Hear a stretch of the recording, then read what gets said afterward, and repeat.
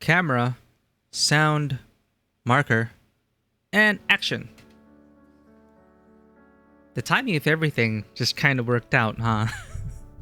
Welcome to Tabletop Cinema, where we bring together the worlds of filmmaking, tabletop role-playing, and video games. I'm your host, Mikey, a freelance filmmaker, tabletop RPG game master, and variety streamer on Twitch. And today, are you ready to wither some waves? Wither some waves. What does that even mean?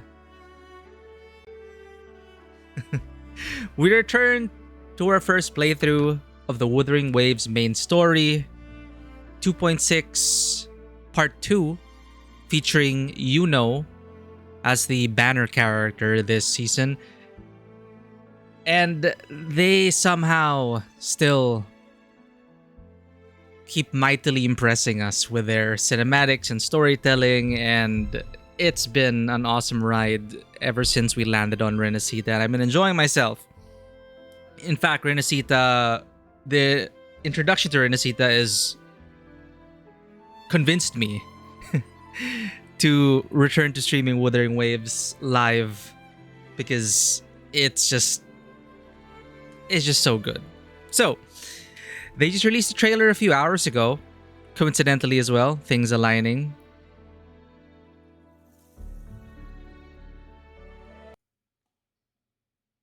Titled Embrace the Finale. Hold up. Let me full screen this. Before we begin, I'd love to watch this with y'all.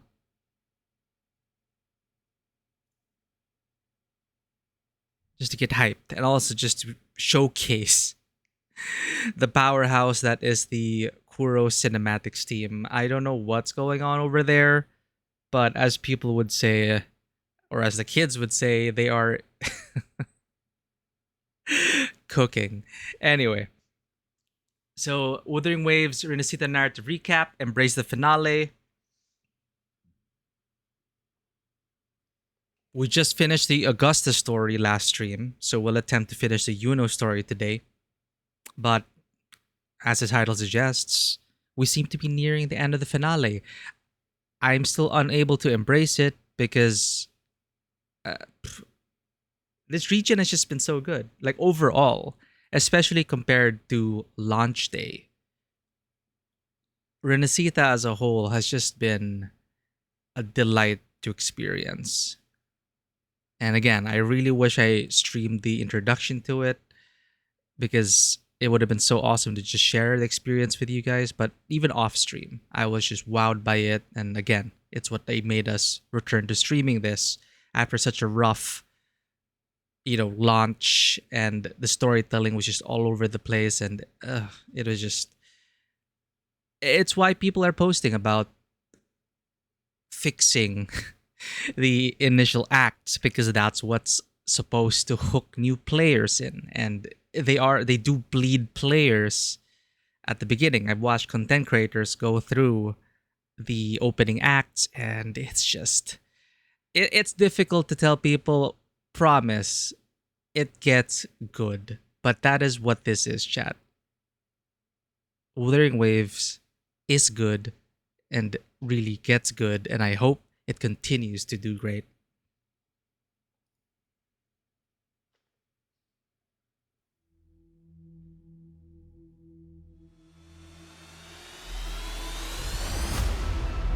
Why abandon thy oath? Join us. Pour your essence into this endless play.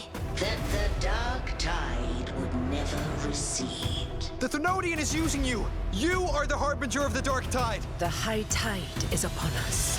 Use your humble strength to defy the raging current of fate. The lost doth wander briefly amongst thy kind.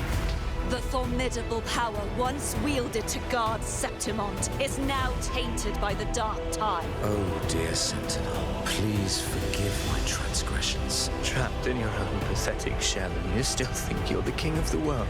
Before the tides of fate, we are all but humble servants.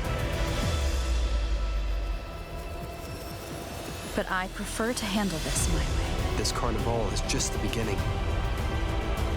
End me, or I will end you. I'm here to save you! What are you two plotting in Renacita? Combat makes the greatest warriors unsalvageable, fractured into pieces. This is chaos. Then I will sever that fate with my blade.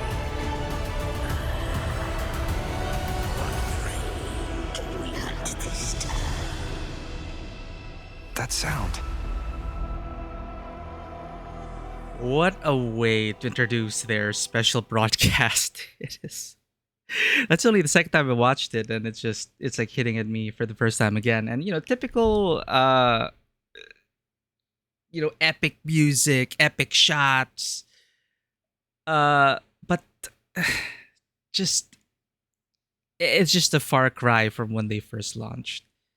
And yeah, trailer music, typical trailer music, but still like that just got me. It's still instinctive, that instinctive feeling of just epicness and joy. It's just sometimes, I love trailers. Sometimes they're even better than the actual movie, but well edited trailers, they just hit different. But as to the game itself, it is representative of how the game has been. Renacita has just been so epic without really losing itself to just throwing spectacle in our faces, which was my worry last stream, wondering, is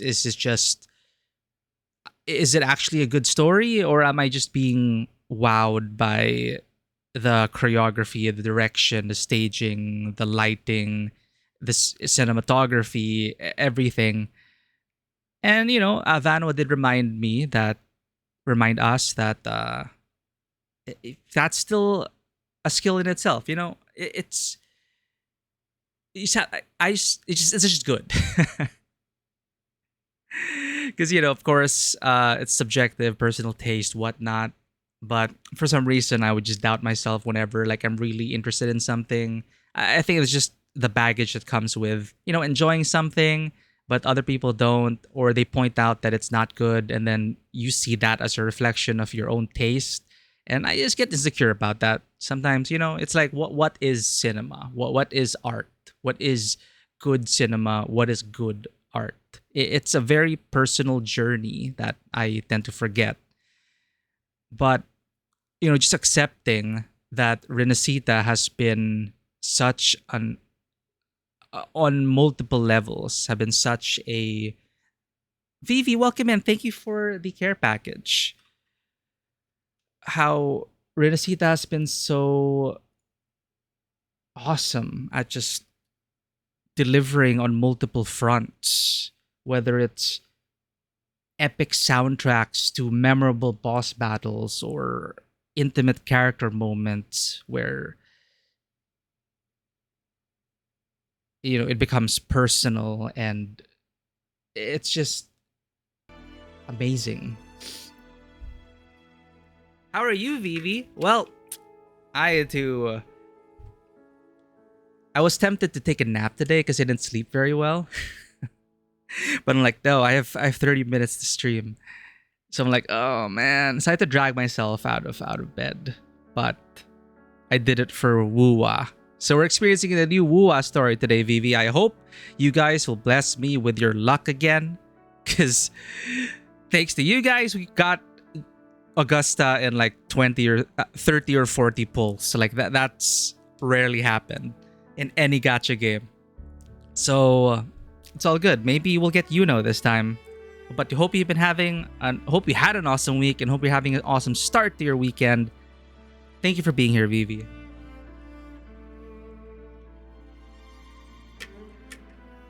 I was just sharing my thoughts on how I feel about Wuthering Waves so far when it comes to Renacita. I've been having a hard time catching up with all my gacha games because I recently fell into a group of Dune Awakening players. So I'm actually experiencing multiplayer in Dune Awakening for the first time, and it's been interesting. Again, it's like starting Dune all over again, and I just get the satisfaction of just helping my guild by, even if they don't take it, but like providing, making resources available to them if they ever want to, you know, fetching them and ferrying them around, doing logistical stuff. You know, it's been fun role playing that with this group. So, you know, it's the social battery has been tested. But you know, it's nice to just, you know, meet new people, even if it's just online through a game, and helping them through the game and just watching them go through it for the first time, reminding us of our own experience with Dune. And I'm really so grateful that they get to experience it, you know, because it's a great start. Like, in contrast to Wuthering Waves, it's such a terrible beginning. And I rarely am very harsh about things like, you know, stories and games. But it's just not a great way to hook players in. Wuthering Waves, I'm saying, the beginning. I really believe they need to rework that somehow. It says a lot if you have a special program for new players to skip the first region and jump into Renacita. But anyway, actually, I'm wondering if it's okay to start with the Renacita. I'm actually wondering. But still, you're forced to go through the initial act, and it is a rough time.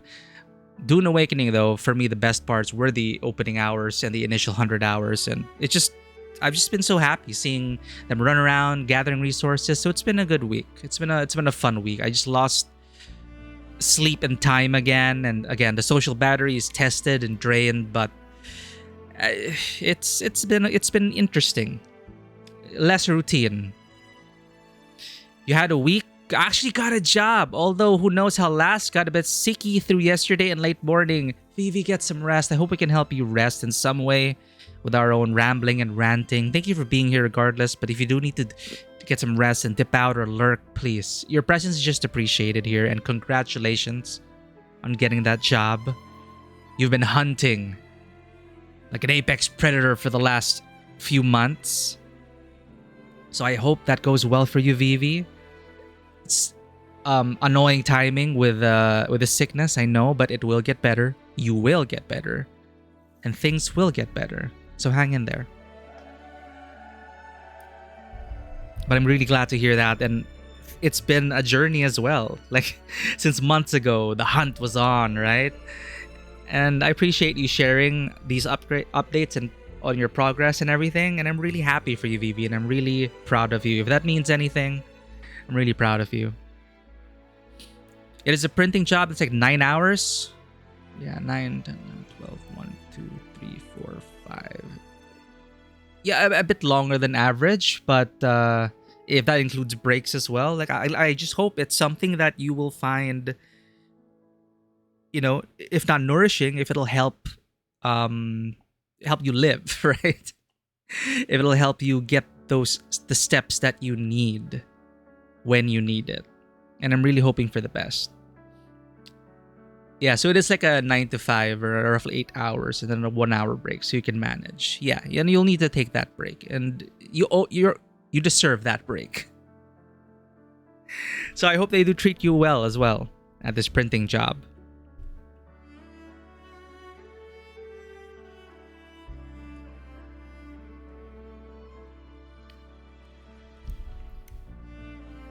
So with that great news, thank you for gracing us with that great news. Is it considered a 9 to 5? What is a 9 to 5 really? I think it's more of an expression of something that is structured and consistent. Not freelance. So you're good. You know, you got a schedule, you stick to that schedule. It's a 9 to 5. All right. We return to Renacita, chat. You know, as epic as that trailer was, I see you, Kuro. I see that half-second shot you put in. You know, let's watch it again. I really like that trailer.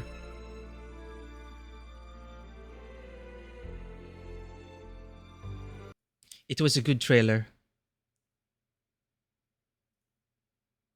Blush and Penny, welcome in. Hello. Thank you for... And maybe we can pause and see like some of the shots that I really love and appreciate about this. Thank you for the lurk, Vivi. Go hydrate. And welcome in, Blush and Penny. We are back to Wuthering Waves for the new story. And this is the trailer for Renacita as a whole. We are nearing the finale.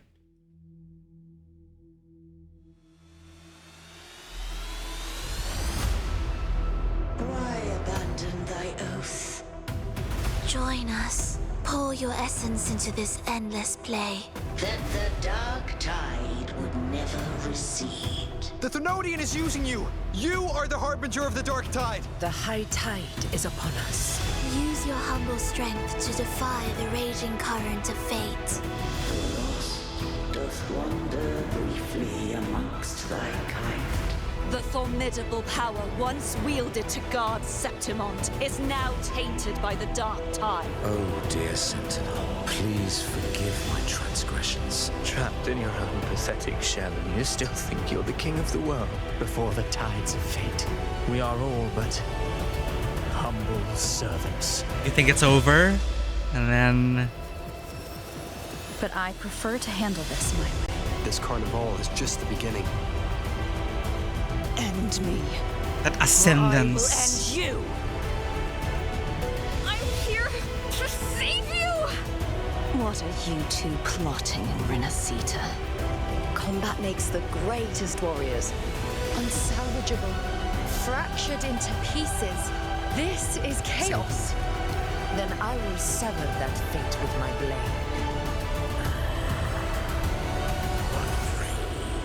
We hunt this time. That sound.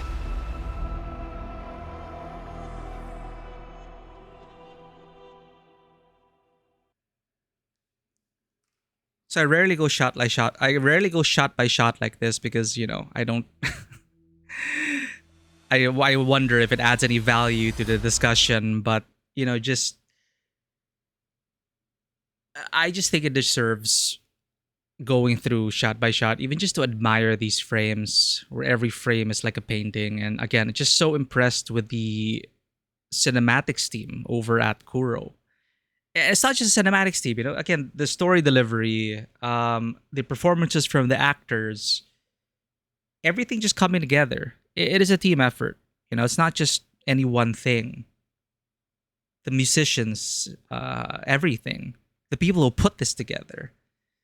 So, what I really loved about Renacita overall was just, I keep mentioning the cinematography of it. And as someone who grew up taking photos, becoming a cinematographer for some short films, and it is just a natural progression of my love for visual imagery and visual communication.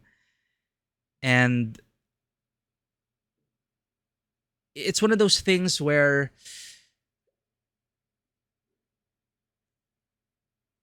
you need, you know, to tell a visual story, one could say that you could just get by with great writing and you don't really have to consider the shots. Actually, no, that's not, and that's false. That's false. What am I trying to say here?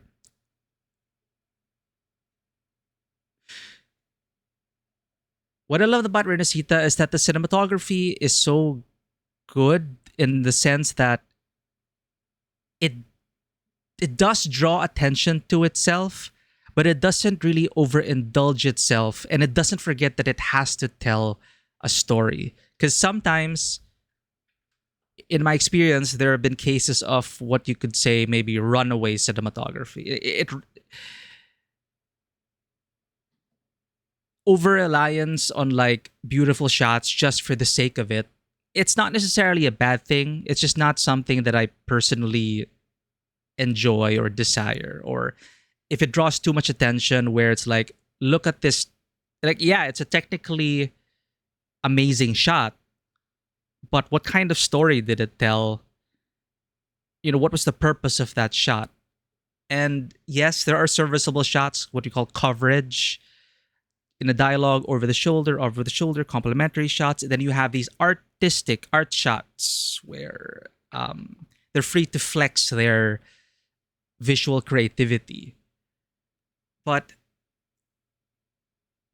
cinematography as a way of telling a story through visuals and lighting and camera work and angles. There's just this magic when it all just comes together, and you could just pause at a frame and your head will just go wild imagining the kind, what it's trying to tell you. What does it say about this moment? How does it help the performance? Is it just a shot in service of itself, or did it help bring out the best from the music, the staging, everything? So again, it's a team effort. So really opening with this shot as well, I was reminded of just the whole Endwalker sequence, the walk. Final Fantasy XIV players will know, but it is just a great homage to that, if that was what they were going for. It's just darkness, the dark tide, the literal dark tide, just so enveloping, just filling the frame. But then you have this lone knight, a knight errant, a wanderer, a blessed maiden, dragging her sword across this, looking weary, weighed down, defeated, tired. But then the streak of light that she leaves, a small stream. It's so on the nose, but these are the things that I just make up for really great cinematography. That just awaken your senses, and just there's just so much in one frame, and this tells a story. And again, the Kuro cinematics team is just so. Honestly, 90% of the cinematics in Renacita, they've just been so good.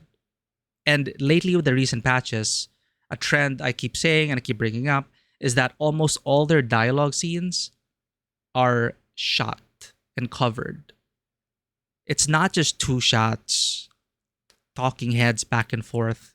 Again, they bring the cinematography in.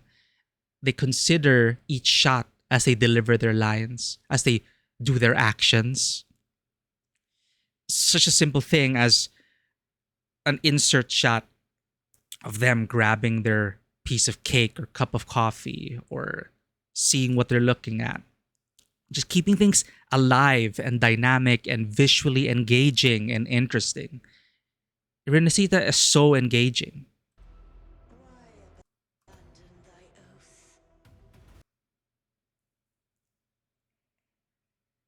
It's just their cinematics just highlight how much they've improved, how much Kuro's cinematics team have improved over the patches. Not just in terms of like technical prowess, but visual storytelling, as I keep saying. Like great cinematography is also sometimes not something that it stands out if it's terrible. You don't really think about it if it's what is to be expected, and you notice it if it seems like they go above and beyond. So connecting to my initial point at the beginning of all this, it's like, for me, like, great cinematography does draw attention to itself, but not to overshadow the rest of the team or the rest of the shot, but to be in service of that shot, to be the biggest fans of the stars, to highlight the actors in the best way, to communicate the director's intent and the writer's words through image. Great cinematography for me is the biggest fan on set, wanting to showcase this to the world, because it is through visuals and sounds that we experience cinema. We don't read what is on the script. We are shown that. And thus, the cinematography help improve the scene and bring it to life. It's as simple as that. But it's easier said than done. But everything's just so well considered. Not only is it so artistically pleasing to just look at, just to prove a point, I will be like pausing with every shot. Pour your essence into this end. The movement playing important as well. The editing of this in particular as well. The Join us. from Pour this your essence into this endless play. to the match cut. And as we're pulling back as well. And then she's raising the sword. This was such a beautiful shot to just highlight her divinity. It's just... And of course, lore-wise as well, behind her are the symbolisms of some of the elements of the plot that we've experienced in the story up to this point. The Thenodian is using you. Another match cut. Harbinger of the dark tide. See, and I just used the Dutch angle here, just to, and all the lines leading to converging on that light. It's just all these things. It's just the little things just add up and tell a bigger story. Use your humble strength to defy the raging current of fate. Anyway, it's going too fast, but... And again, the locales as well. Not talking about the shot, but the locales of Renacita. Ah, man. Like, if the arc itself and a lot of the imagery and themes really brought back for me the best memories of Final Fantasy XIV, Shadowbringers, Endwalker, about, you know, the universal themes of like never losing hope and, you know, despair and hopelessness as the thematic villains of the story. What it takes to really push through with the support of your friends, and just so well done all around. And it just brought out the best memories for Final Fantasy XIV. Whereas the locales and everything, I think you could really see the influences here that perhaps like Elden Ring or the Dark Souls games have had on Renacita. I'm not the only one who's noticed it. There have been people on discussion threads on Reddit talking about how, like, hey, does this remind you of Elden Ring, anyone? Because it's just the music, like the somber music with the somber imagery and the melancholic undertones of a golden age long destroyed. In the distance, the shining golden tree surrounded by mist, and it's just so beautiful. And you feel so small in comparison to the world and the promise of the depth of history. And in Renacita, they start to bring that out and question that history and reveal it, peel the layers off it. And environmental storytelling alone has been such a massive improvement over the beginning of this game. Like, I'm not sure what else to say about it. It's just so inspiring, the locales and everything. And the blocking as well. The formidable power once wielded to guard Septimont is now tainted by the dark tide. Oh, dear Sentinel, please forgive my transgressions. Trapped in your own pathetic And that swelling music, man. of the world before the tides. Like, I mean, just look at that.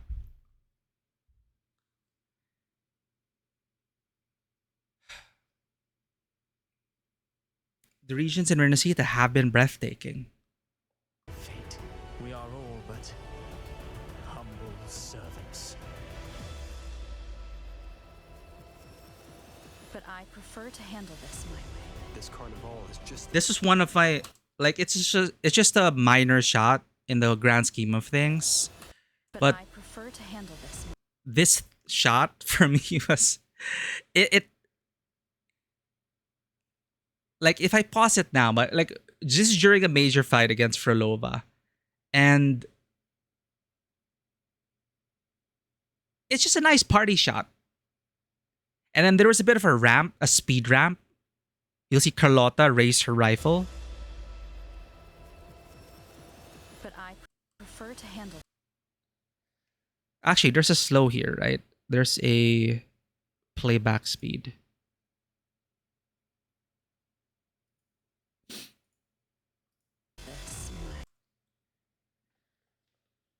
So I believe in this shot, there's just very slight movement I prefer to where it's like craning up very slightly, slow motion all around. But you can see the rockets, the bullets, Carlotta's subtly raising her rifle to aim at Frolova.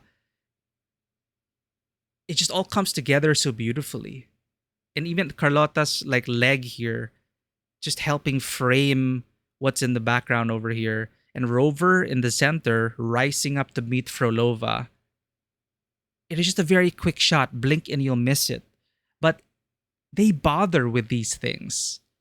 The cinematics team, it feels like they've been given the time, the budget, and they're putting in the effort to just make these boss fights even more exciting. You know, they plop you in the boss arena, you do your rotations, you destroy the boss, you're done. But then with the recent boss fights, they've been inserting these cinematic moments. And I'm going to be referencing another game that I'm reminded of the encounters in God of War 2018 and God of War Ragnarok. 2018 was it? But the new God of War games. And that is a single continuous shot from beginning to end. But somehow in the boss battles, they shift the camera around at pivotal moments to further enhance and intensify the boss fights. And it's just like a wild theme park ride, a roller coaster. And these are the loops. And they bothered with things like this. They didn't have to. They didn't used to. But then they've been doing it for Renacita. This carnival is just the How do I increase the speed? What's a shortcut for it? Anyway. I'm just like rambling now. But again, I guess it says something about the game if it just gets me yapping about these things. beginning. They're also a fan of these shots. But I prefer to handle this. Wait, it's so fast. This carnival is just the beginning. They're really a fan of these shots. This is the shot that follows the Carlotta shot. Carlotta Rochia shooting up. And you see that it follows through here. And they don't forget that it's a team effort. You see the crystal bullets breaking through. You see the rockets of Rochia. And they're following Rover. Rover's not alone in this. And it also says a lot about Frolova in terms of this direction. How she's just sitting. How she doesn't seem like she's going to defend herself.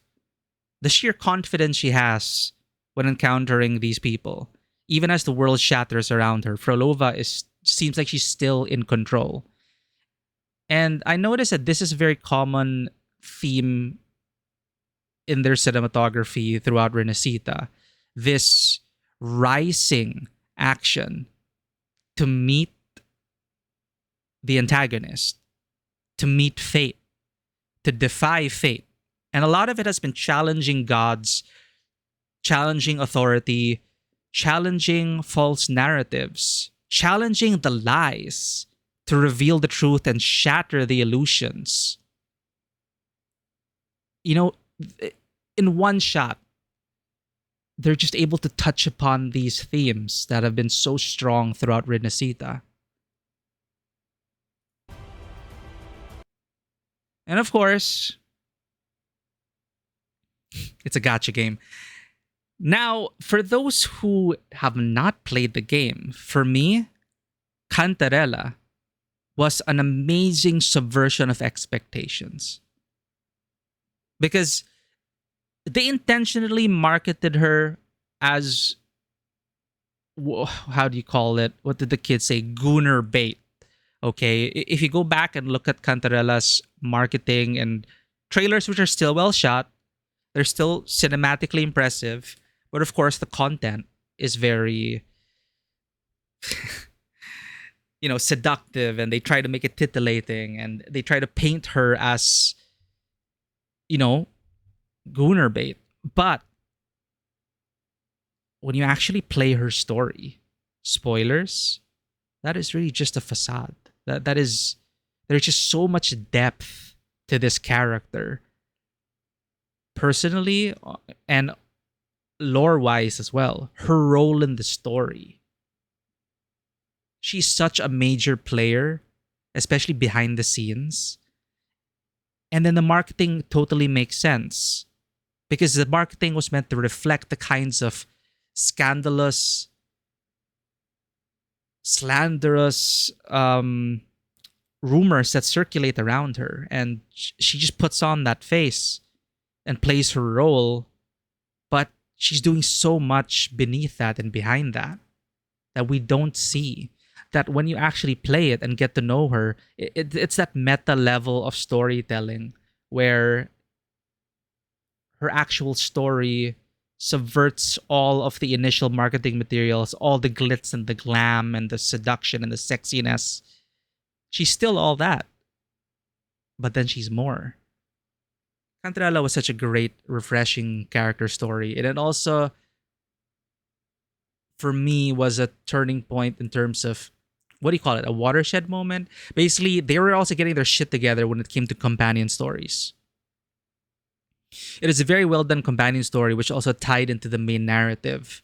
And it served the main narrative and enriched the lore behind it. And I believe, well, Cantarella's story was essential to the main story. But it was delivered as a character-focused story. And that tends to be like, side content. It's not really much. But it had the same treatment as the main story. The same quality, care, and attention was given to Cantarella's story. And it just really convinced me that, you know what? Kuro is cooking with Renacita. This was also really a great shot in motion. Though, okay, choreography-wise, animation-wise, this is nitpicky, but I just couldn't really tell if Rover, like, it seemed a bit effortless. I did not really see Rover like suffer the weight of this massive blade. But again, it just happened all so fast. There are a lot of emotions running in the moment, but freezing this in motion, as I talked about, like the rising shots that they love, that the cinematics team love putting in, and you will see a lot of it throughout the entire story. Rising, falling, rising action, falling action, and the importance of the players when they clash blades like this, the connecting points of this, the intersection of these fates and destinies. And this is Fleur de Lis, the Threnodian, striking back. Rover rising up, us rising up as players, the music swelling, pushing us into action, the cinematography galvanizing us and impressing us and making us look so badass and awesome. Again, I said cinematography being the number one fan of the people on set. It's like, they're showcasing the best of Rover, the best of Fleur de Lis, the best of Cartithia, and they're delivering in such a way that really like impresses us visually. And it keeps us going. It strengthens us, emboldens us as we continue to fight the boss, the Threnodian. And then in this shot, it's just, there's so much weight, literal and metaphorical weight into the shot. You'll see Cartithia, kind of a bit of her here. Things happen before this. But this is just the enemy meeting that rising action and trying to slam us back down, put us in our place, defeat us. But then Rover, defiant, protecting what matters, a spark of hope, everything. It's just so beautiful. It's just so freaking beautiful. And this is like, it's like three, okay? In three, it's like tank. This carnival is just the beginning. Like one. And then there's the succeeding shots were like,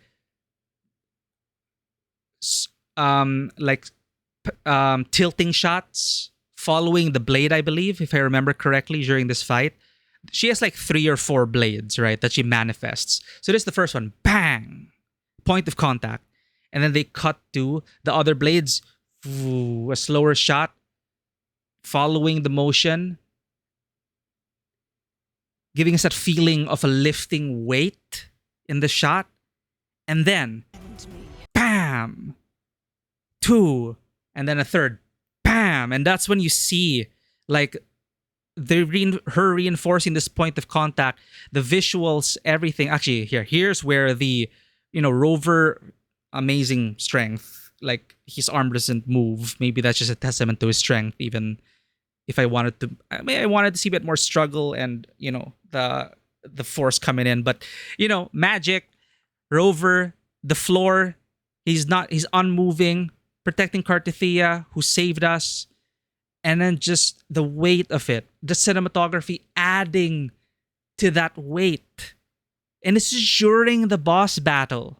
Okay? These were like what they've been doing, a pattern that they've been doing with these major boss fights is that they give us these awesome cutscenes and moments which also raise the stakes. Not only tell a story, but raise the stakes. And as a player, as a gamer, mechanically, when we're back in control, it's like the environment has changed, the power levels have changed, and it's an escalation. It's a different face. It's why boss battles with faces are a thing. So it's not just one face and then, oh, it's done. You think it's over? No. They evolve in some way. It's not their final form. It's very anime as well. There's always another face, another form, but there are great ways to do it, and done in a great way, it adds that the further weight on us as a player engaging with a story, being challenged by this authority, and it just pushes us to win. And the danger is heightened, and it's just exciting, just experiencing that. Cartithia boss fight, the cinematics, the music, the acting, everything was just so on point. I still think it is one of the strongest boss battles in my gaming history. For what that's worth. I will end you. That's why they're highlighting it so much here. Because they know that this part in the story, the inverted tower, was just absolute cinema. I will end you. Fucking awesome. What are you two plotting in Renacita? Combat makes the greatest warriors unsalvageable, fractured into pieces. Greatest warriors. Yeah, I'm gonna pause on that shot. But there was something I wanted to point out here. How, the camera motion, it's not drawing attention to itself, but it is highlighting that action. It is adding weight, motion, and gravitas to this attack.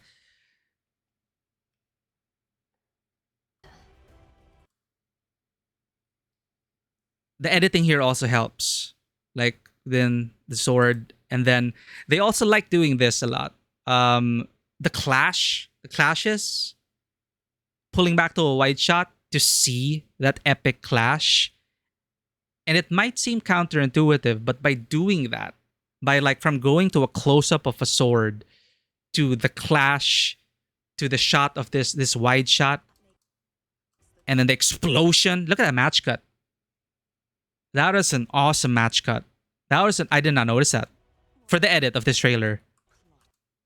But yeah, for this series of shots, the clash, the flash, and then they pull back to a wide shot, and that kind of enhances the moment because the visual effects they add to it and the rest of the frame,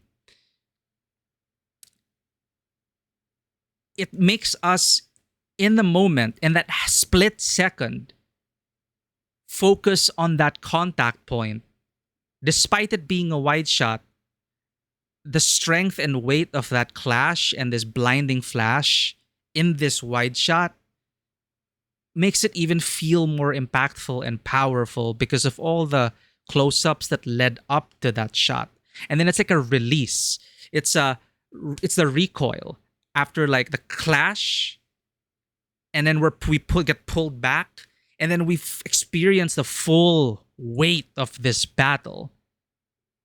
It's not just, you're not just stuck with close-ups, you know, there's no time to breathe.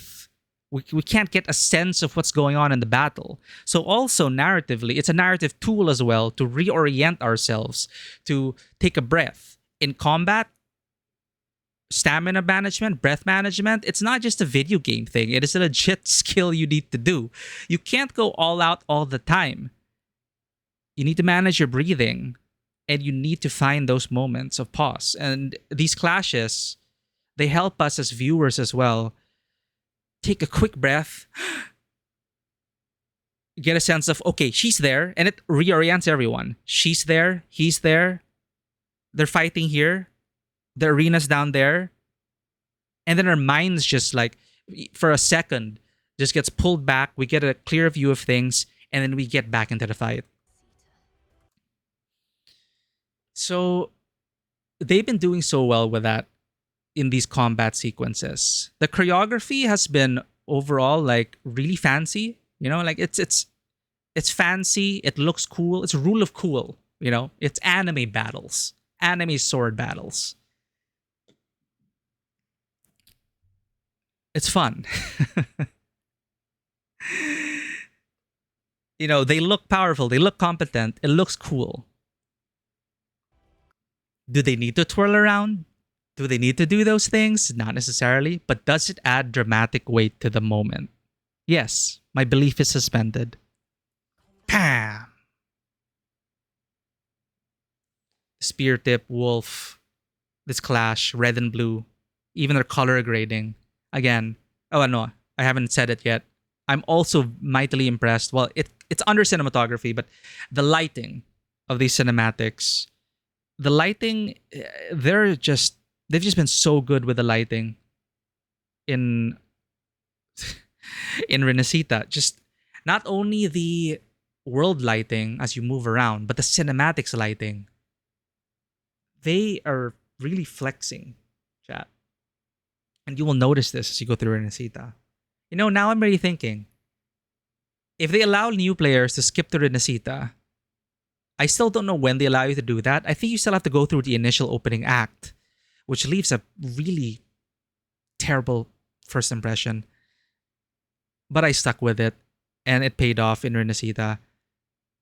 Can you start in Renacita? I think you can, chat. I think...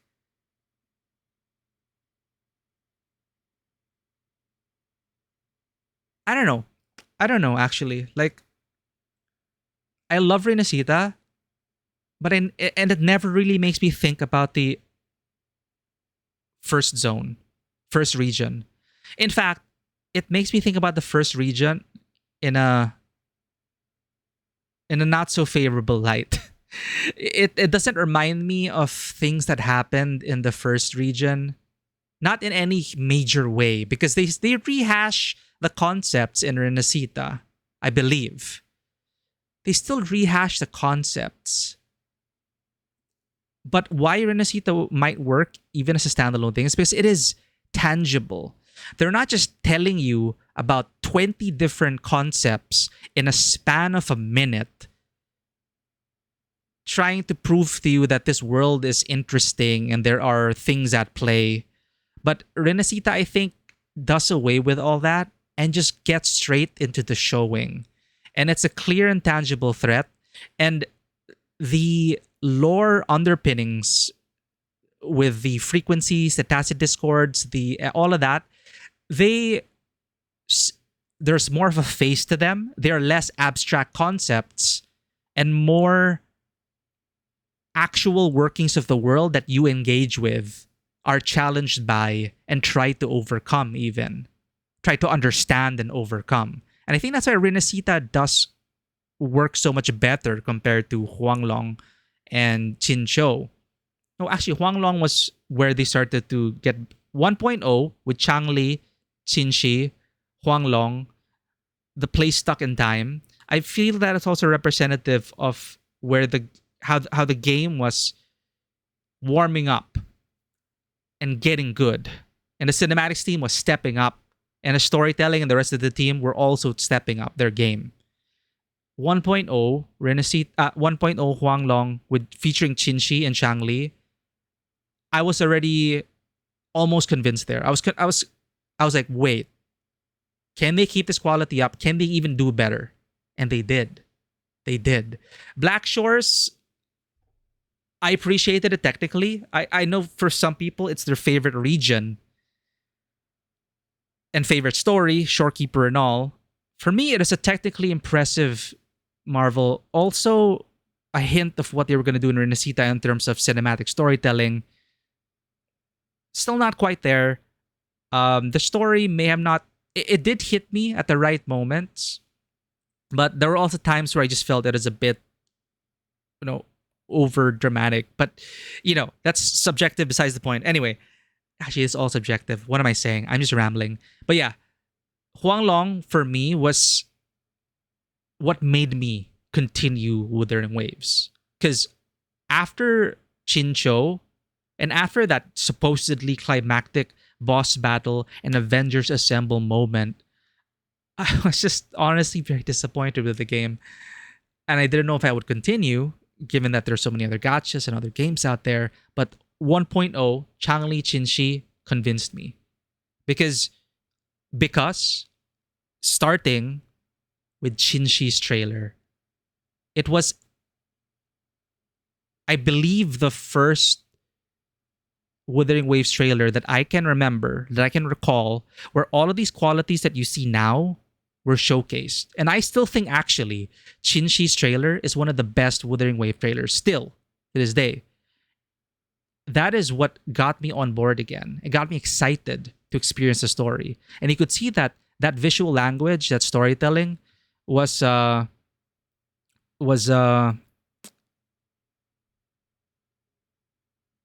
starting to influence the game moment to moment. But we were still with, awkward shots, talking head to head, the quote unquote MMO sickness of like quests not being very engaging, just kill 10 rats and there isn't any cinematography or storytelling behind the shots. But still, 1.0 was his hurting point. Yo, Vano, welcome in. Just returned with the dentist trip? Hell yeah. We haven't even started. I've been watching the trailer. We've been yapping for the past hour. I've just been analyzing this trailer. I just couldn't help it. I've just been talking about my own perspectives on the storytelling, cinematography as a whole, and we're almost done. We're going through this, and since you're here, I'll also show you this trailer. It's the tease of the finale, but it's not the finale yet. It's just a character story today. But I was just yapping about these shots because it's such an epic trailer. I'll just finish my analysis of it. But again, the you can all these shots put together, you can kind of see the visual themes and patterns that the team, I believe, seems to be going for. And what did I say about that? The cinematography not drawing too much attention to itself, but making, being the biggest fan of the actors on screen. Adding weight to Frolova's movement as she swishes that. And then the editing, bringing out this beautiful encirclement of her. And that it's already established that Hecate's weapon is like a whip, right? And then just the flow of the motion, the cinematography and the editing, just nudging slightly nudging. It's not going all over the place, the camera. It's focused, and it's bringing out the best of Frolova. And this weight of this attack is just so... They did this, and I was talking about how in a similar shot, they were doing this as well. They were adding, where the camera work was adding weight to the attack, following the motion. And then, is there a way to really just quickly adjust this?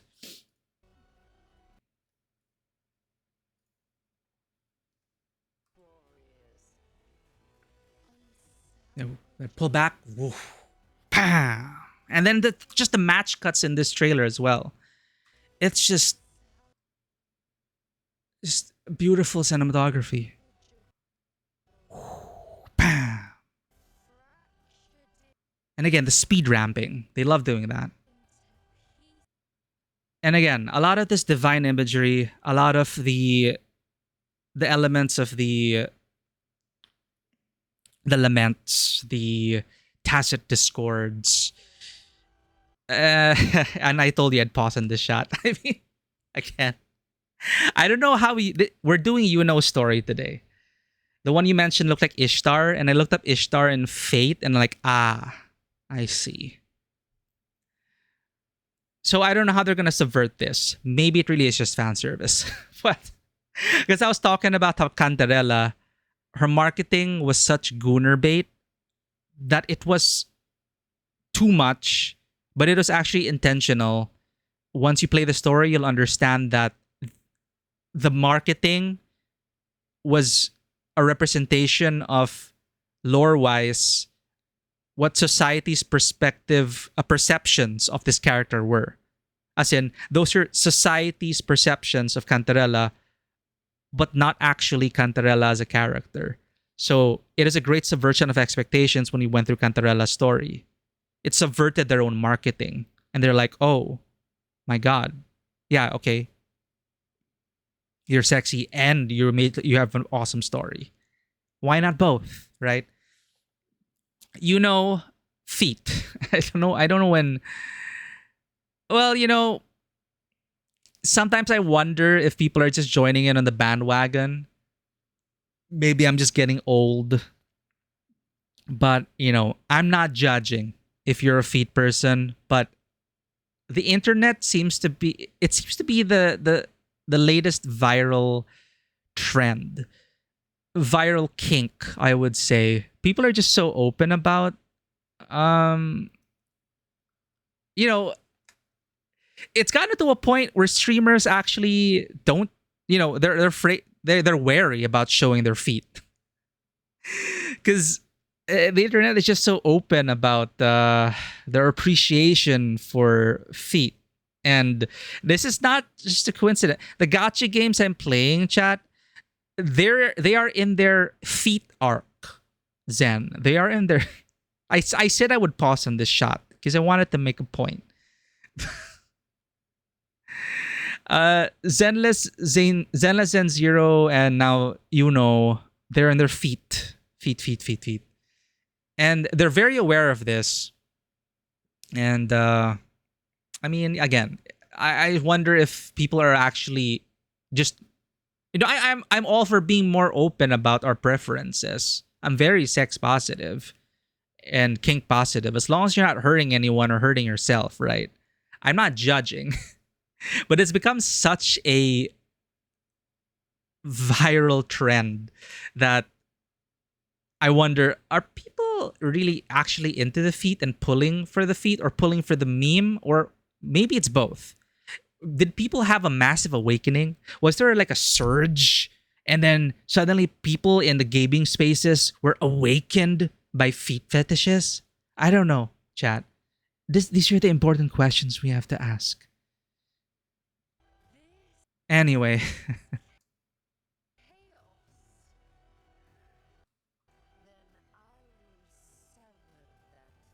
Sun and Moon.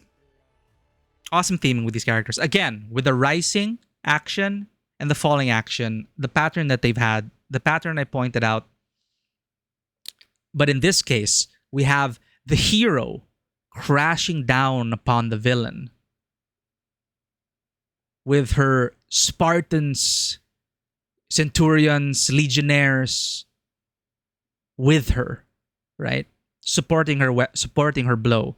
This was a power of friendship moment coming crashing down. So this is, in contrast to the earlier boss fights and the earlier shots, it is Rover, or a character, rising up and attempting to confront the deity, confront destiny, confront the massive fate overshadowing Renacita, and to try and ascend and destroy that and bring them down. In this case, it is a turning point in the story and Augusta's character arc, where instead of just rising from the ground, she's now crashing from the heavens. But she isn't some god figure, deity, demigod. In fact, the whole story of Augusta is that her superpower was just basically magnetism. And sure, you can find ways of exploiting that, but in contrast to other resonators' superpowers, what do they call it in this world again? Essentially, they're superpowers. Fortes. That's what they call it here. They're fortes. They hammered home the point that Augusta was nothing special in that regard. Like, her superpower was meh. You can, like, fuse metal together with magnetism. Fun. Whatever. But then she rose to power, and this is her godhood moment. But she's not alone, right?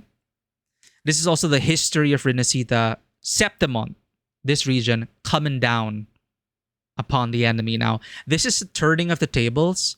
This is, I believe, in the Renacita arc. I could be wrong, but this might be the first major character moment that is crashing down upon the enemy with a full weight of the power of light. You know, light, dark, typical symbolism, right? But since we're nearing the finale, the good guys, gotta win this time.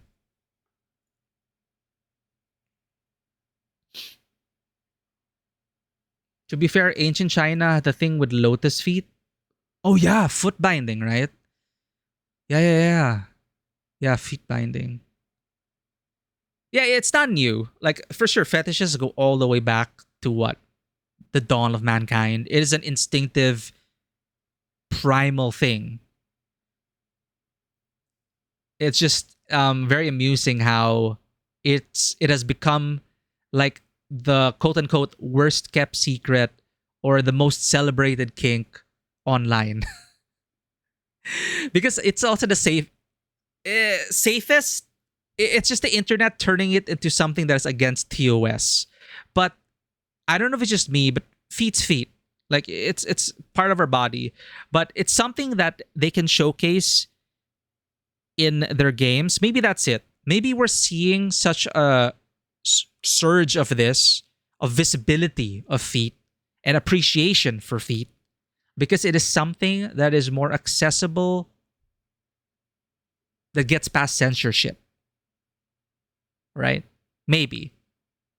I don't know on Twitch if there's anything against like showing feet. I think they did. They had to put that. But compared to boobs, right? I mean, free the boobs, like free the nipple. Like, I don't know why we're so scared of boobs. But, genitals, breasts. Thank you for the clip. Okay, is it working? Okay, the clip's working. I thought the clip command wasn't working. This is the summary of our analysis. The last hour of yapping, it doesn't matter anymore, chat. I don't think anything I'm saying has any value except for this one. I think this is the only important thing you can glean from this hour analysis of this 1 minute video. But yeah, that's my theory. That's my theory. A tabletop theory. I never had to think about this so much, okay? It just so happens that we're talking about it. Power of cinema, right? But yeah, in summary, I believe we are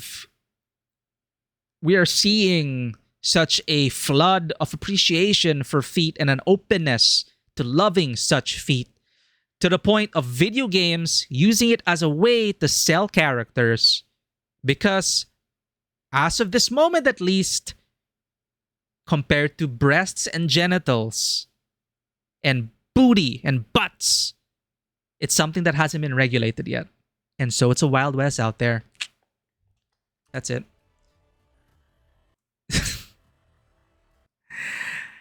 Again, this is what I mean by the rising shots. They love doing this. This is, I think, one of the cinematographer's like signature. I think this is like the cinematographer's signature style in terms of like, and again, the masterful use of lighting. Okay, just their handle of lighting and the cinematics in Renesita. Overall, just top tier, just amazing lighting work. Again, cinematography, being the biggest fans of the people on stage. This is a new character I'm actually excited for. Even though she's like coded to be like super edgy, like, oh, it seems like that energy of like, oh, I'm part demon, part human, and I've got the best of both worlds, and I got one black wing, I'm a one-winged angel, and I got two guns, and I'm stylish as hell, and my name's Dante. You know, anyway.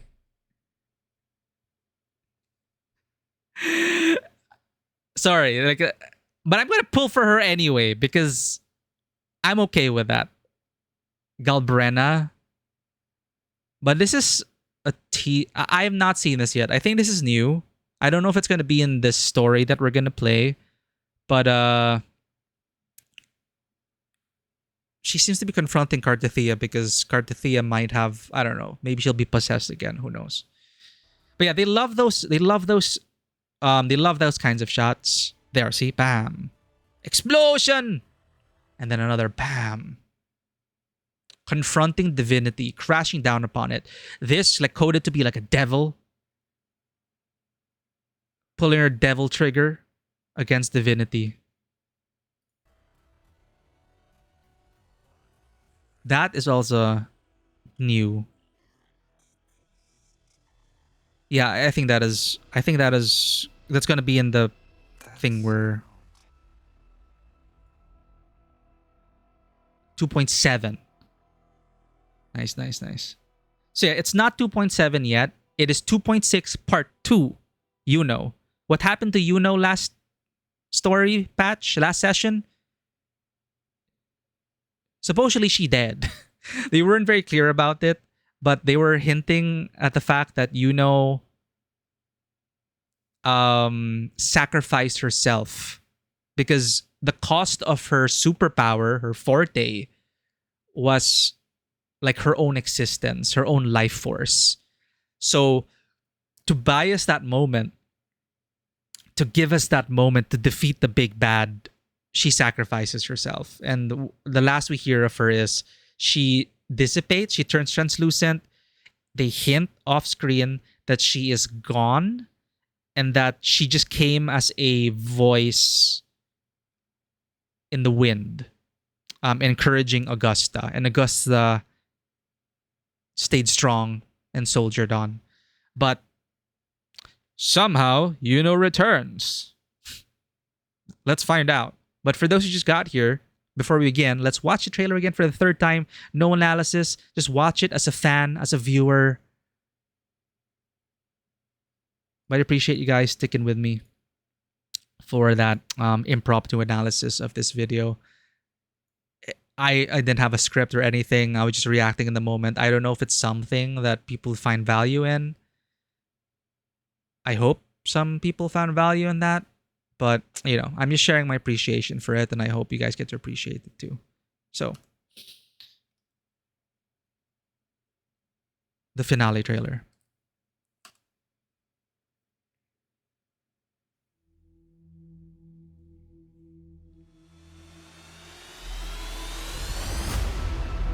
Why abandon thy oath? Join us. Pour your essence into this endless play. That the dark tide would never recede. The Thenodian is using you! You are the harbinger of the dark tide! The high tide is upon us. Use your humble strength to defy the raging current of fate. The lost doth wander briefly amongst thy kind. The formidable power once wielded to guard Septimont is now tainted by the dark tide. Oh, dear Sentinel, please forgive my transgressions. Trapped in your own pathetic shell, and you still think you're the king of the world before the tides of fate. We are all but humble servants. But I prefer to handle this my way. This carnival is just the beginning. End me, or I will end you! I'm here to save you! What are you two plotting in Renacita? Combat makes the greatest warriors. Unsalvageable, fractured into pieces. This is chaos. Then I will sever that fate with my blade. What we hunt this time? That sound. This is what Shinsho was trying to do. It was trying to get its Avengers Endgame moment, but it wasn't earned in the original game because they didn't have the time to build up the characters. They did not build up the cast of characters. It's like showing Avengers Endgame and certain characters just pop out of nowhere as if they were there the whole time. It is so jarring and so obvious that they didn't have that, I don't know, that they probably didn't have the time or whatever reasons. It just was not earned. But now I can see where they're going with this, as you can see from this trailer alone, highlighting each patch, each character. All have their roles to play. All are relevant in the story. Where was Lupa in the last patch? That's still my concern. But if my prediction is right, the finale will bring the cast together. And we will know about these characters. And we will actually care about these characters. Your mileage may vary. But I do. I care about the characters. Which will give us more emotional investment and more excitement for the finale. Will they earn the ending? Well,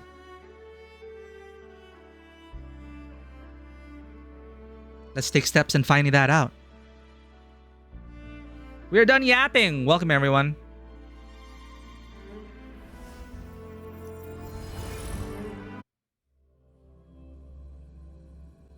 So, how does Iuno return? Did she ever vanish? Did she die? That was nice. Thank you for letting me talk like that. I just love looking at the trailers here. But yeah.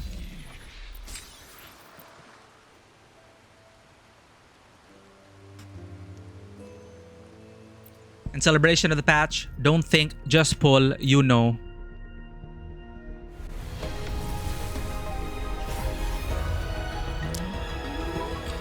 It's fine, chat. We're just getting started. Good thing I have Chacona. Look at that art, man.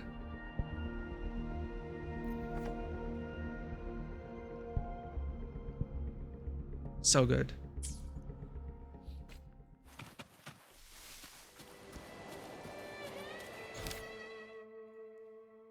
Renacita, Chapter 2, Act 9. Even when divinity remains silent, by moon's fated light.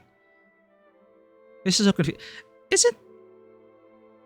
Aren't acts supposed to go before chapters, chat? Aren't acts bigger, quote unquote, bigger than chapters? Isn't it supposed to be like Act 2, Chapter 9? I don't know. With the sovereign slain, you attend the victory ceremony by invitation of ceremonial officer Bruno.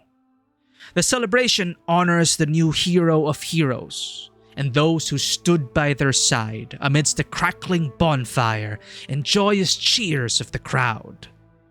Now that the countless petals are to be thrown into the sky to become the rain of glory and triumph, you might finally reunite with a girl you have never forgotten in a way even beyond fate's grasp.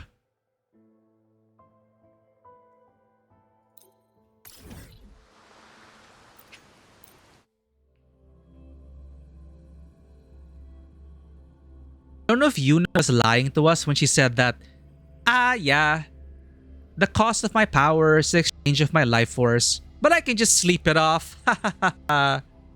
So what? Is she like Wolverine or Deadpool after a week or something?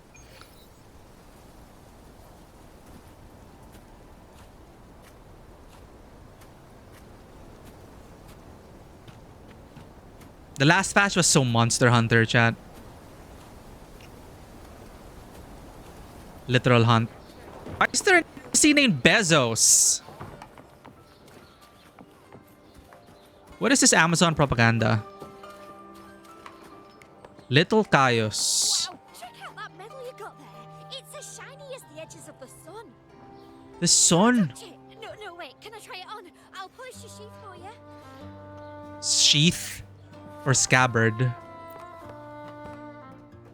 Can I touch it? No, wait. Can I try it on? I'll polish your sheath for you.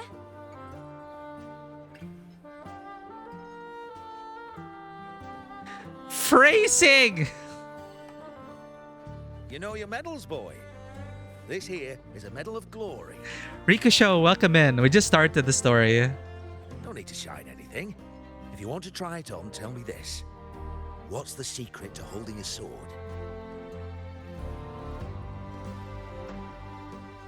What's the secret, chat? Stab them with a pointy end. No, for me?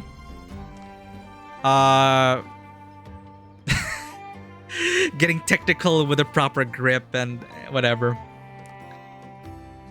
When you're using a sword, don't hold it like a baseball bat. For better control, you want one hand up at the crossguard and another near the pommel, so you can like maneuver the sword better. Get the angle you need to cut better. The secret to holding a sword.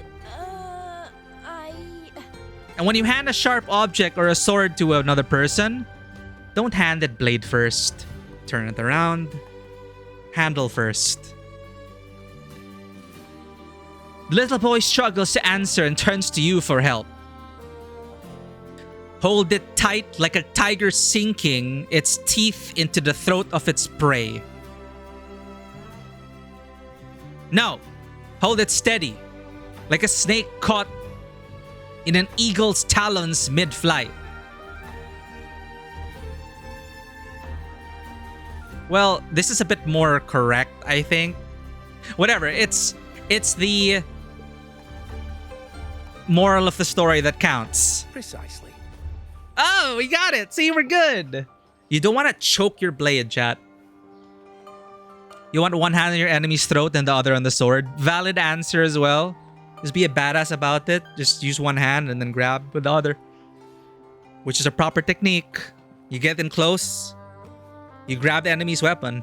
And you pull it down. You don't see that much in movies. But in HEMA, historical European martial arts, that's a major thing. Because you forget that you can grab... Like if you're... Especially if you have gauntlets, if you have armor or gloves, you can grab the blade of your opponent or grab their arm or whatever when you clash. You want to gain control. That's something you only learn after a lot of bruises and a few close calls. As for the medal, here, you can have it. Oh, how When generous. you've mastered how to wield a sword, you'll come to realize there are many, many things far greater than glory. Oh, this is a teaching moment for the kid. Okay, advance to 2 p.m. Do-do-do-do-do.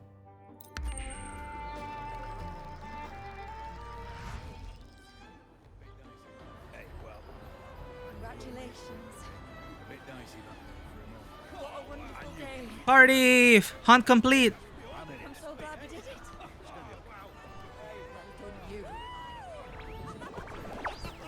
I really wish Rover had a change of outfit per region though. Honestly. We've been wearing the same shit since day one. also be upon you, my friend. The Sovereign is dead. Now we pause in our victory to honor the hero of heroes and all those who stood by her side. Where's Lupa? I've been asking for that since last batch. Sorry. I still believe Lupa deserved to be in the story, or at least acknowledged in some way or form, to give reason to why she was not allowed to join, or why she did not join.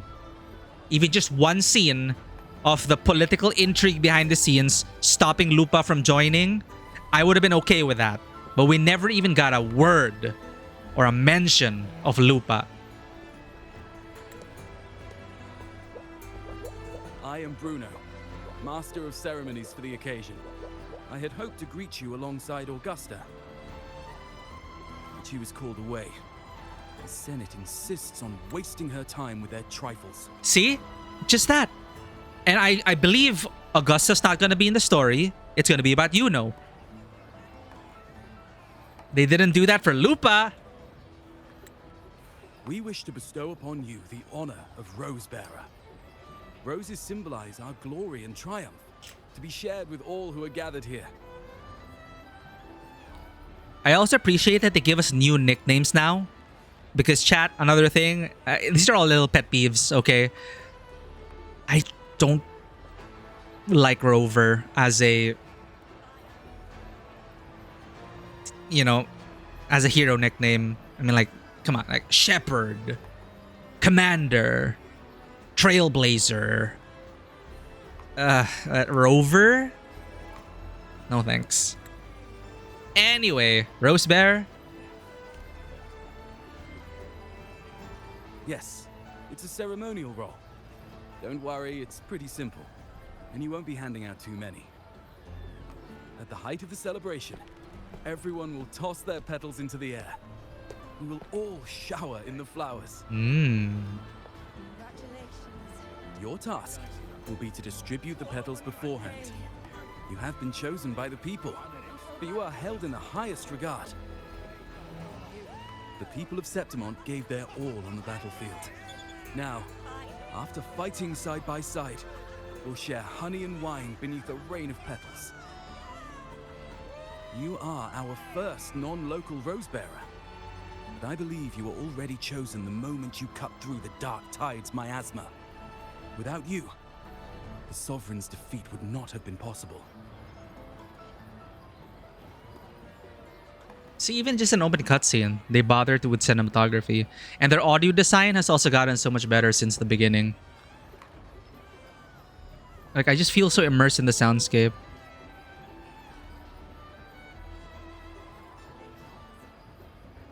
Eh? You're saying I did that? Yes. Oh, I hope you won't decline. This is not only Augusta's wish, it's the people's too. But it is Carthathia and Augusta. We were just supporting.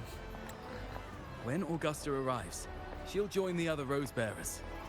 I'm sure those who partook in the hunt will be honored to receive petals from you.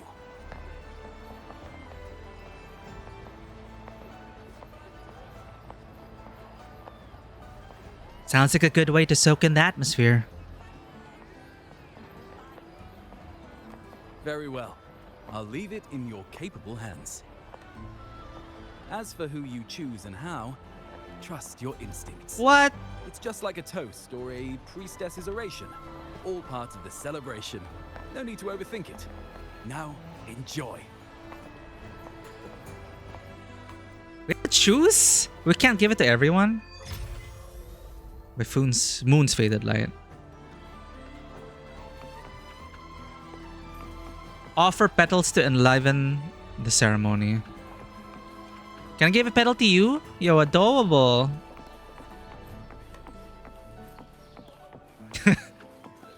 I'm just reminded of this tradition we had in my university back at uni, where people would hand out blue roses to, in general, like give out blue roses to people, to important people during your time at university. But it mostly ended up being people giving their blue roses to, you know, their crushes to admit their love. And there were all sorts of grand gestures. It was a thing. So, you know, you give a blue rose to your teachers, you know, thank you for a great time in class. I learned a lot from you, blah, blah, blah. Or go on stage and this rose is for you. I love you. And then you put that person on the spot and make them awkward and it just gets weird. But, you know, college years, right? Hi.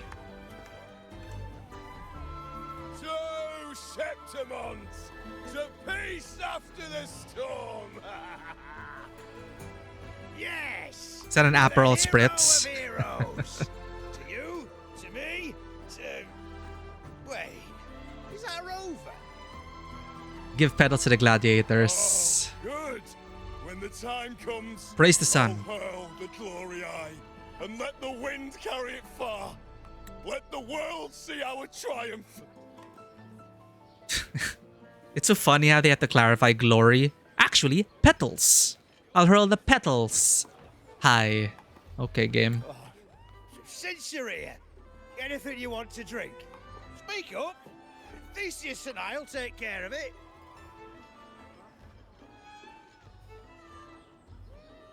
But if Theseus imbibes all those drinks, does he become the drink or does he remain Theseus?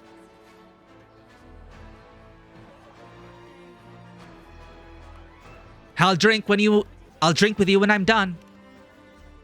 That's a promise. All right. I'll catch you after you finish. If you're interested, you should go listen to the priestess. Her orations are one of the highlights of the celebration. Who's leading it this time? Oh, it's not Lilibet, is it? Lilibet. Ah, Grandma. Iuno, Grandma Temple. I already have an idea who's leading the oration. So that's why I haven't seen her yet. Hmm?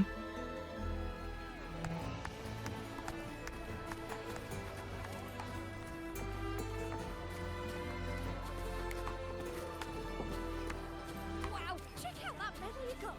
It's as shiny as the edges of the sword. Okay, we can't really choose. Petals, here. I'm still worried.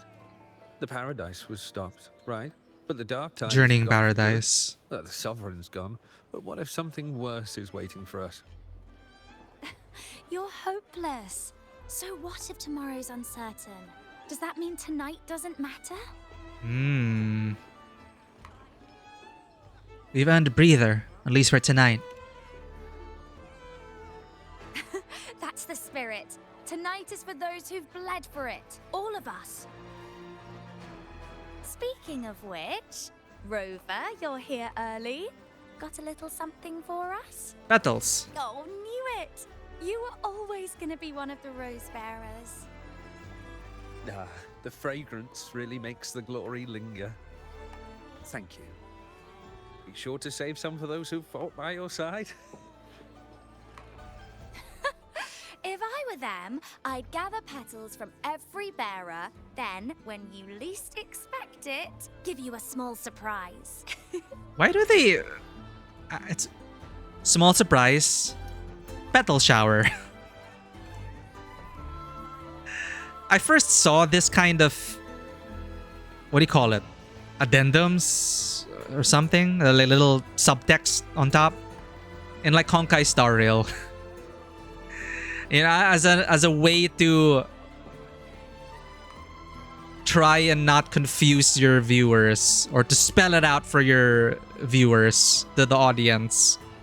But it's so weird that for such a thing, give you a small surprise. Oh, she means petal shower. Notes, you know. Anyway. I'd gather petals from every bearer. Then, when you least expect it, give you a petal shower. Augusta wouldn't do something like that. What?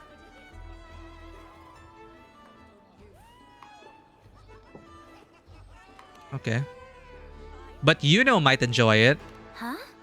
You know? That's the thing as well. I was watching another content creator and she talked to an NPC. An NPC I missed. Because I was wondering, like, why doesn't anyone mention Iuno? And I thought that is kind of weird because she sacrificed herself, right? But that NPC was also like, Iuno? So not only was the cost of her powers her life, but her very existence. So for some reason, or maybe that's the reason why people don't even know who Iuno is. It's as if she never existed, but for us, we remember, but nobody remembers Iuno. There's not much left.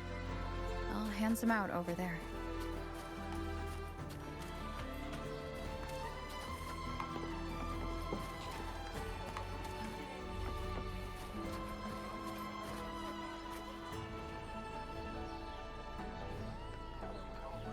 Oh, you look lonely.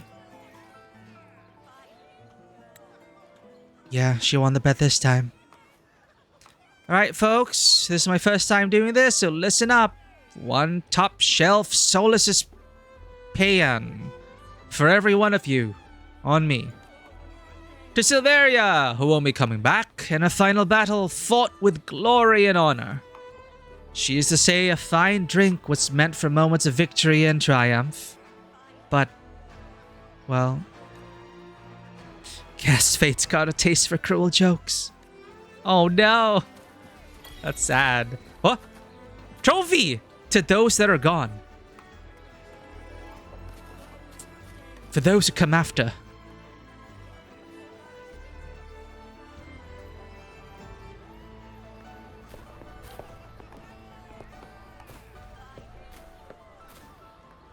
Nobody remembers Iuno. Looks like the oration they mentioned. Yeah. I see. Oh, yes. Huh. I thought for sure it'd be Iuno at an event like this. Oh well. Guess I'll catch her later. Yes. I fear that until Grandmother Lilibet finds a gifted successor, we shall not glimpse further into Septimon's future. By the light and fate above us, we are but apprentices carving insights into stone, passing their words along.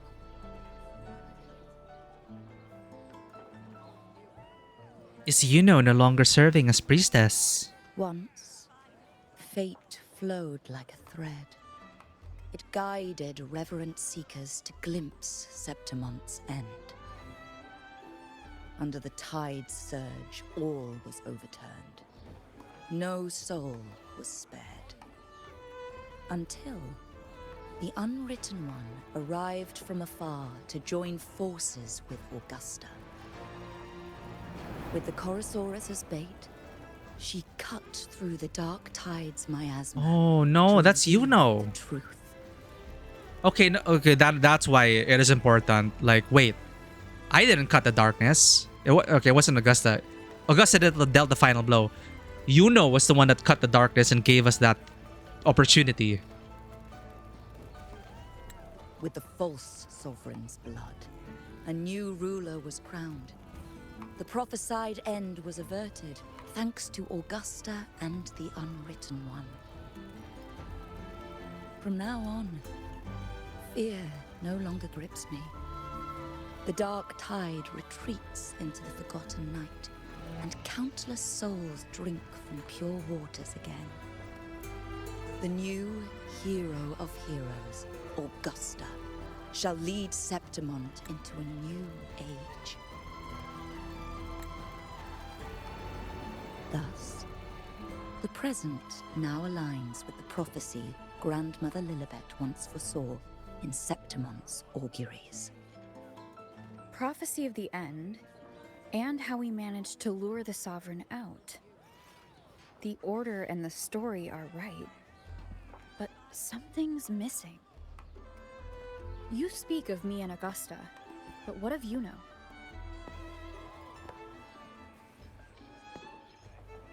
Who is Iuno? Iuno is Iuno. What do you mean? Unwritten one, you leave me baffled. Are you suggesting that my recounting missed someone named Iuno? I don't find the name familiar. She wrote herself out of this timeline.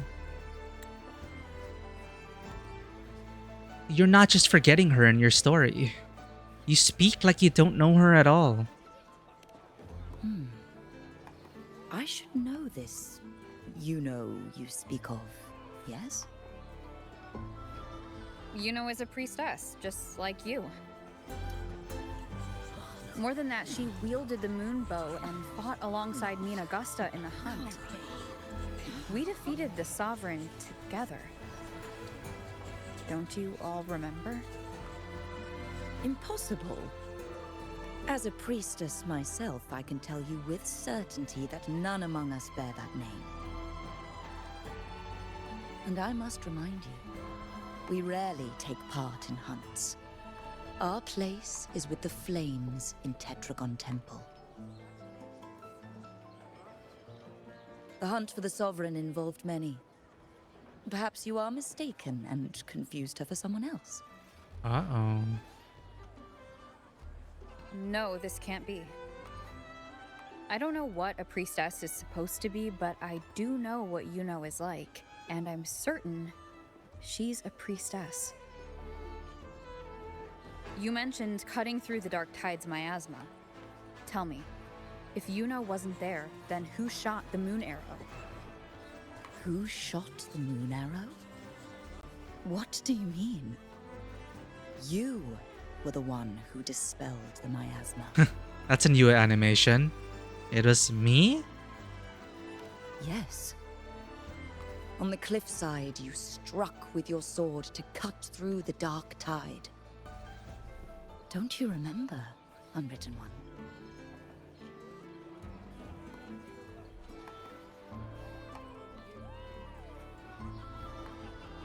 That's concerning.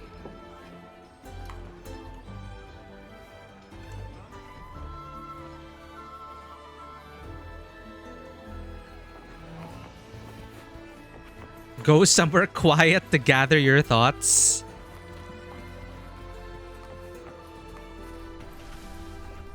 Yeah, I need to sit down.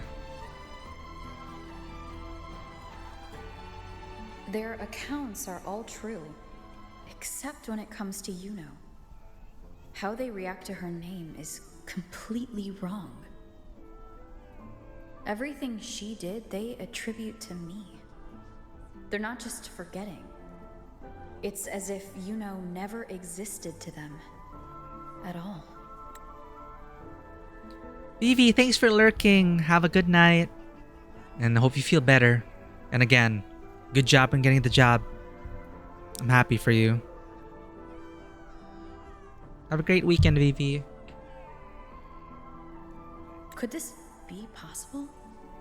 This distortion in perception? Is it a remnant of the Sovereign's power? Or is this the work of the Fraxidus again? Cristoforo?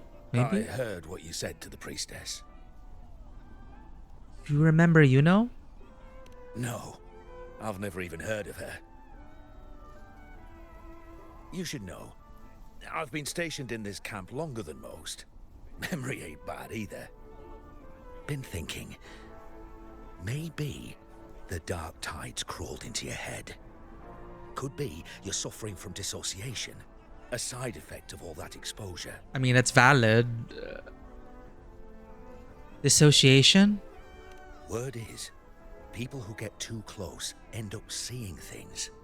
Hallucinations, delusions, the works. I mean, obviously he's not trying to gaslight us, right? He really does not believe Iuno exists, but it is a valid explanation. But of course, player knows. Some of them go as far as thinking they see the dead. Or worse, some start calling themselves tacit discords. The Sovereign was built from the dark tide itself. Who knows what it swallowed before it came for us? Could be worse than what you're used to. You must be in its grip. Okay, well now that's concerning, isn't it? Do you mean to say I'm the crazy one? Ah, don't get too worked up. It ain't that bad. Not yet, anyway. At any rate, dissociation is just a problem in perception. Some folks let it eat at them for life. Others know what's real and what ain't. They keep away from the dark tide. And before long, they start feeling all right. How are you feeling? You need to rest up a bit. Oh, looks like Augusta's finally here. Well, at least he's concerned. She's been through it too. Faced the Sovereign just like you. If you're still doubting, maybe talk to her. Could help. Now, a big question. Does Augusta remember?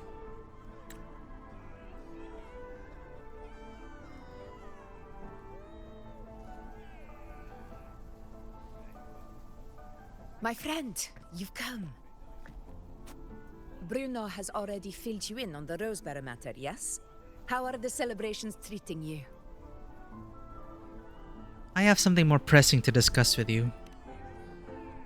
Augusta, do you remember Iuno? Iuno? No!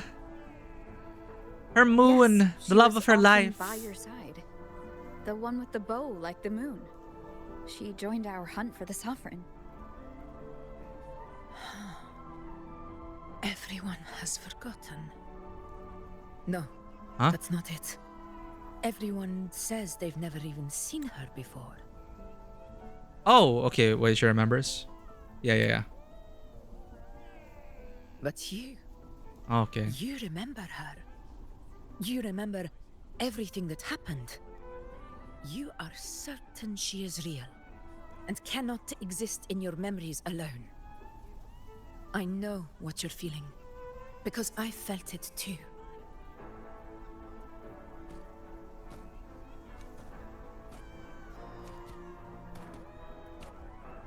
The Dark Tide's frequencies twisted my perception as well.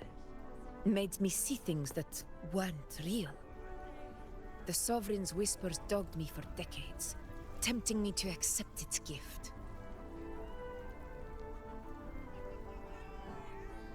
But that's all in the past. I know now that to find peace, I must see through the deception, fight it, and conquer it. How can you be sure it's deception?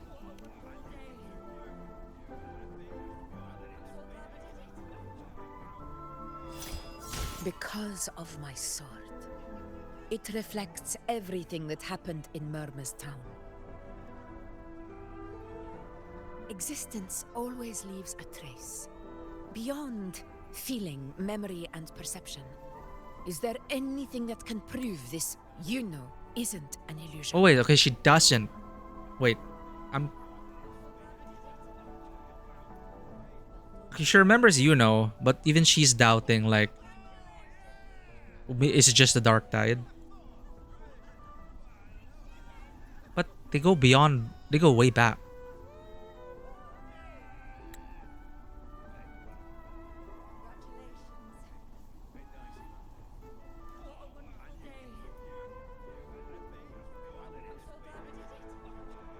Oh, this bracelet.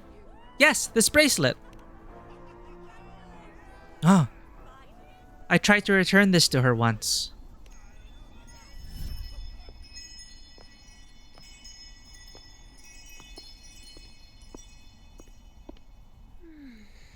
After this, I shall likely sleep like I've never slept before.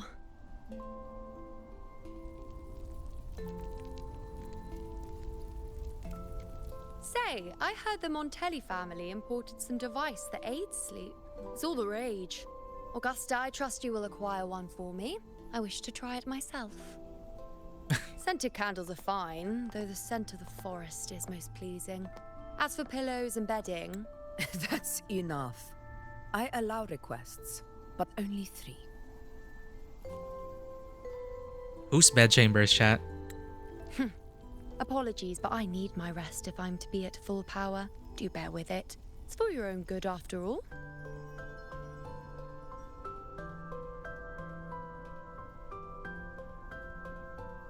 Oh! Free rent face. That's new. And you, unwritten one, were I to indulge in a bit of selfishness, you'd forgive me, wouldn't you? When did this happen? Wow.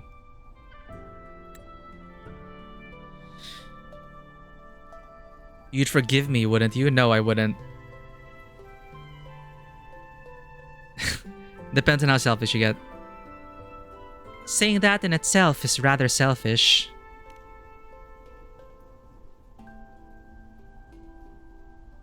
Oh, didn't think the great unwritten rover would be so stingy. Well, lucky for you, I'm feeling generous today. Now, what brings you to me? You can have this back. Okay, there's one we tried to give it to her back. Really? You've traveled all this way just to return what I gave you, is that it? I think they're experimenting with new expressions and animations. Was it truly such a burden for you?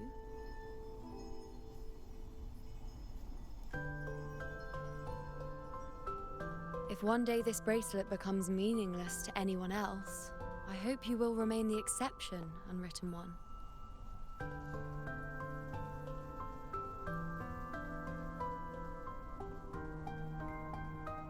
But perhaps in that distant future, forgetting might prove far easier than remembering. Never mind. In any case, you are not to return it. It's something I've carried with me ever since I was bestowed the title of priestess. Keep it for me, if only as a keepsake.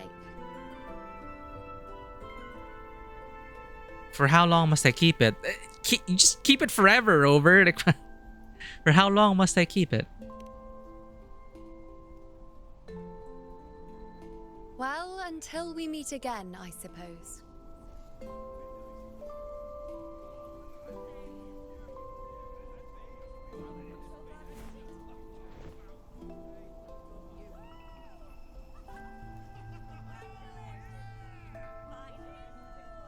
This bracelet belongs to Iuno.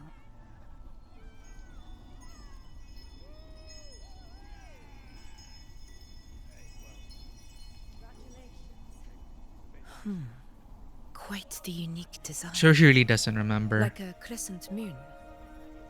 But still, I'm sorry. But what? How did she know about?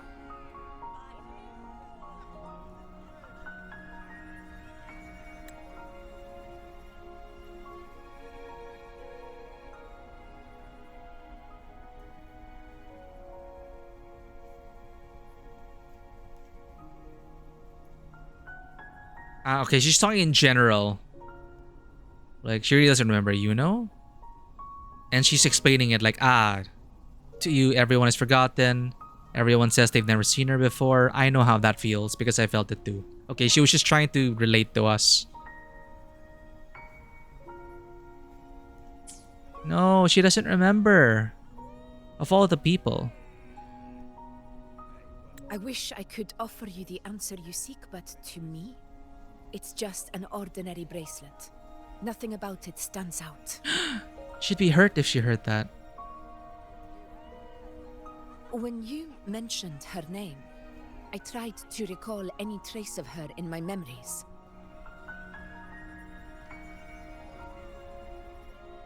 But there is nothing. No! What has passed is clear, and she feels like an extra piece to your puzzle. One that doesn't quite fit.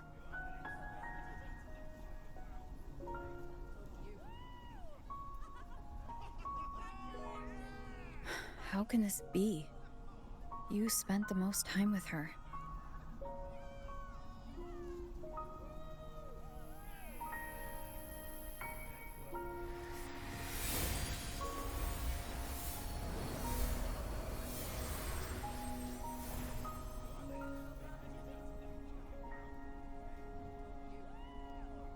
So they are going for the sun and moon tragic thing.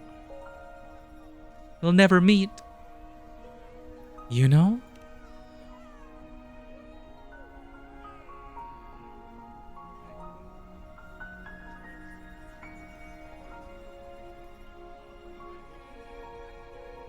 After what they did with Frolova, I actually don't know where they're gonna go with this. If they're gonna keep her non-existent or bring her back. What did you see?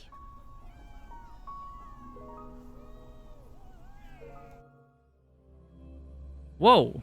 Hello? The priestess has forgotten. Even though the world has forgotten, you remember. I wish they would let us read that.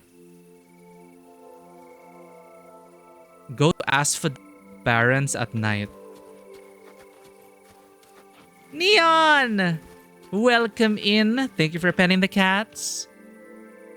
My friends, if you have not already given Neon Rune a follow, what are you waiting for? My favorite way to wind down each week for your cozy comfort blanket fort energy and the best wind down energy every Friday. Please check out Neon Rune. She's playing a lot of Minecraft.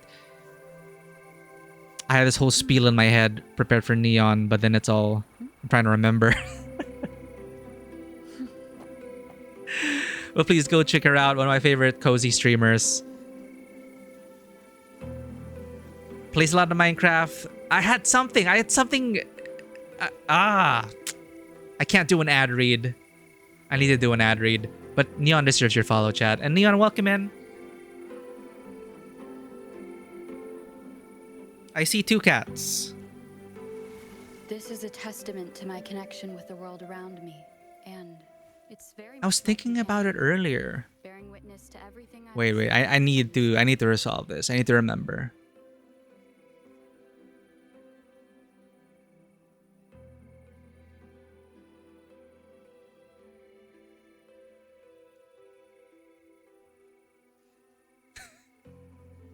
I'm sorry. Anyway, let me find a cat for you.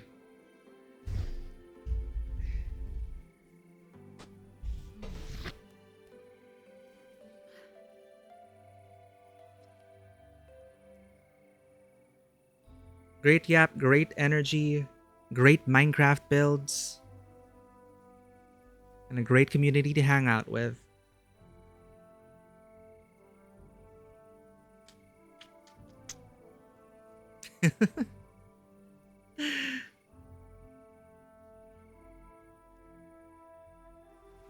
This is a testament to my connection with the world around me, and it's very much my companion. The other one's sleeping over there. Witness to everything I've experienced on this journey.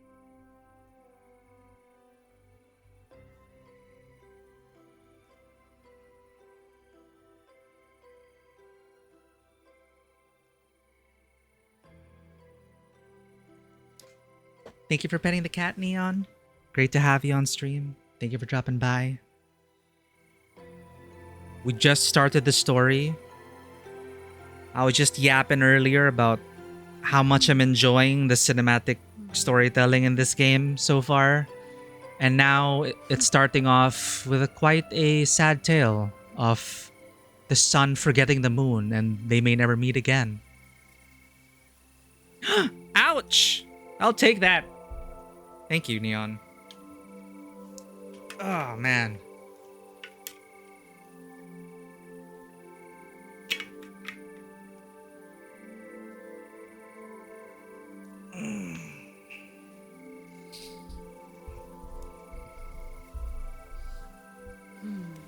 You thought it was wrapping something up? What do you mean the start? It's the start! Because we were yapping for like an hour. Like, we were watching the trailer for the finale. It's not the finale yet.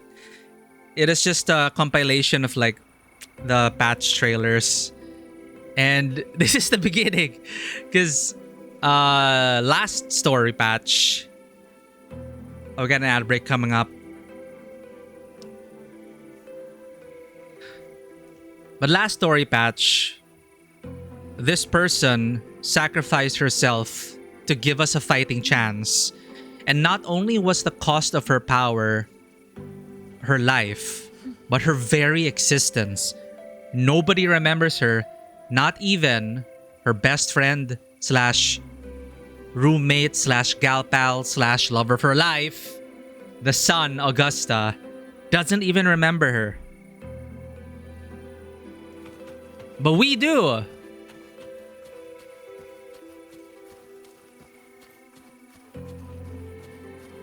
So pretty. And the music, so gentle, but also so sad.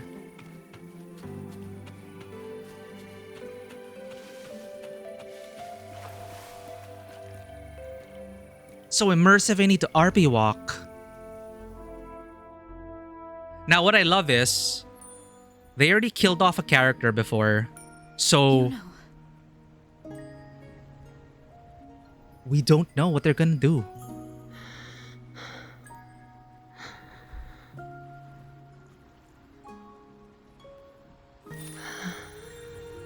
Is she literally fine after sleeping?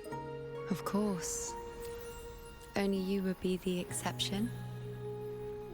So you've known this? Beautiful. Look at this lighting, Chad. A death that shouldn't have happened. Traded for an unforetold victory. A fair deal. She's dead! She really is dead. Now,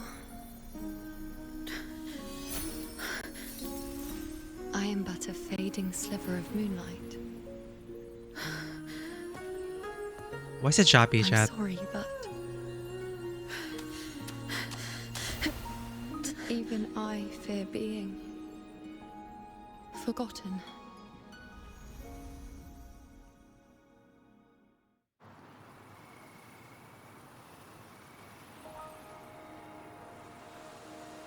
We have plot armor, but does she have plot armor? We just started!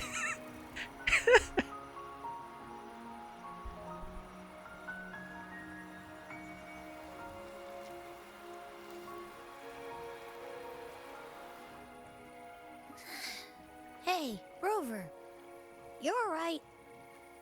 You've been standing here for ages. Oh, not even Abby remembers? So, Iuno's really gone. Oh, okay. Just like that. You still remember her too? Well, duh. Even though I was snoozing on and off, I still remember everything that went down. Crystal clear. You told me the first time you met Iuno was in the arena, right? She scared the toga off that other team with just a few words. Intimidating stuff. But when I actually met her, she was... She's unexpectedly open and straightforward.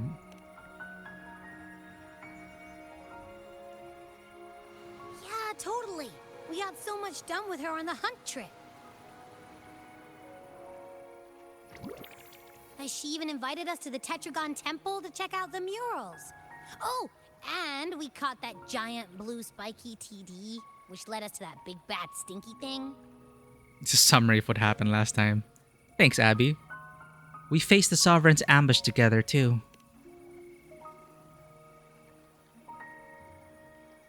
Yep, and I'm pretty sure she was the one who took that moonbow and blasted the Dark Tide wide open. Not you, not anyone else. And that bracelet. She gave it to us to lure out that nasty big fella. Even asked us to keep it for her. We're not crazy. Or are we? We're talking to our imaginary So pet. it doesn't matter whatever anyone else thinks. Or what happened to her. You remember her. And I do too. It wasn't some made-up crap. He said crap! Is that allowed on TV?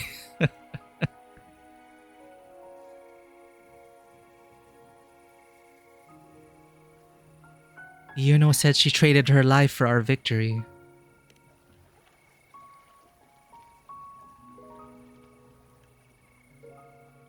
Iuno once said she glimpsed the end, where she would be the last one standing.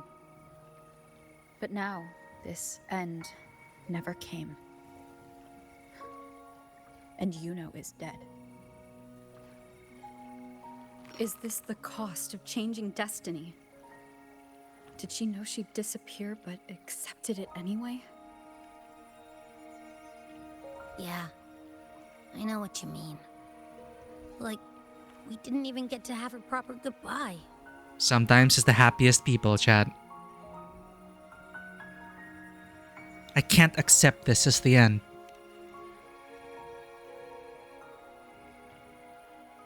I don't care if Iuno foresaw her fate and chose this path for herself. All I know is I won't let it end like this. Not with her fading into oblivion. We are Lord Arbiter. We have administrator privileges, damn it. We're gonna run this world, we're gonna run this timeline in administrator mode and make people remember her sacrifice.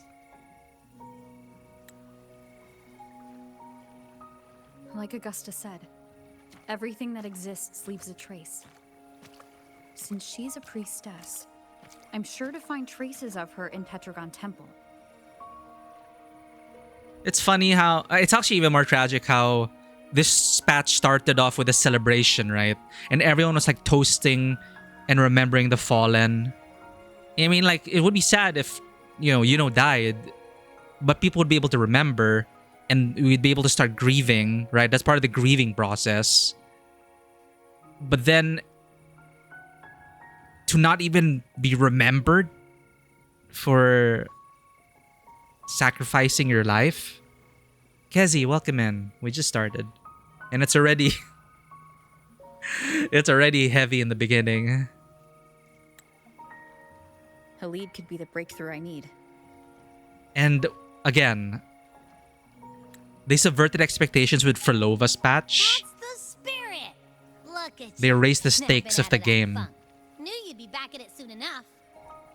So it's like, is this quest just gonna be about making people remember so that we can properly grieve for her?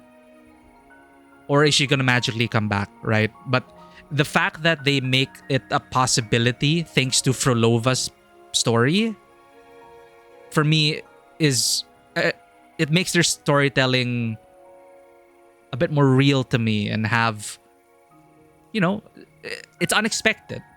It's not like, yeah, they're just gonna come back from the dead because, they're a gacha character and they don't kill off playable characters.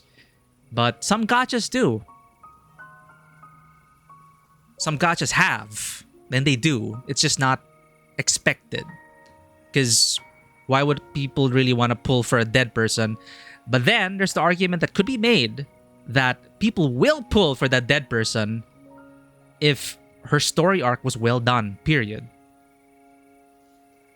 As a memory, as a memento, as a part of grieving that fictional character, right? And remembering that character, you would also pull for that person if their death maybe meant something, or if it was memorable in a way to you, if you resonated with that character, right?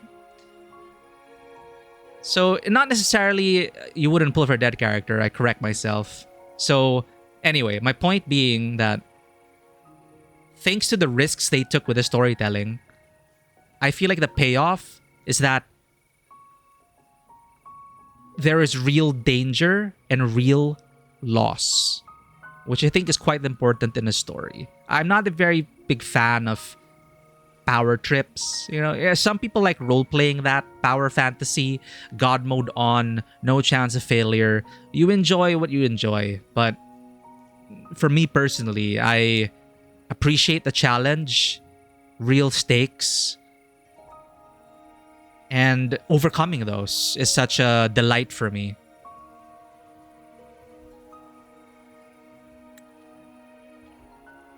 I still got some kinks to work out before I'm in. We were my just talking about super kinks, Abby. form. But you can bet I'll be here. remembering everything that happened. Long story. We'll figure something out, whatever it takes. Even when I'm just riding along. I'm in this with you, pal. Oh, Abby. Because someone has to be on our side, right? Nobody remembers. So that's a great reassurance for us.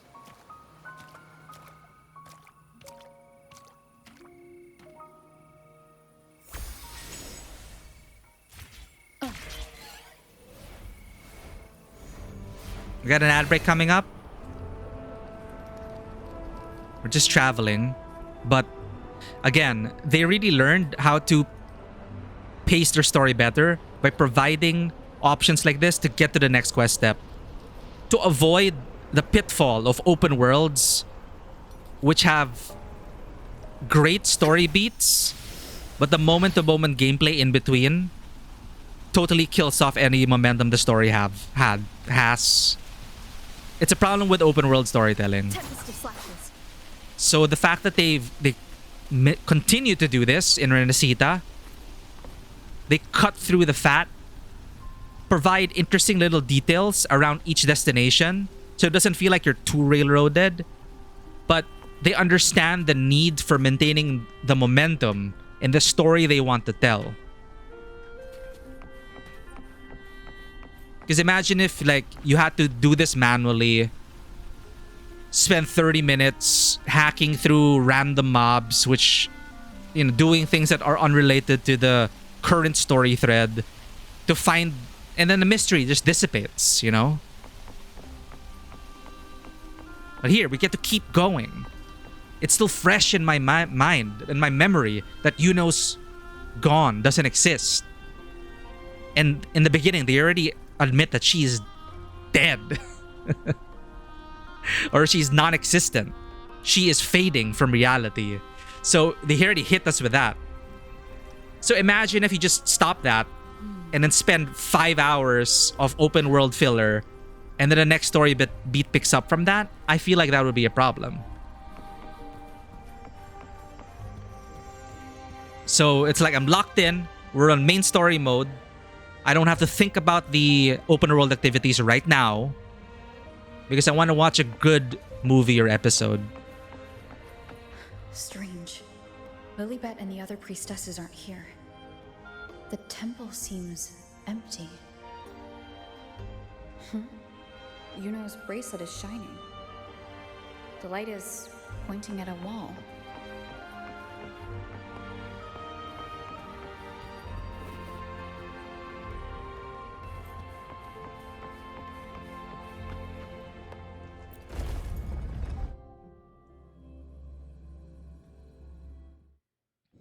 Where could this lead?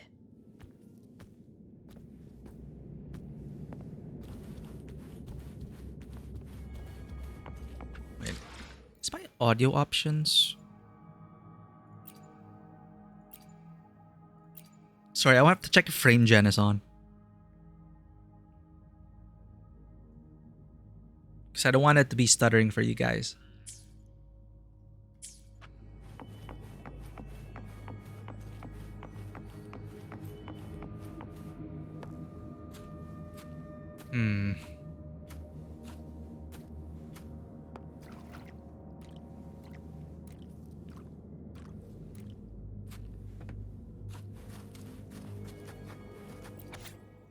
Note from an unknown source. The plan with the Unwritten One. I didn't expect her to see through me so easily. Has she been through something like this too? Still, her extended the offer? She extended the offer? Welcome back from the ad break chat. We're just investigating the traces of Iuno. Still, she extended the offer and I had no reason to say no. After all, no one wants to face the one behind those hands more than I do. I need to ask him, why was this fate forced upon me? By what right did he invent my life and fabricate my existence? Oh, are we gonna confront remember the dude I predicted was gonna be a traitor? Or he was just Cristoforo in disguise? I wasn't totally correct, but the dude was apparently either manipulated or created by Cristoforo. And we know about Cristoforo's Alan Wake-like writer power. So this sounds like his rambling. After all, no one wants to face the one behind those hands more than I do, Cristoforo. I need to ask him why this fate was forced upon me. I even forgot his name, goddamn. By what right did he invent my life and fabricate my existence? But I've waited too long. I'm starting to doubt the plan was ever meant to work. Who would care about the discarded pawn? But what other path remains? So he was losing his shit the last time we saw him. Imagine discovering or realizing that you were just a work of fiction.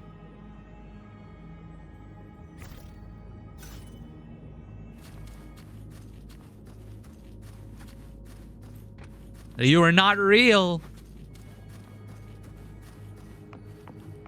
Or at least it sounds like him. I don't know who that is yet. Unknown reader, right?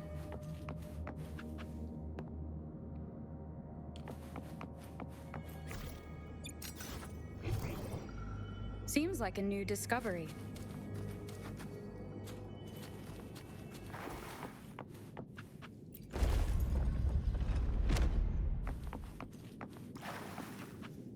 That looks like... The mural reminds me of Cantarella's arc about the Blessed Maidens, but I think those are just priestesses. They're holding the candelabras.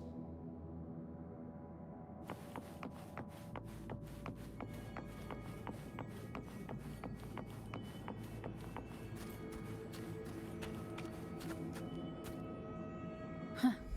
The mural changed.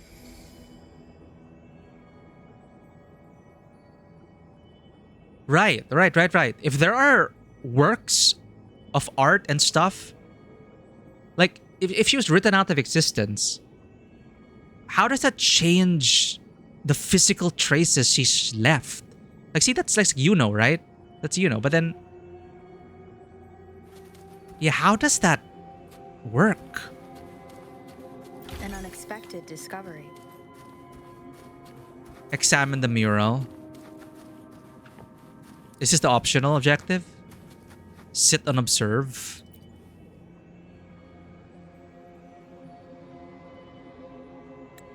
You pause, facing a wall covered in markings. At first, the room is dim. The priestesses sit quietly, troubled by something unseen. But as you draw closer, whether by your presence, your touch, or something else, Iuno appears on the wall, resonating with the moon. Light spills forth. The prodigy from prophecy leaves behind a glowing revelation for the priestesses.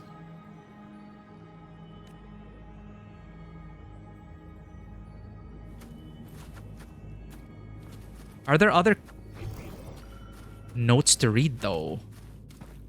Oh, that's so random. Freaking coffee machines.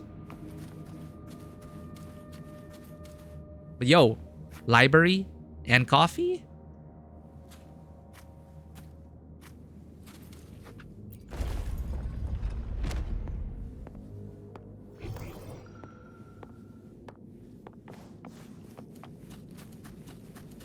Dude, these things are easily missable.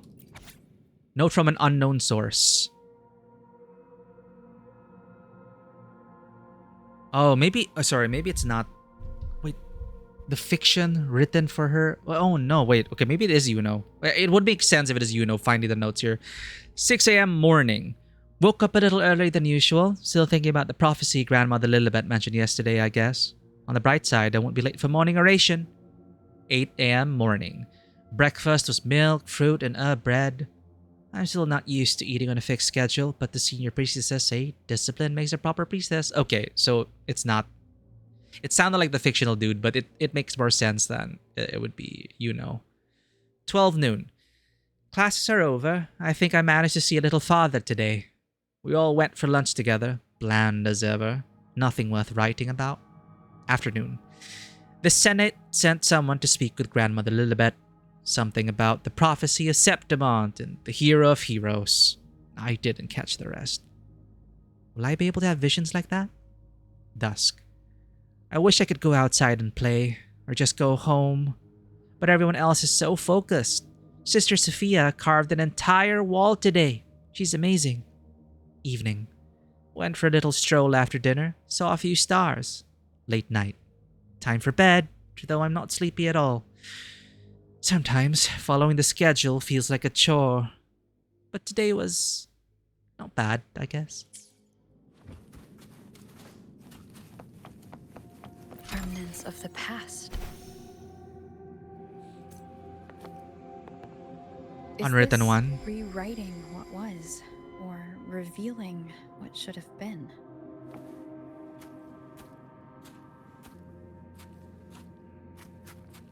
Sit and observe. We'll admire the art. You pause, facing a wall covered in markings. At first, the image is faded and hard to read, but as you draw closer, whether by your presence, your touch, or something else, Iuno's figure appears once more, in place of the priestess delivering the prophecy.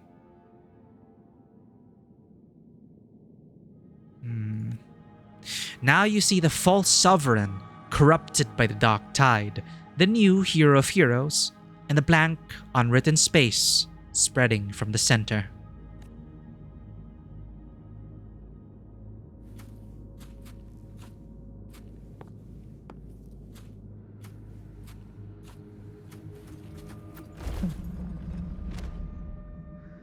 Trapped in your own pathetic shell, and you still think you're the king of the world.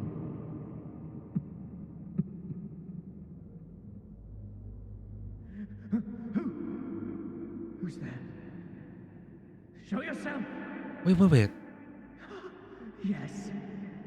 Yes. I've been waiting for this moment. Sounded like Cristoforo.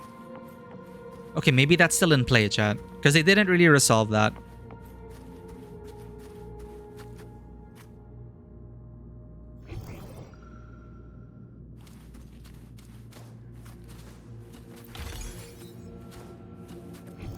Treasure's nice, but I'm looking for readables.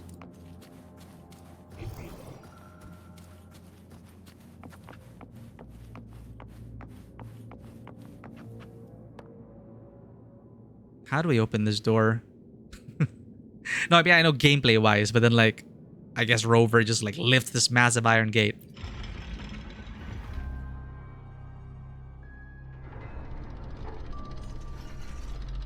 Yo, okay. Still in play, chat.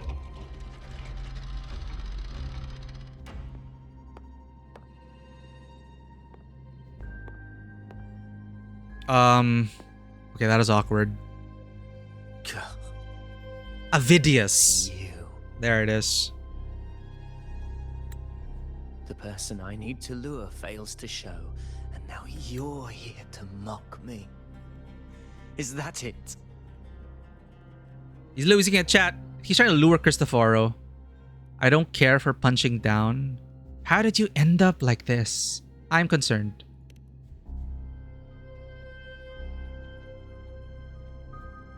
You speak so innocently, as if my being here wasn't all you're doing. You brought me to Tetragon Temple to try to erase me from the story, all so you could summon the one behind it all. I played along. I agreed to be watched here because I wanted to see him, wanted to look him in the eye. But now it's clear we'll both be disappointed. I am fate's discarded pawn. And he couldn't care less what happens to me. Are you saying this was our plan?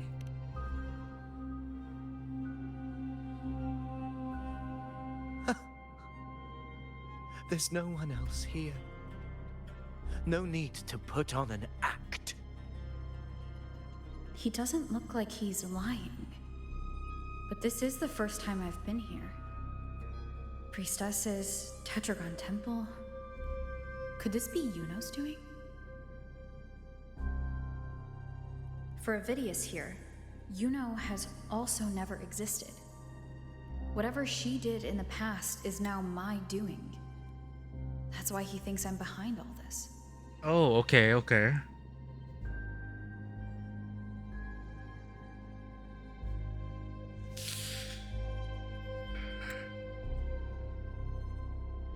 I thought you might have more to say to me.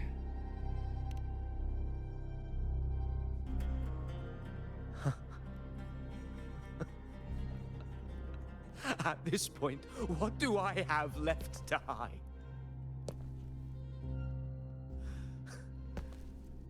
I always thought I was the hero who conquered Main's Deep, the one more Step into the light was worthy of good. ruling than even Augusta.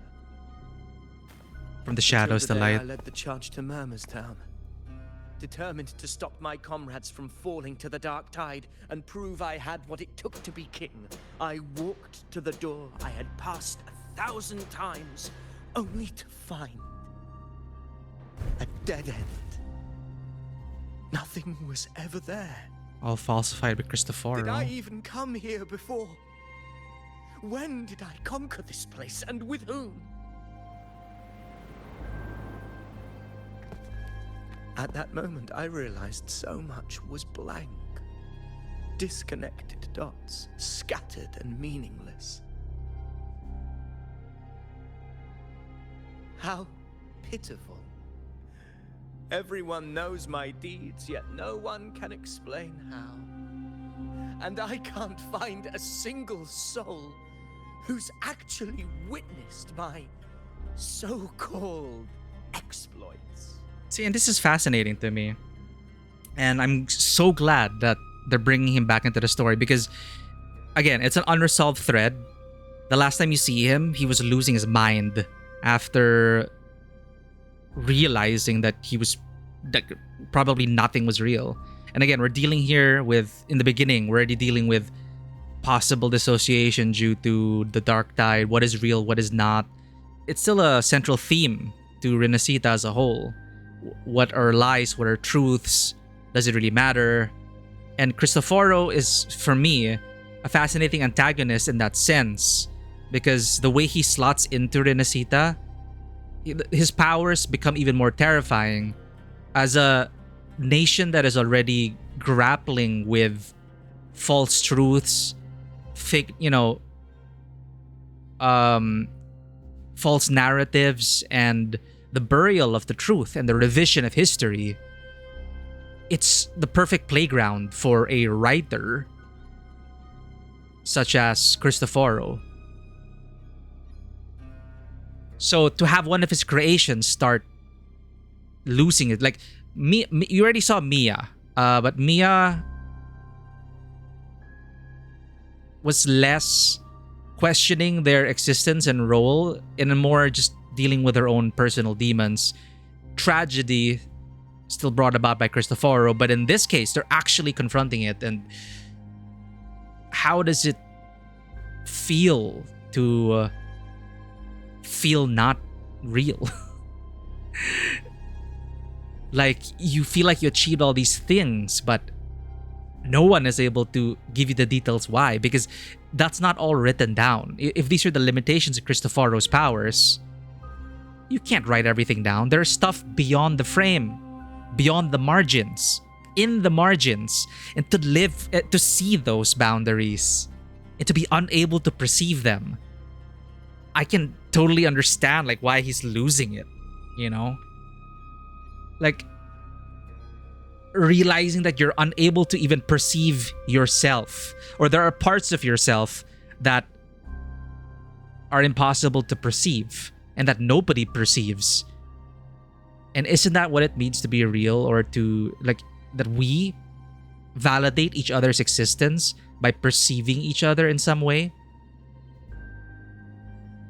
If you're not perceived, what happens to you? So things like this, like, I just find it interesting to tackle, and slotting it into Renacita's major arc. You know, it's still about Avidius. It's still confronting. It's still Cristoforo's villainous plans and play. And yet it still ties into the greater narrative of Renacita, which I've been very invested in since the beginning of the arc. It's like someone implanted fake memories into your head. It makes no sense, but everyone thinks... What is it? The dialogue options are still kind of vague, though. It makes no sense, but everyone takes it for granted. How pitiful, everyone knows my deeds, yet no one can explain how. And I can't find a single soul who's actually witnessed my so-called exploits. It's like someone implanted fake memories into your head. Yes. So I tore through my memories until I saw a hand holding a feathered quill. It wrote everything about me from the moment I was born. Huh? Oh, interactive. We get to swipe. Wrote everything about me from the moment I was born? Hello? Oh. Cute.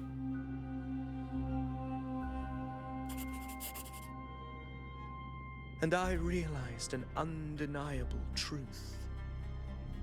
Existence is anchored in connection, feeling, and memory.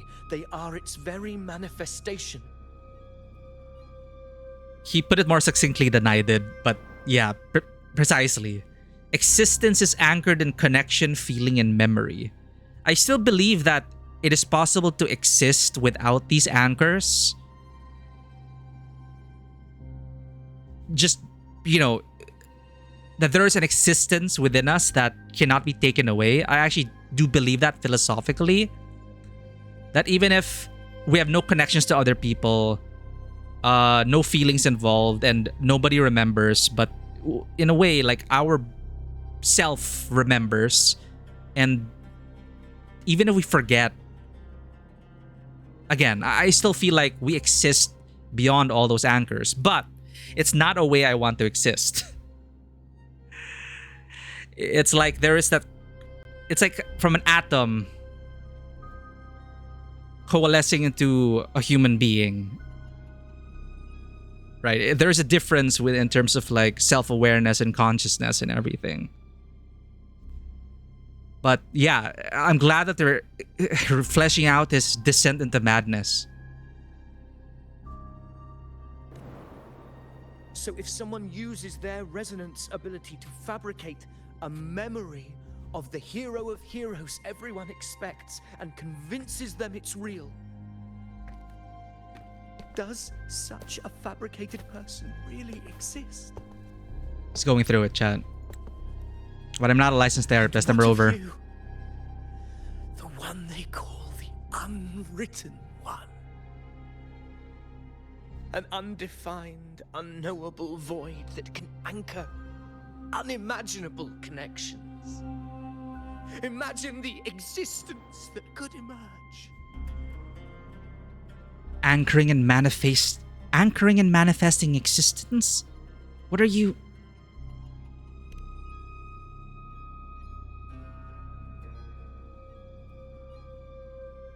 Enough, you arrogant fool. Lilibet? I did not allow you to stay here so you could defile fate with your delusions.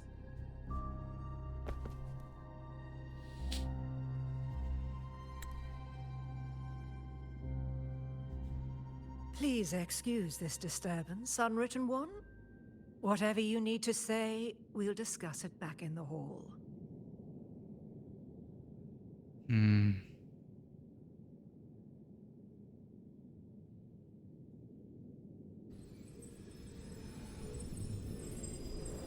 Hmm.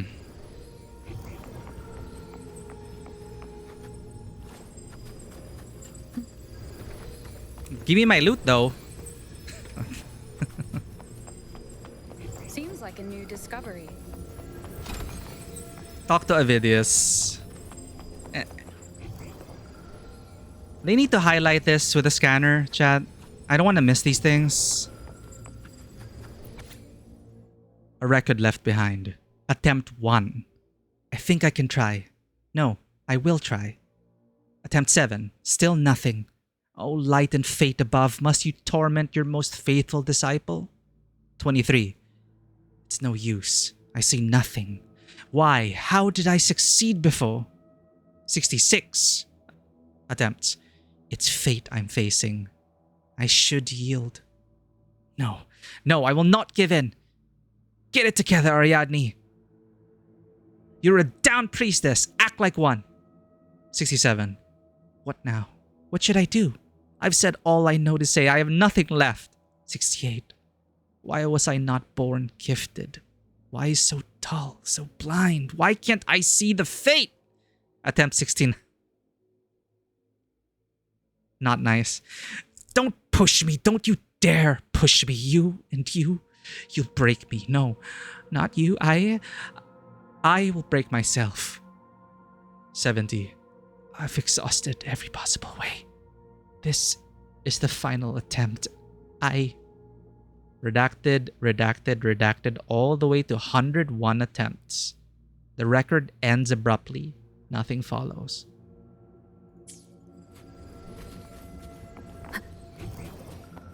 And that's how insidious Cristoforo's powers are in this world. Which is why I find him a pretty compelling villain for this arc. Still, of course, questioning the limits of his powers and how exactly it works, but given a taste of it and the speculation surrounding it, makes for great intrigue.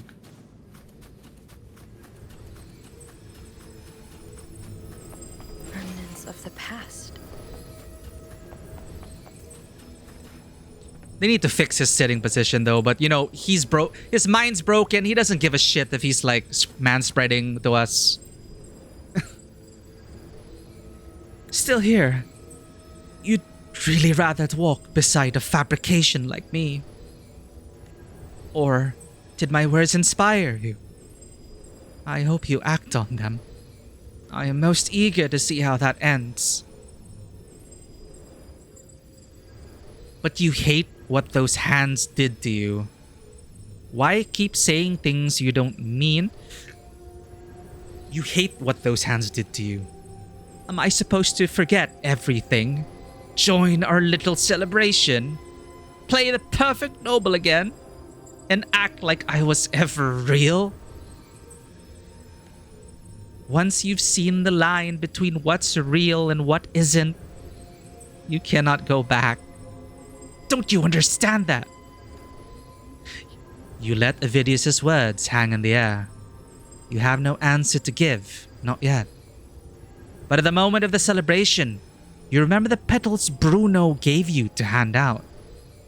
Oh, okay. Offer the petals to Avidius. He's real. That was real. You helped us. What is this? You know I can't. I'm not. You don't offer the petals to change his mind. But maybe he'll understand what the gesture means. The celebration was never about any one person. It's for everyone who joined the hunt. Avidius included. Right? Even if he was just a clone. Even if he thinks he was just written to do those things. Oh, we can talk to him again? Why keep saying things you don't mean? It's the same thing. Offer the petals. I'm going to leave it like that. Yeah, that's a nice gesture they allowed you to do.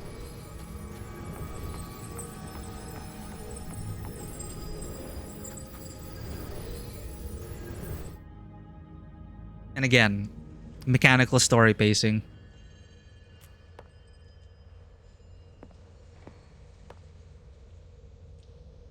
My apologies. I should have been here to receive you. But some priestesses run into some trouble. I had to step away. What trouble?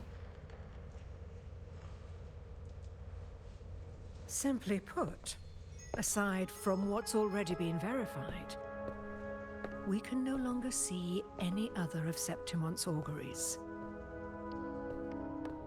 Maybe that's what Iuno intended. The full scope has always been out of reach. But this feeling of being blocked by an impenetrable white barrier, is something I've never encountered. It's as if there's nothing there at all. If Iuno was her seeing priestess, and if she wrote herself out of existence, then I guess it follows that they're no longer able to see the future. She severed the thread of fate, or our perception of fate. And I feel like that's what Iuno would want. Seeing the record of Aridea, seeing Avidius, seeing the priestesses scramble over being unable to see the threads of fate. Oh no, Chad. I don't think it's gonna be a happy ending.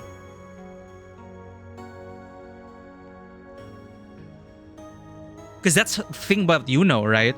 She wants to break convention.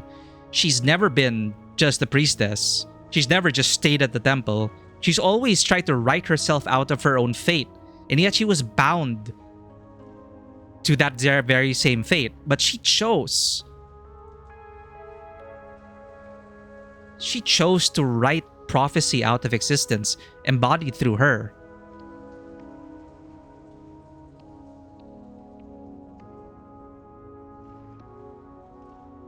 Huh.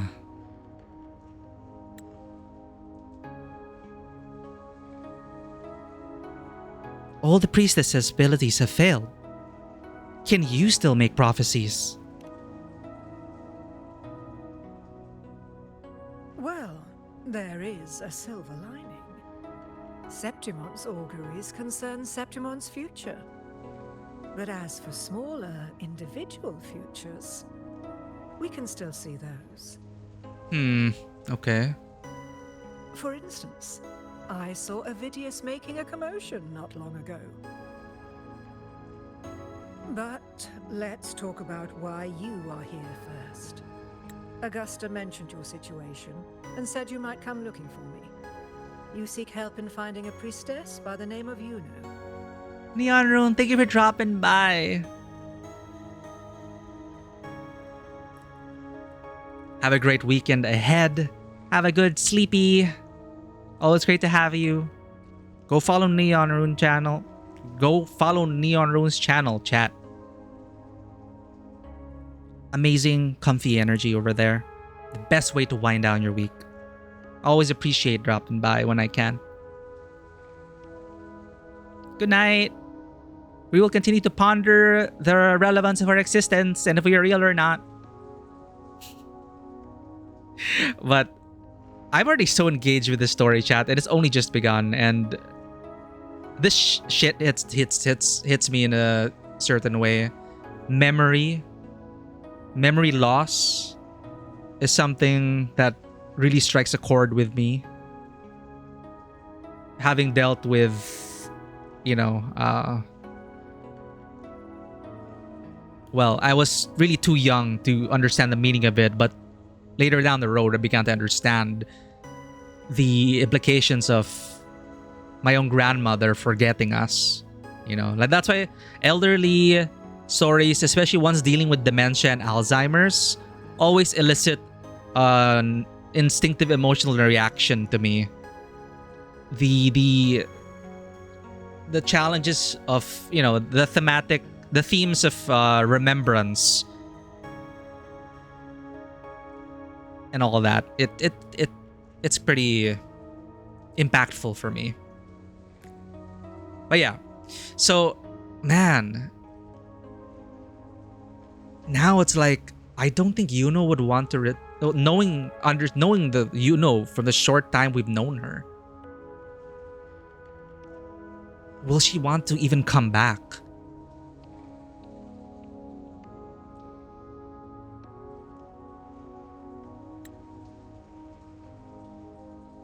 Iuno once lived and breathed in this world.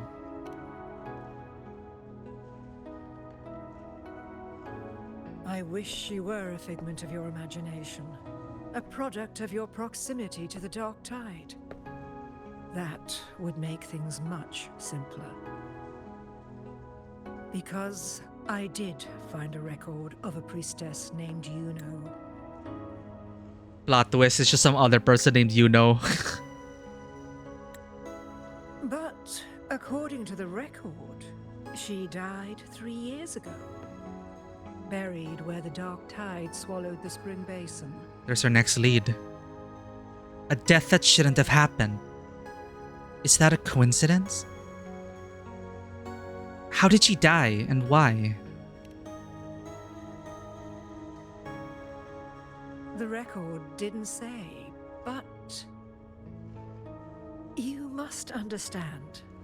Death and disappearance are two different concepts. Okay. If Iuno truly died 3 years ago, then she couldn't have been your companion 3 years later, let alone have existed up until today. I mean, unless frequency bullshit. In other words, if Iuno disappeared today and was erased from the memories of Augusta, myself, and everyone else, then the death 3 years ago must have been a fabrication. I'm like Rover right now, like, what? Why would that... Why would you deduce... Why would that lead you to the deduction that the death was a fabrication? If your memories were erased from... If Iuno disappeared today and was erased from the memories of Augusta, myself, and everyone else, then a death 3 years ago must have been a fabrication because... And she believes that because there wouldn't be a memory to delete today, is what I guess she's saying. What does it mean if a death was a fabrication? If someone has truly disappeared from this world, do they need a fabricated death? Likewise, when someone dies, they no longer exist in a way that others can feel. These two causal chains should be clear. But they crossed paths with you, the unknowable void.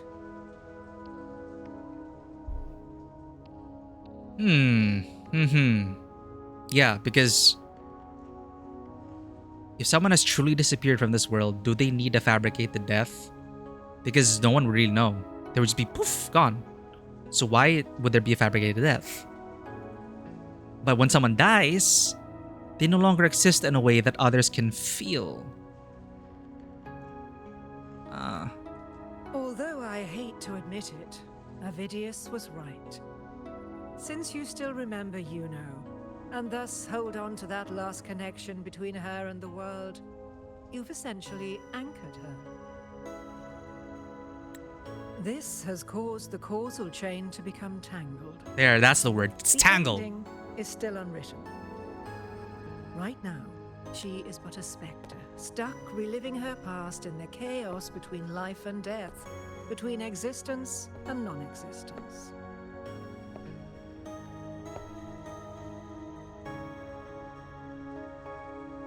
What if I enter the chaos myself? Oh, is this part of their Greco-Roman inspirations? And are we gonna go into... Are we gonna go down to Hades or something? Or Limbo? And can I choose which causal... And I can choose which causal chain to keep.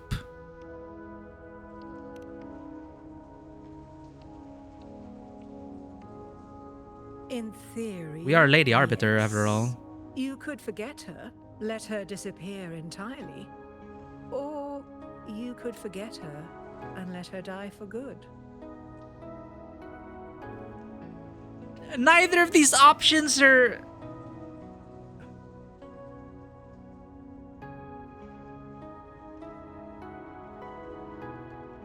I don't want to forget her. Wait, you could forget her, let her disappear entirely. Or forget her also, and let her die for...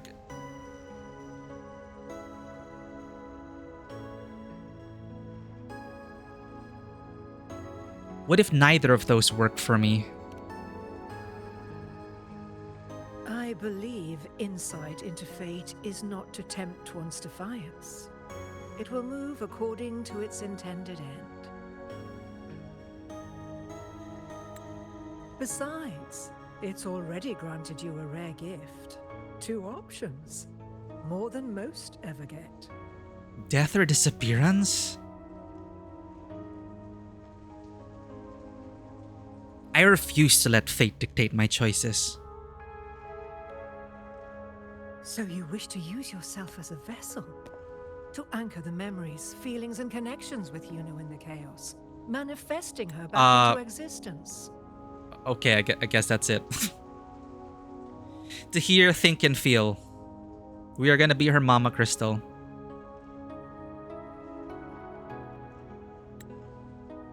Anchor, manifest, whatever you want to call it. All I know is Iuno's not gone because of me. So why shouldn't I be able to bring her back? If I can tangle the causal chain, why can't I create a new possibility?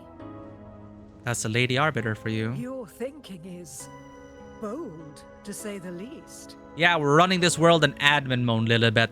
You don't get it. I don't get it either. Not yet. But do you really understand? Chaos isn't just disorder. It's the aggregation of all things. A web of cause and effect. The convergence of infinite possibilities. If you end up lost within it, you risk being consumed, never to return. Sounds like our next destination. Chaos! One such as we, guided by fate, can only pull small insights from certain shores of destiny. What if you enter only to find that you cannot bring Iuno back? That's not gonna stop me. You didn't say I can't enter. I need to punch chaos in the face. We're gonna hunt down chaos this stream, chat. Chaos isn't a place in the usual sense. The key to entering isn't about where you are, but what's happening and what you do in that moment.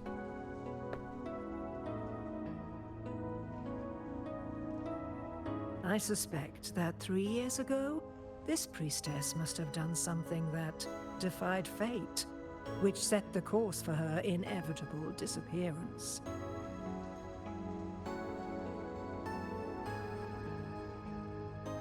If you can get close to that inescapable knot in the causal chain, maybe you'll find a way in. Then I'll go to the place where the record said she died.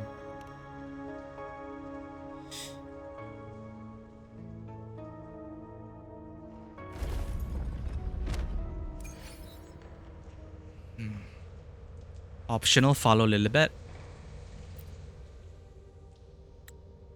Even with no certainty, you're still heading toward that death trap. Unwritten one. You've made up your mind, haven't you? Yes, let's go. The quicker the better. I understand. One must try at least. Very well. I'll accompany you there.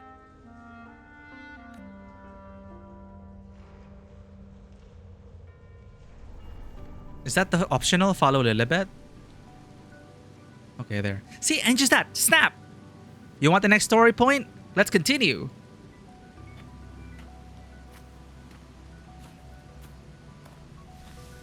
You know, because sometimes when sometimes my mind is in open world mode.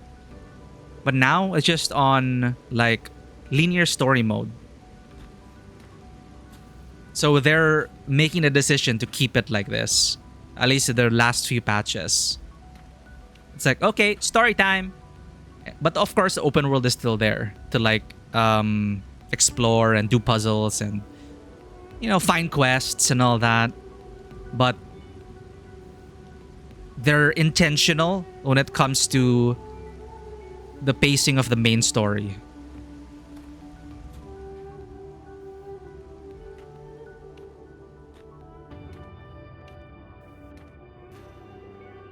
We're here. This is where the record says she died 3 years ago.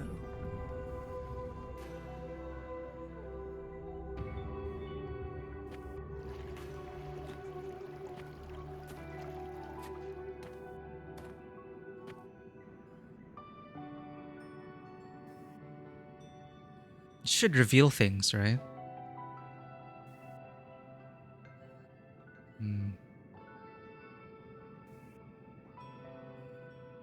Nothing here. Well, that's okay. You tried. What? Unwritten one. No, that can't be it.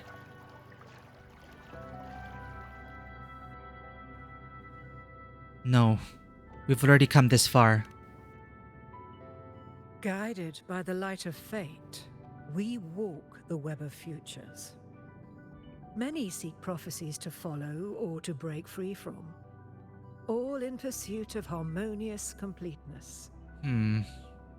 I've never doubted your judgment of Iuno. But if, as you say, she knew what would happen and still chose this path, Here, this is the important one. could it be that this was the closest she could get to true completeness?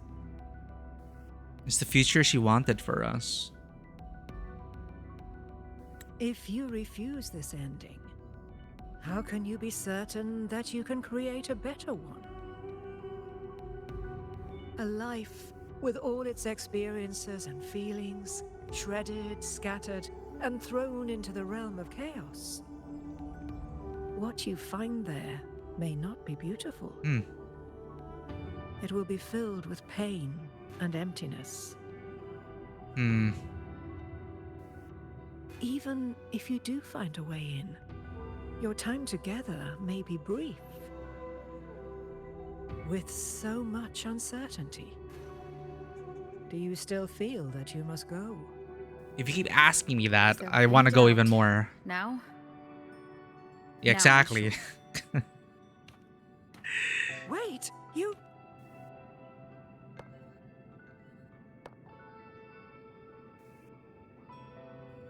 How bad could chaos be?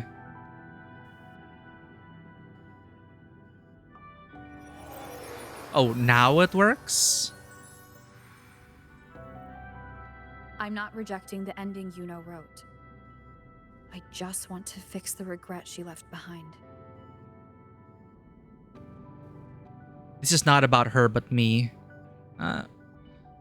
Because this ending wasn't fair.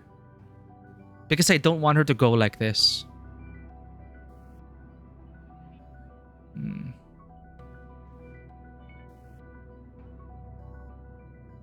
Not everything is fair. Simply, I don't want her to go like this.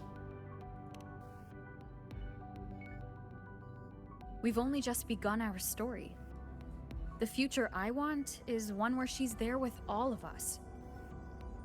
Forgetting may be easier than remembering.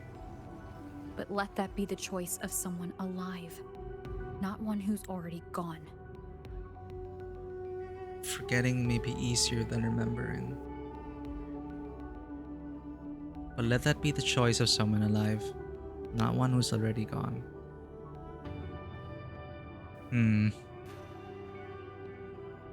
Not sure how to feel about the second statement, but yeah, forgetting sometimes may be easier. Ignorance is bliss. Right now, I don't want to lose anything I still have.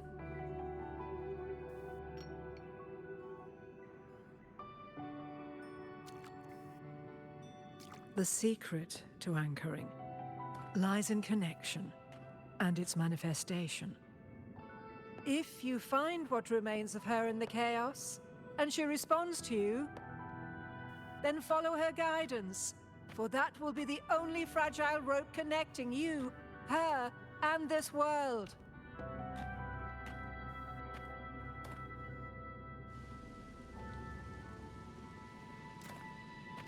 Endlessly cycling, shattering futures. Is this chaos? Unsalvageable, fractured into pieces. This is chaos.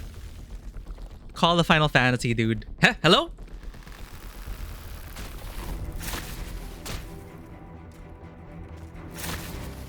Ah! Yeah, they see they're taking cues from God of War.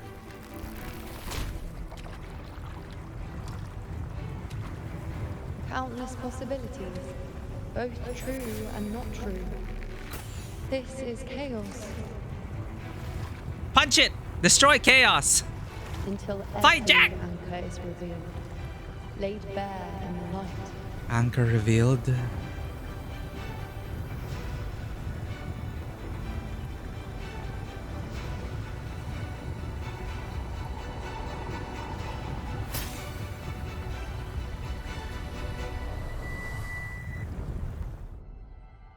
Right, we're going to chaos. At least let us read this. A shifting realm between life and death exists in nothingness. It is not a place with physical sense, but a blah, blah, blah. Can't see where it ends. Can't tell where I am either.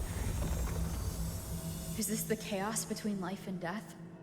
Between existence and non-existence?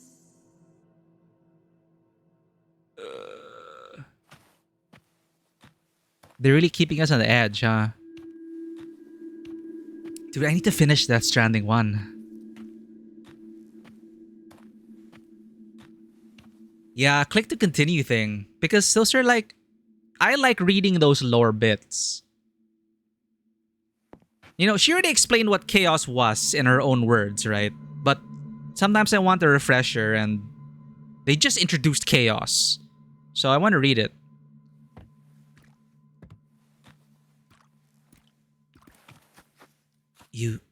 You know?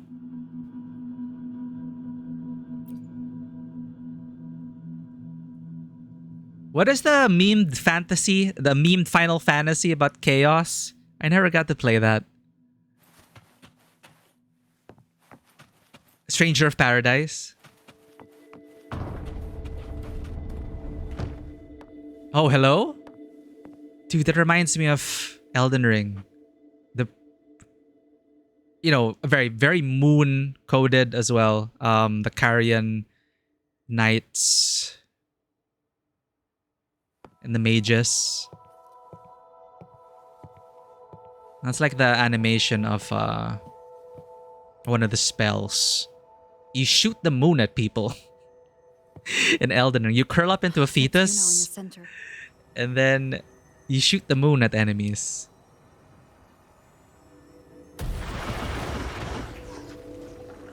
The fudge is going on, chat. We need a warrior of light. No, we are the warrior of light. What do you mean? Did I read? What? Are they like praising her birth/rebirth? What is... Clear the surrounding dark tide creations?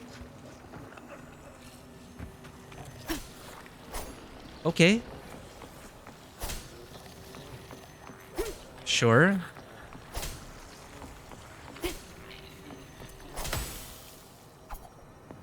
Awaken Iuno.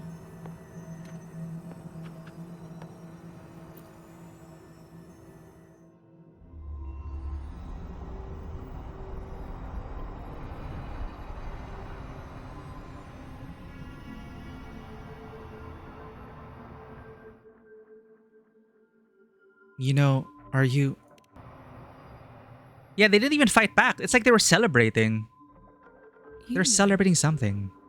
You're calling me. Are you here for me? You know.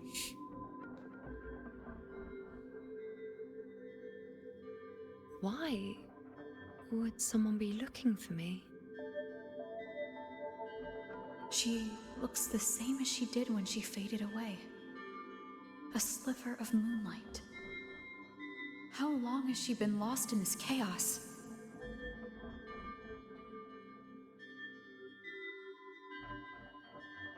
I'm here for you. Everything is going to be okay.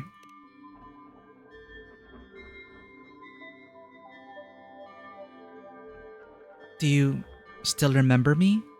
I know you. You are unwritten. A blank. She's happy about that. Blank. You can call me whatever you want. Your new nickname for me?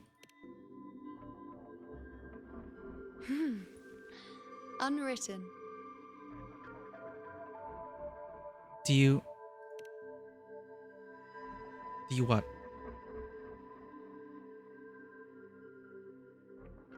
This is so sus.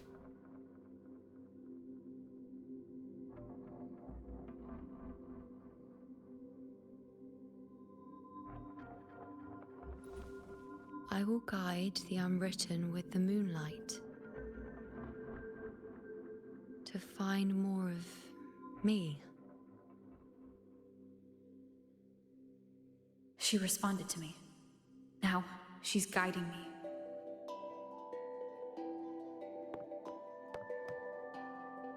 Even if it's just a trace of her, I found her. Now that fragile rope connecting her, me, and the How lewd. world is already in my hands. Literally in her hands. That was too lewd, chat. Too lewd for stream. Hope we don't get banned. Yo, we're actually holding hands.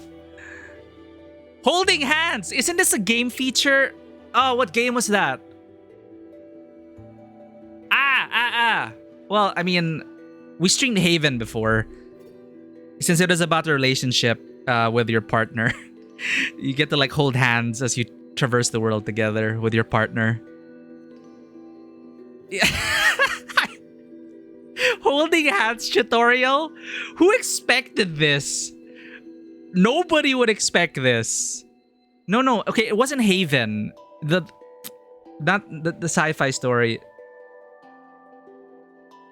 I don't know. It's like a core memory at the edge of my conscious memory.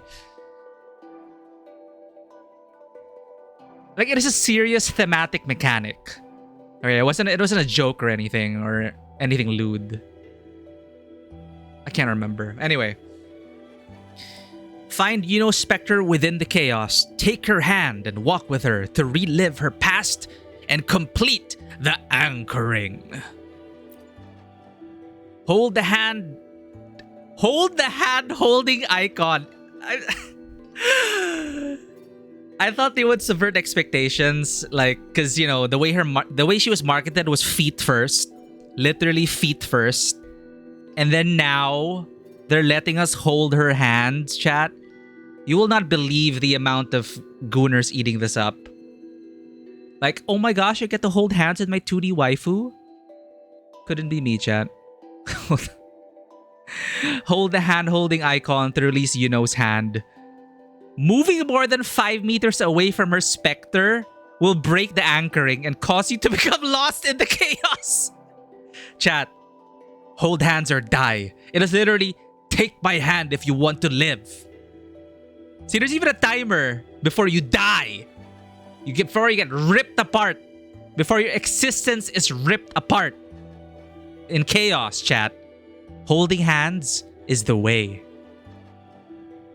It's sweet though. I understand, you know, the themes behind this. Again, they hammered it into our heads. Memory, connections, feelings, hearing, thinking, feeling. What does it mean to exist? Hold the hand-holding icon to release Iuno's hand. Moving more than 5 meters away from her specter will break the anchoring and cause you to become lost in the chaos. If you do not take her hand again within 15 seconds, the anchoring will end and you will return to the last anchored memory. Where are you taking me? Oh my god, chat. Just don't let go of my hand. Jesus Christ. Oh, can we run? It's like Haven. So adorable.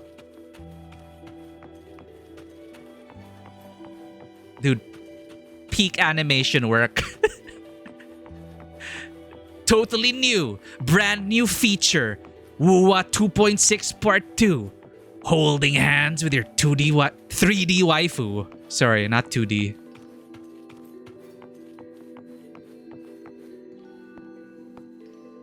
No, she belongs to Augusta.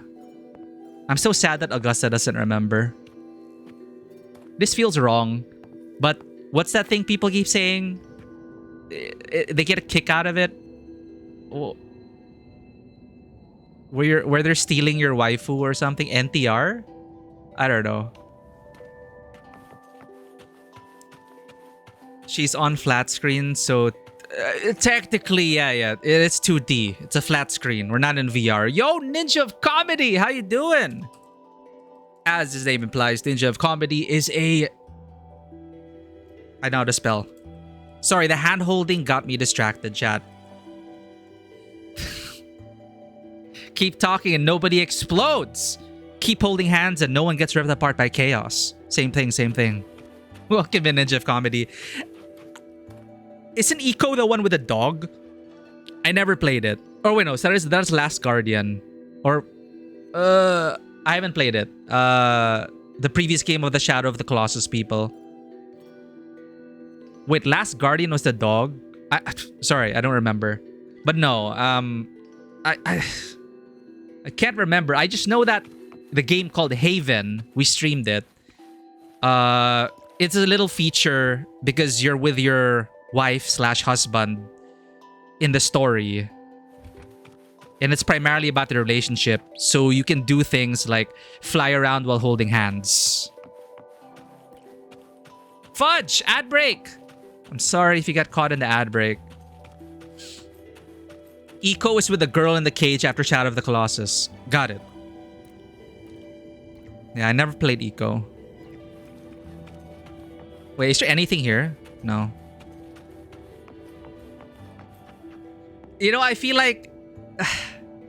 one of the memes is Wuthering Waves, Gathering Wives. Look, I was talking about how amazing their cinematic storytelling and presentation is, okay? Like, it still is. It's just...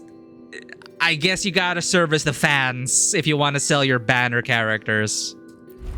No, you know what? Mine out of the gutter. It's just holding hands to anchor her existence. This is serious business, chat. Let's not think of the feet and the fact that her tacit mark is on her freaking foot and all the gratuitous feet shots we've gotten with Iuno, and now we're holding hands with her. This is serious. This is a serious, heavy story beat. I'm not even kidding. It is a serious story beat. And I do appreciate the sentiment. It's just everything surrounding it. I just can't help but meme on it. Guided by the light of fate, we walk the web of futures. Grandmother Lilibet has already prophesied her successor. Iuno, born in a lunar eclipse, will become a prodigy priestess. Wait, Sibylla's Iuno? Sibylla? That girl, wild and dramatic. She's just won a handful of matches. Do you really think she'll come to Tetragon Temple? Oh, former gladiator champion. Gladiator champion, and her father a famed blacksmith. She's already from a highly respectable family. Remember what I said about the overuse of flashbacks and delving into character backstories by glimpsing their past just before the ending? They just started off with it and they're like, you know what? We're not even gonna hide it. Here, have a walkthrough. Have a convenient exposition walkthrough of this character's backstory. Like, they just owned up to it. But hey, at least you're holding hands. And she is skilled with a bow. Maybe she'll just want to be the next champion, you know? She is spoiled for choice. The prophecy can't be wrong. Grandmother Lilibet's already seen it.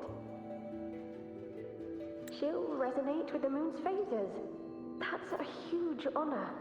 Not just anyone can see fate's patterns. And she'll be able to see it more clearly than the rest of us. Resonate with the moon's phases. Isn't the moon here, like, destroyed or corrupted, though? It's our duty to share visions of the future, to guide Septimont and its people forward. Such glory. She won't refuse, and she shouldn't. Welcome back from the ad break. You've been working a lot as usual. If you're wondering, that's kind of a mood. I was wondering. It's been a while. But hey, hope the work has been good. Hope life has been treating you well. And hope you're having an awesome day, Ninja of Comedy. Grateful for your presence here. This is the past, where my existence left its mark. I see. Grandmother Lilibet said that the key to anchoring lies in connection and its manifestation.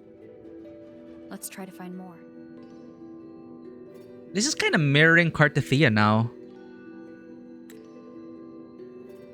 We were kind of anchoring and manifesting Cartithia, you know, and again, it's the themes of this game.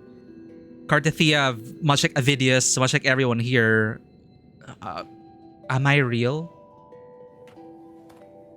What does it mean to be real? What does it mean to be human? Cue Nier Automata music. Ah! We separated hands for a second. We're gonna get torn apart. I've been really loving this game. Like, this whole region for this guy, like Renacita, like 2.0, actually 1.0 onwards, they get their shit together. 2.0 onwards is just absolute cinema. I'm not even joking. They have grown so much and so well as a creative team. Because the beginning was very rough, but then it gets good, chat. Even just watching the trailers and the cinematics, you'll just see the amazing cinematic storytelling they've had so far. Details, you know, aside though. Like, we can criticize that, but still enjoy the cutscenes. And the sussy stuff, but doesn't really bother me. Gone forever. Huh? Just one desecration is enough for the ordinary. I just wanted to understand. To look at it. To see the blinding flames. I was so close to seeing the outcome. To tracing back the cause. You must be smarter than me. Stronger than me. Tell me, did I do it right? Is it Aridea? Sun, burning with pain for that truth. Tell me, have I gone mad?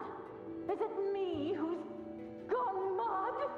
Dude, I wouldn't want to be a oracle or a, you know, a soothsayer or prophecy person. I think I'd go mad. I do not want to have a peek behind that curtain. Do not. No. I don't want to see the strings. Could this be another mark of Iuno's existence?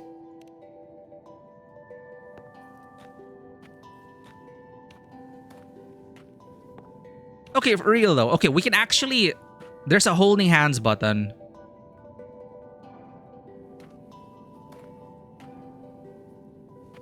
Take her hand. Oh, there's a whole animation for it.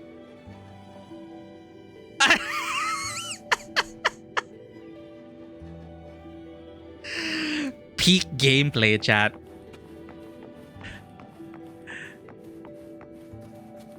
Move through the gap.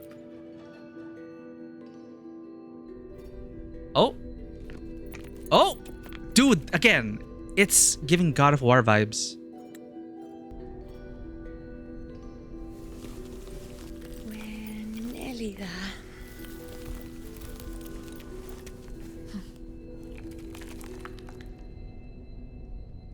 Push! Loading tunnel! Dude, Kuro is just taking from the games that they love.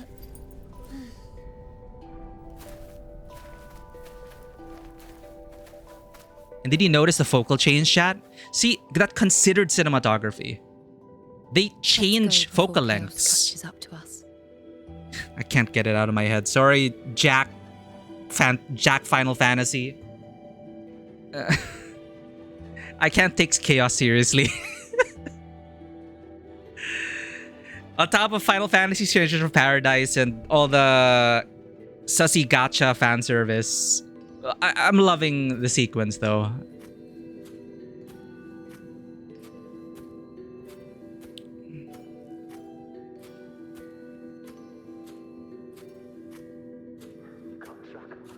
Can't lock them down. The only thing that barely reveals them is the moon. What the hell are we supposed to do?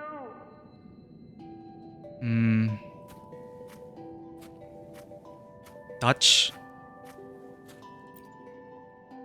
We were this close to killing that tacit discord, but then it touched the dark tide and just dissolved back into it. All of them are part of it. Wherever the tide shows, they crawl right out with it. But the second they're spotted, they melt right back in. Oh, that's annoying.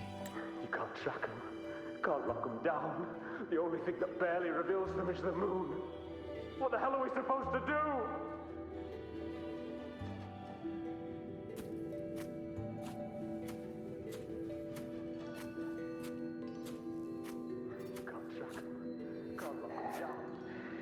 We keep moving. No matter what, we move forward. Until we can't anymore. The moon is bleeding, chat. Alexandros, you're not falling here. Also representative of Iuno. Now. Being consumed by chaos. It's the mission you were born for. The one you should be proud of.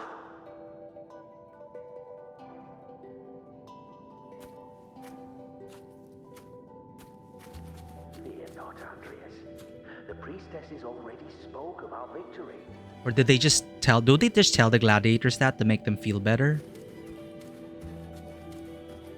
And then they'll decry the fates at the end when they lose. If they lose. Ah, shit. I forgot to talk to... that NPC. Sibylla. Crazy! Charging up alone is walking to your death. Think about your daughter. She's still waiting for you. Sibylla, Iuno's mom. Spare me your words. The entire Western defense rests on us. Do you have a better plan? As for death, of course I want to live. I fight not with death in mind, but victory. Hells yeah. Yet if glory and death come hand in hand, so be it. Let the bells toll and mourn me when the time comes. Until that moment, I will not stop. Is this how it was? Or is this just my imagination? So Sibylla's Iuno, am I correct? What? No, Sibylla is mother of Iuno. Do you want to say something to her? No regrets. What's happened is done. It can't be changed. Those who closed their eyes never truly saw. So this isn't really her. Wait.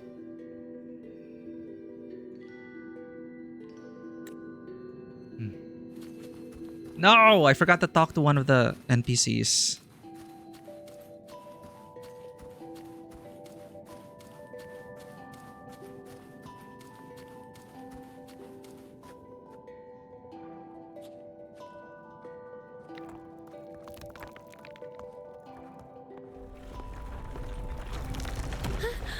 No! Chaos!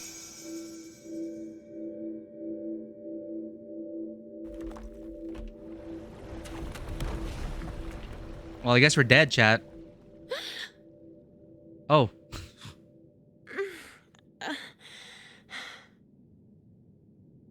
Okay, we're fine.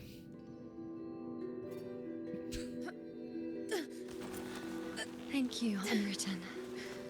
Still a weird nickname, but okay. Unwritten one. Stay close to me. I won't let go. I don't want to let go. Chat.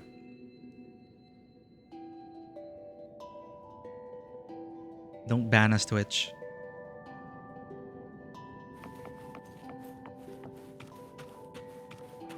Is that Her father.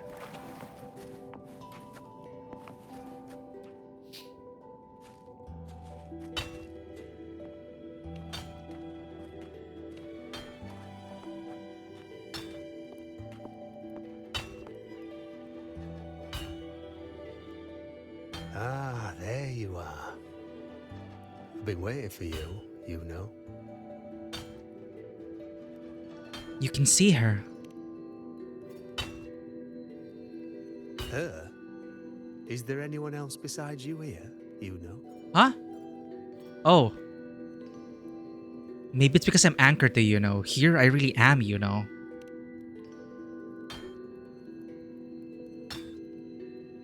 So, you came for the bow I promised you, eh? Still want it?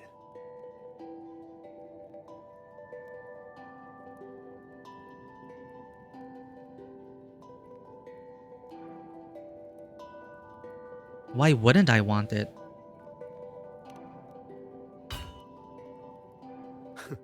Right you are. Why wouldn't you want it? But once you take it, what then? I reckon you've heard Lilibet's prophecy, haven't you? What do you think? I like how he's I can't covering picture you us, as that one of those blocking. serious priestesses in the temple. Stuck in there with your scrolls and your candles and your tablets. Doesn't seem right for someone with a spirit like yours. But yeah, like, again, considered cinematography. Like, he's talking to Iuno, not to us, but he's actually talking to Iuno. So the camera blocking and the blocking worked in such a way that it is just an over-the-shoulder shot speaking to Iuno. And if you really did become a priestess, well, this bow wouldn't be much use, would it? No time for it. Hmm. But you've got a gift that other priestesses could only dream of. Such a shame to waste it. And the warriors of Septimont need their priestesses. So do Septimont's auguries. Lilibet and the others still failed to foresee the entirety of the coming disaster. Of all times, Iuno chooses now to go silent?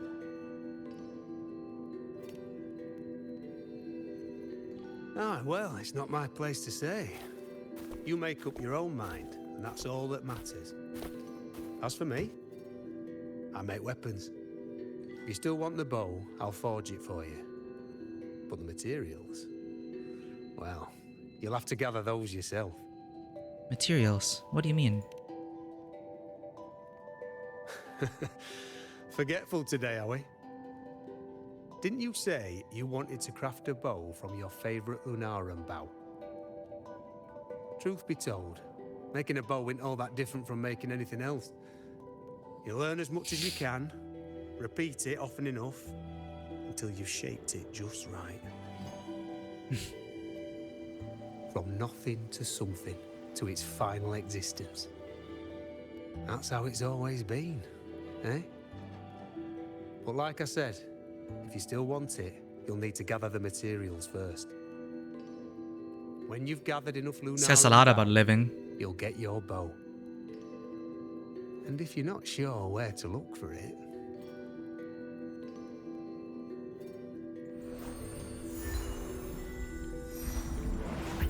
there. See it? Just head that way, and you'll see. What? Okay, Dream Father.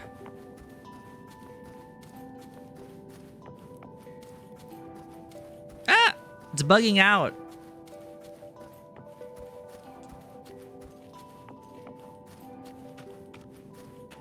Lunaran bow. That's what the blacksmith mentioned. Looks just like what was used for your bow.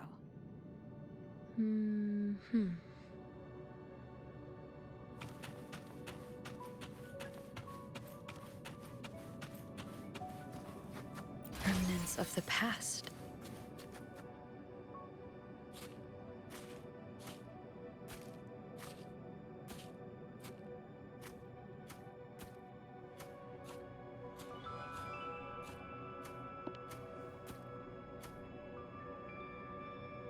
Chaos won't disturb us here. Sitting just like that, huh? You're still just as spontaneous. What's wrong with sitting down like that? Shh, unwritten. It's time for a rest. Come sit with me.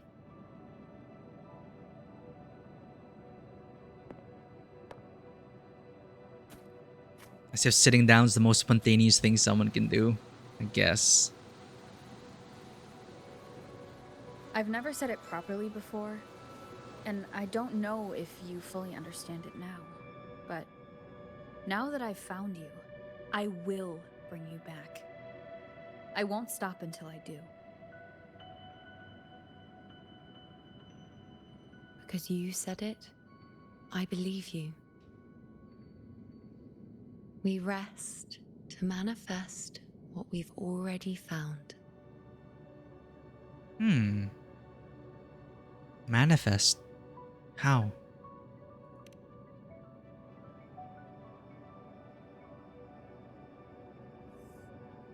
Oh. Come on! Don't bore me this quickly. Show me what other tricks you've got up your sleeve.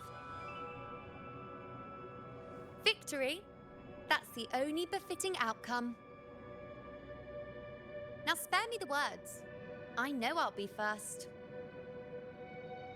This is only the beginning. Soon, I'll be an even greater warrior than Mother ever was. Getting whatever she wants, doing whatever she sets her mind to. Are you talking about me? Very well, I'll prove you right. Prodigy, you say? If you want to call me that, I'll gladly take it. And then fate gets in the way. But why are you so certain that who you see is me? What? Did you see Lilibet covered by the banner? Oh. That was... Huh? They're gone now. Because this is fate's will. It has favored me more than others.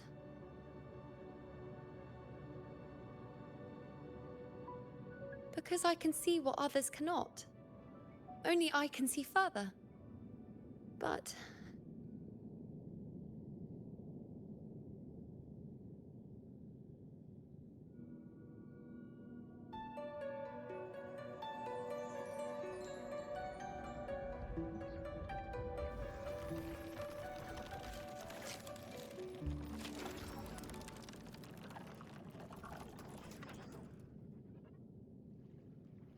Success.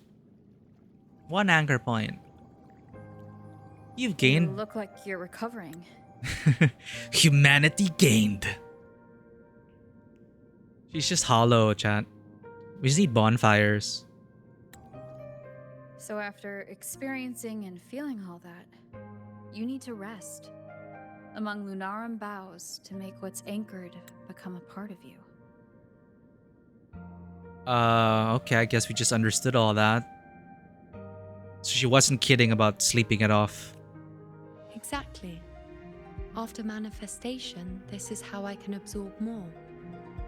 Why didn't you do it on your own?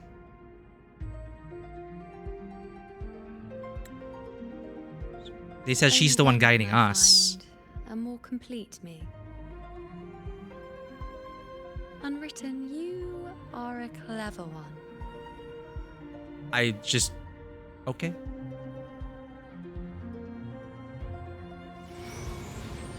We're just following the light trail. I'm not doing anything.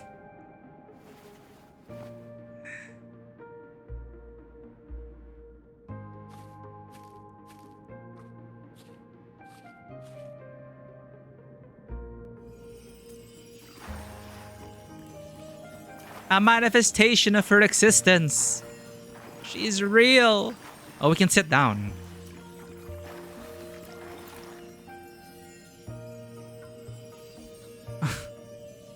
Oh.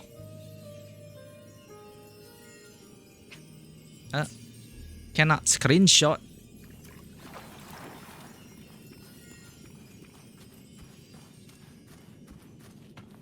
Oh. Make your choice before the gate of fate. Oh no. Again, will she want to even come back? What's the cost of her return? Follow the foretold fate or ignore the foretold fate? I mean, I don't trust the game to really end that differently, but this is a...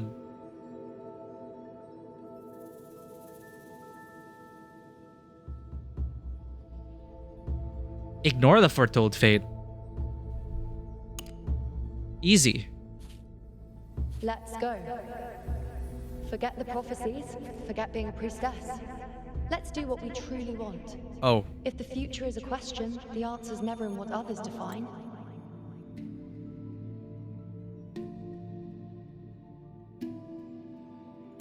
If we don't want to walk a determined path, then let's steer clear and try something we've never even seen before. Yeah, that's something she would say. Is that a plus point?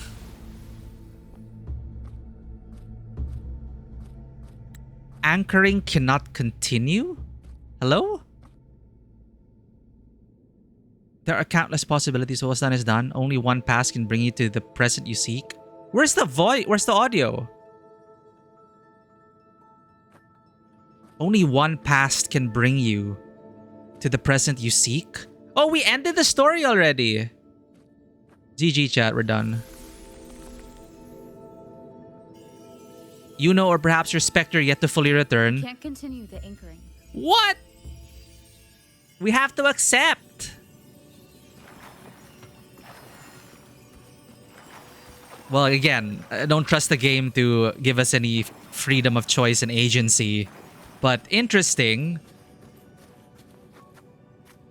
So, oh, that's us. Touch. The past folds over itself, leaving behind a faint trail of wrong choices on the shoals of chaos. What's done is done, yet you still have the chance to begin anew. This time, you've turned away from a wrong choice.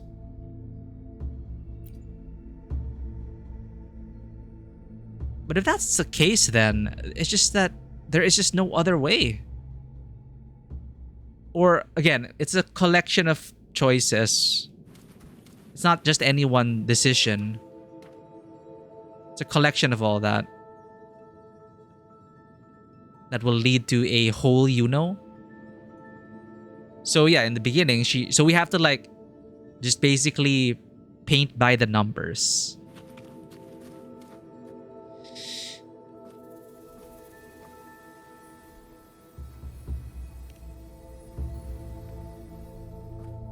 Only choice, follow the foretold fate. As the prophecy says, I cannot waste my talents.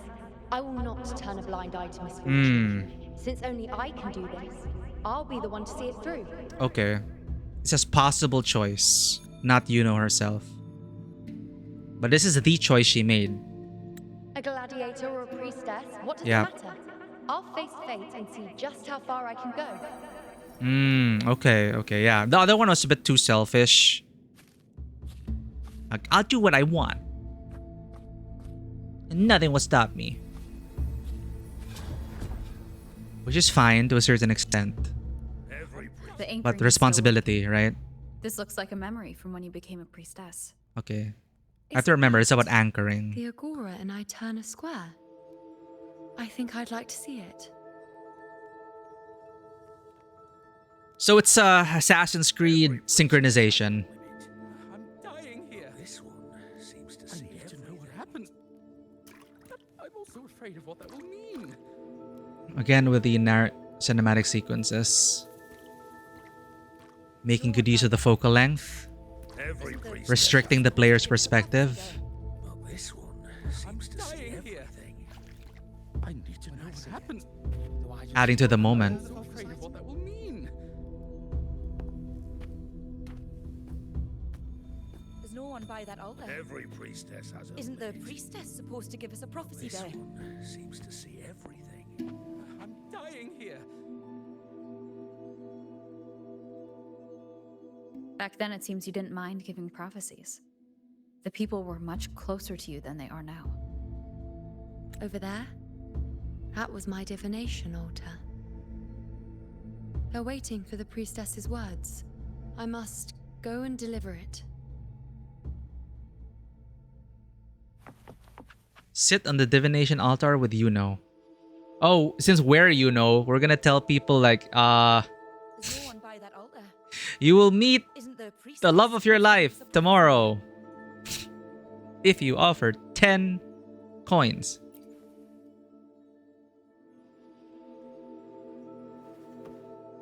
What did she actually see, though? You look unfamiliar. Oh, that's cool. Not from Septimont, I take it. Iuno, have you returned to your true form? Not bad. You even bothered to learn my name. An outlander coming all this way, seeking the most gifted priestess. Me. Just to beg for answers about the future.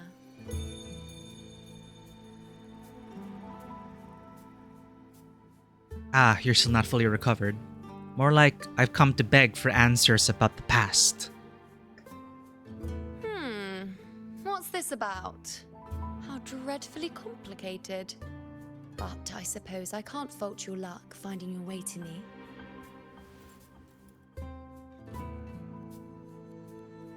They say a priestess can't see everything, but when she does, she's always right. But I'm different. I can see everything, and I'm always right. Okay. Overconfidence is a slow and insidious Even when killer. I'm not in the temple bathed in flame, I have more than enough power to see your future. So far, nothing's happened that I didn't already foresee. And then she sees Rover. Nothing! Now, hand over whatever item you've brought. I'll see what's been bothering you.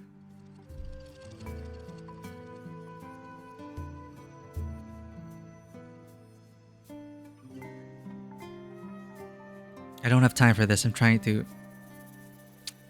I didn't bring anything. Oh, that's all right. I hope you're okay with me freestyling it then.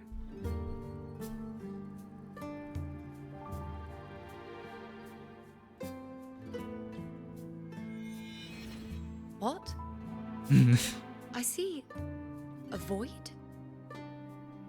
I can't see your past. I can't see your present and your future. How can this be? Does not compute. Administrator is out of the system. Like you said, I'm the unwritten one. You can't see everything now, can you? Unsurprising, considering we're not technically alive. Like you said, I'm the unwritten one. The unwritten one. Why is that familiar? Who exactly are you?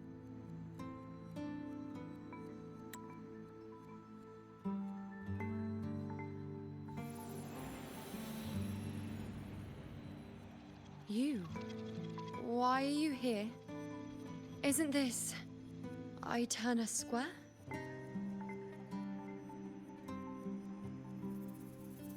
Did something happen in Septimont? Is it Augusta or the others? No, that's impossible.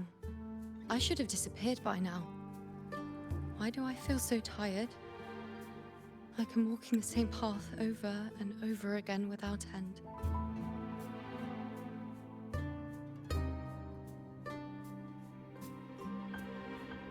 I can't look, chat. First the hand holding and now this.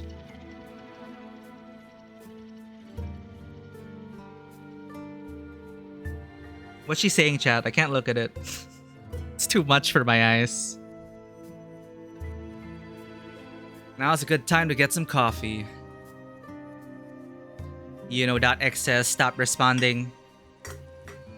For context, we're special. Again, there's a whole history of Rover. Lady Arbiter. We probably used to be some kind of god entity. An administrator of this world. This simulated world. If it is a simulation. A third iteration, Solaris 3. Maybe. Maybe. So yeah, we exist beyond the system, but we erase our own memories because I guess we wanted to slum it with the mortals.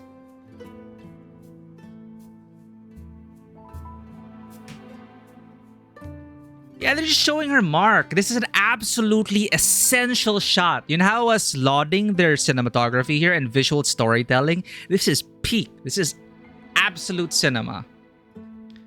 Absolute cinema's in chat. We have that emote for a reason. That's what this is.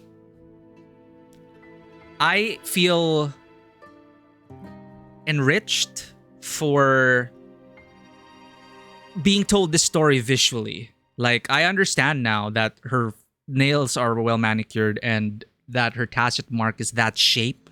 It is absolutely essential to the plot that her tacit mark is on her foot and that she shoots her bow with her foot sometimes.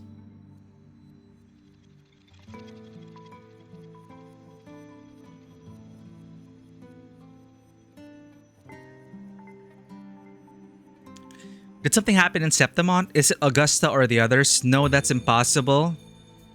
I should have disappeared by now. Why do I feel so tired? Like I'm walking the same path over and over again without end. Like, okay, back to serious matters and serious story ramifications. Again, they mentioned chaos. It's just everything just mixed together. Past, present, future, existence and non-existence, just all coalescing into chaos.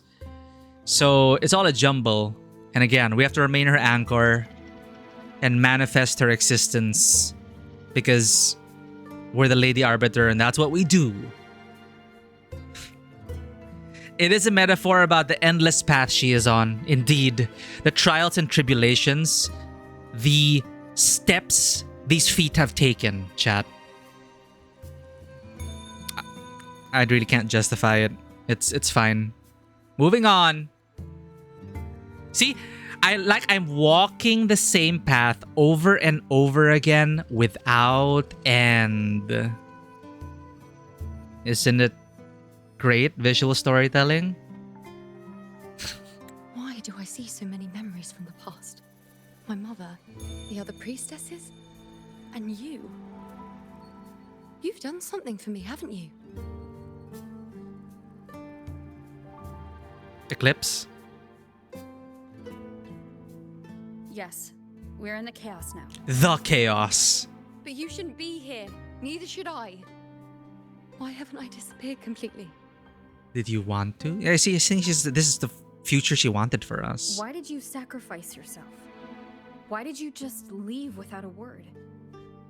Was this really the outcome the most gifted priestess chose for herself? Ooh, them fighting words. You know, it's like telling Asuka Langley that she can't pilot an Eva. And she'll like slap you to the side and show you that she can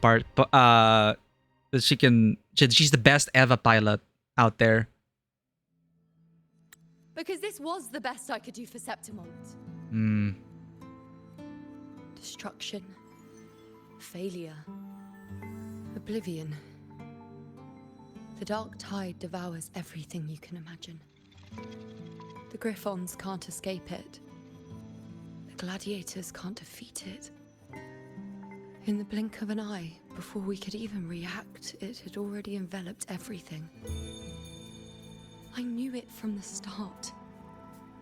I knew 3 years ago I would turn everything I am into the moon arrow that would pin down the Sovereign. I just didn't know when that day would come, or if it would be enough. Traumatic flashbacks to the Avatar. I'm sorry, Sokka. Your love interest turned into the moon. To save the city. Remember that, chat? Because waterbenders get power from the moon. So full moons when they're strongest. So yeah. That's what Iuno did for us. Until I saw you. You, the one who stood between me and the manipulating hand behind everything. Just like the faint light I once saw in the future. Is this all Christophoros doing, actually? I finally understand. My defiance, my sacrilege. It was all worth it. Now I found the answer. What? So you're just giving up? Let me show you what a better outcome looks like. Again, chat, we're here to defeat chaos. Whether it's because of the void I carry, or whatever else it may be, I still remember you. Your place in this world isn't over yet. I'm taking you out of this realm of chaos. Hells yeah. You... This seems like I missed something. Something I didn't foresee. So the unwritten one from the future isn't happy with the ending I've changed and wants to rewrite it. I'm sorry. I don't really like The step. battle is still undecided. The war isn't finished yet. Is that it? Yes, exactly. Yes. You traded your existence to alter the prophecy. But I'll anchor your existence and rewrite your ending. Yeah, why not both, chat? Let's just get a happy ending. Sykes gets power from the moon when fighting Sora, but could he then become waterbender instead of Demix? Sorry, Sykes and Demi? Sora? Are we talking about Kingdom Hearts? Because I never played Kingdom Hearts. Sora's from... Wait, Sora's from Kingdom Hearts, right? Sorry, I don't know these characters. But you mentioned waterbender?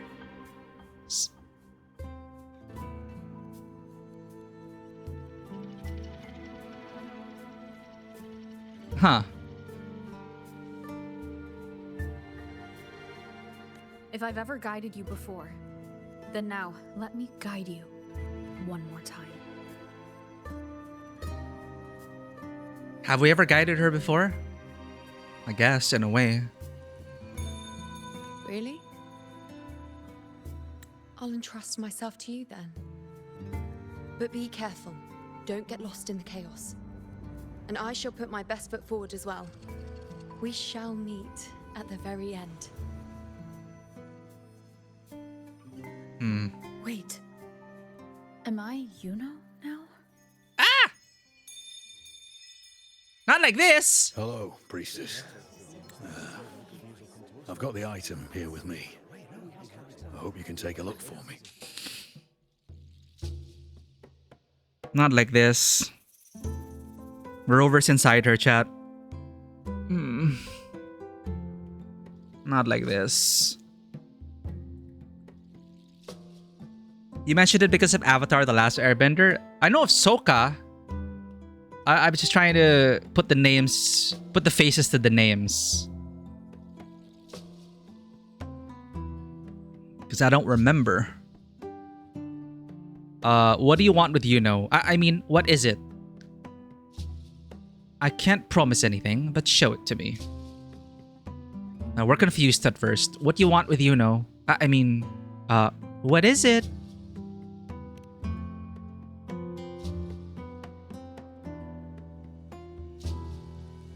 My squad and I were once ambushed in Kassos. A monstrous tacit discord, never seen before, appeared in the dark tide. I almost forgot. I think the Japanese VA for Iuno is Hatsune Miku. Hence the hairstyle. I seek guidance on what comes next. Will we have the strength to battle it? Oh man, the pressure. What? We actually get to... Inspecting the Omen. Rotate the items given by the prophecy seekers to find... This is really a more gentle story arc. Like, the previous one was like, hunt, battle, kill, hunt some more. And this one's like a... Go on a date in chaos and do mini games together. Rotate the items given by the prophecy seekers to find and activate hidden omens on them. These omens give clues about each seeker. Inspect all the found omens to gather enough information and glimpse the future of the prophecy seeker. And for people, for story skippers out there, shame. No, I'm just kidding. You can skip it if you want. They allow you to skip everything. But not us. We don't do that here. Thank you for the self-care, Zen. You're gonna need it because we're Iuno now. And we're investigating their futures.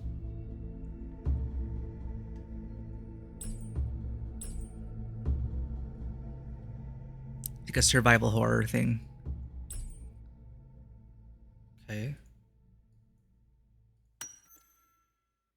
Severely eroded by the tidal blight. The damaged area is encrusted with white calcified material.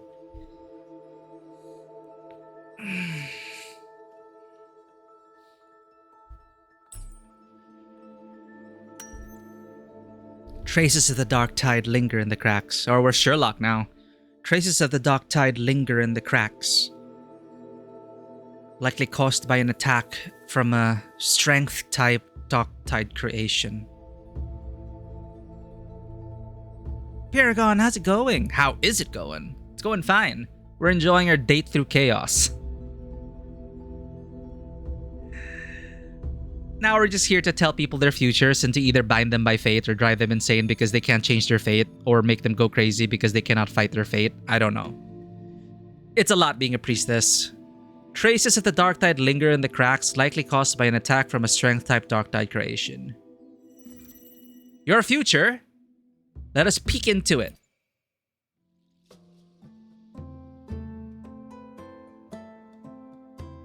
Ooh. Are these the types of visions Iuno sees?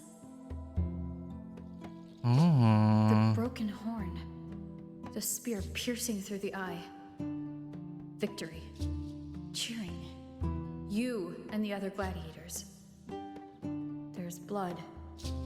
But they all survive. Oh. Consider the potential possibilities, or objectively recount what you saw.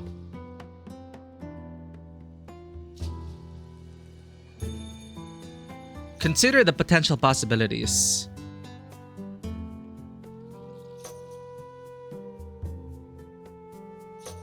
Seeing the outcome gives new information. Now their future is both certain and uncertain. Knowing it ahead of time lets them prepare and, with that, gain the upper hand. The beast falls, and we are cheering. Its eye is pierced by a spear. Its horn is broken. So, that's its weak spot. Huh. Is that the key to our victory? Thank you, Priestess Iuno. Your words put my mind at ease. That's so much weight for Can I a come see you oracle. again once it's all over?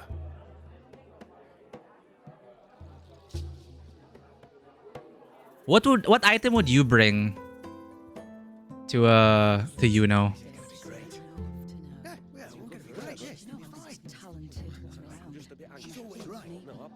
Priestess Iuno, I'm here with a bracelet my betrothed gave me. That looks pretty intense. I feel like it best captures his feelings for me. Intense, maybe. Perhaps our future together will be one of true love, where we grow old together. Oh my god. I don't think I'd want to know. Find and feel the omens on the gem, on the inside of the bracelet, and on the motifs. It tells you anyway. Or you can skip it. But I would like to... Ooh, look at that, chat! Two hands clasped together, shielding a heart. This is a vow of love between soulmates. You would bring Twinkies? Hope she won't mind it. Dude, I miss Twinkies. I just got annoyed when they started cutting down on the cream inside the Twinkies. It was just more... bread? It is just more... basically, barely any cream. And it tasted dry.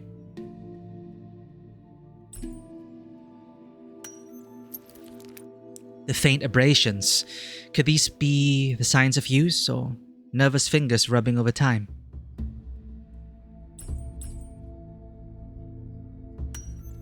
One ring to rule them all.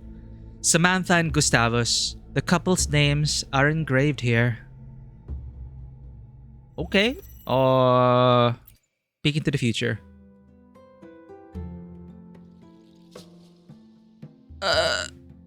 Pain or conflict. Confusion. Shattered hopes. They don't look that old. Not much time has passed. Is that their child? It's not as clear as the last one. All I can tell is that their love doesn't end well. But we don't know if it's ended. But it's obvious she's hoping for a better ending. It might either be problems at home or he's forced to go to war. Forced to join the hunt, or he volunteers to join the hunt. This can't end well if she is asking something is probably wrong. Oh, that's true. Not secure in her own, well, you know, some people just want peace of mind, but I don't think I would want to go to, you know. I think I'd be fine just trying to live my life, you know. I don't want to know about any prophecies. Speak the truth about what you saw. Offer hints to leave space for her to choose her path. Yeah, there. Offer hints to leave space for her to choose her path. I want her to have agency over her future. Because again, Rover saying it doesn't end well. Well, yeah. I mean, him going to war and leaving her and her child, that it's, yeah. Depends for the reason of his leaving. Depends on the reason for their crying. We don't see that yet. Offer hints to leave space for her to choose her path. If a priestess's vision is never wrong, then telling her won't change a thing. But what if it's the act of telling her this prophecy that causes that ending? That tends to happen. She should decide the path she wants, regardless of the outcome. I'll just let her enjoy the present. So, not much else to see? You want me to focus on the present? Well, we are very happy now. I feel very lucky. I really never thought we'd end up together. We've known each other for a long time, but we're both so strong-willed. I came here because I was worried about our future. Oh, yeah, you are right. You were right, Paragon. I really never thought we'd end up together. We've known each other for a long time, but we're both so strong-willed. I came here because I was worried about our future. But what matters is that we're in love now. Whatever comes, I don't want to let him go. And thank you, Priestess Iuno. No matter what, thank you.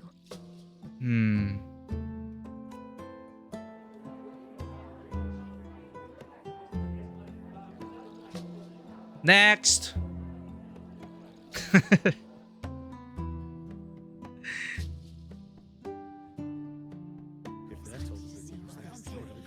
I have a little trick I'd like to pull off regarding a life.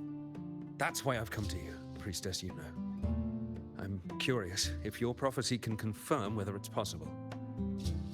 A little trick I'd like to pull off regarding a life? A trick? A priestess's visions don't deal in trivialities. No. Let's hear it. What do you want me to do? Depends how it works. If having ability to predict can change fate, then yeah, I would like to have such ability. Yeah. If you can change the fate, like the gladiators earlier, they understood that that is a possible future if they succeed. Succeeding is still up to them. And what the gladiator gathered from that prophecy was, that vision was, the horn through the eye. Okay, like these are tips we can use. He turned it into actionable things to do. You know what? Actionable intel. There. Basically, the prophecy was actionable intel. It wasn't like, yeah, you're gonna win no matter what you do. No, it's like, you're gonna win, but pay attention to the scene. So they still gotta try their darndest, right? So they can the fate is not written. But if it's set, whatever you do, what's the point, right? Perhaps mentally prepare if it's bad, but then again, it case more suffering as you wait for bad things to happen. That is exactly... We played Stray Gods here, right? One of the characters in Stray Gods, that's exactly what happens to him. That he's so convinced that no matter what he sees, what he sees will happen, no matter what. So, turn into actionable things to do.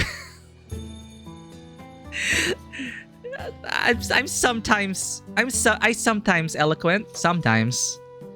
Yeah. What's his name? Apollo, was it? In Stray Gods, basically, that's why he just shut up and never told anyone anything. And he just sequestered himself and just didn't say anything anymore. Because he's like, what's the point? What I say is gonna happen. I knowing what will I'm suffering already. If I tell you, you're gonna suffer as well. So why should I tell you? Let's hear it. What do you want me to do? Have you never questioned whether it could be deceived or defied? I'm not seeing where this is going. That's a... It looks like my grandmother's collections of... What do you call it? Those ivory figurines with angels. I speak of fate, of course. Okay, clever Nicholas. You must be clever. It's in your name. These figurines I brought were crafted by my family for me and my brother as a rite of passage. They're made in our likeness. Aww, okay.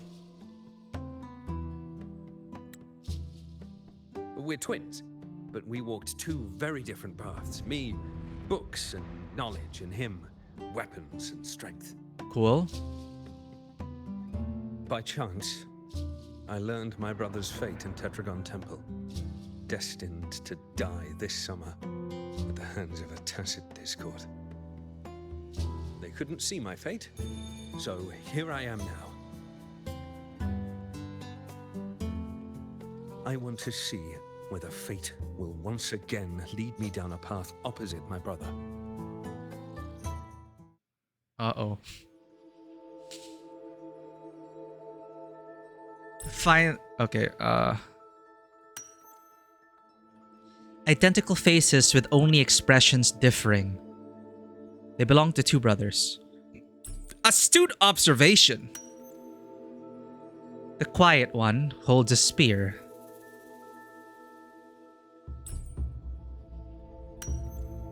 The mischievous one clutches a scroll. Oh.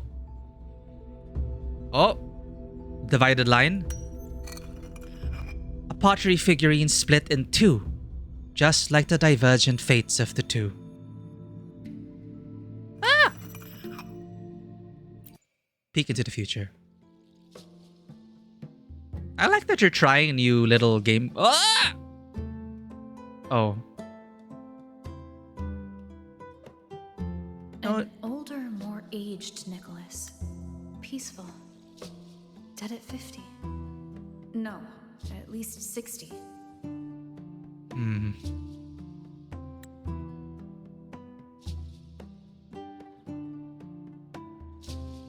Probe into his intentions first? I'm always gonna choose the second option at this rate. I don't find it that interesting to just say what we saw. Like, yeah, you die of old age. Next. I want to learn more about this guy. Probe into his intentions first. I want to psychoanalyze him and his future. That jiggle is way too much, man. Well, we were born identical, after all. I know him well. I swear I If was wanted looking to at her imitate eyes. him, even our parents wouldn't be able to tell us apart. But fate, what would it do?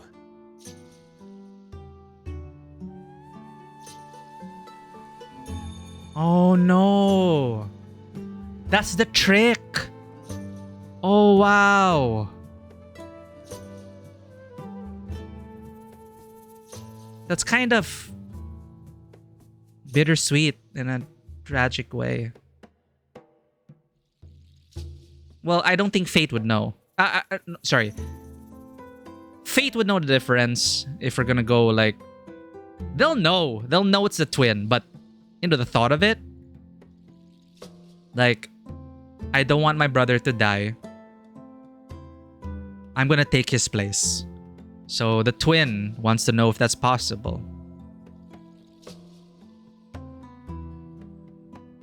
Yeah, what would Fate do, chat? You've shown me my end. I will live to become an old man. Oh. That means this summer, I won't die. What if I take Kyrion's place in the battle, and he plays the part of Nicholas, sailing across the seas? I'll confuse the whole world, even fate itself. Let me try. I'll use fate's prophecy to overturn another and trick death with the undying. Damn.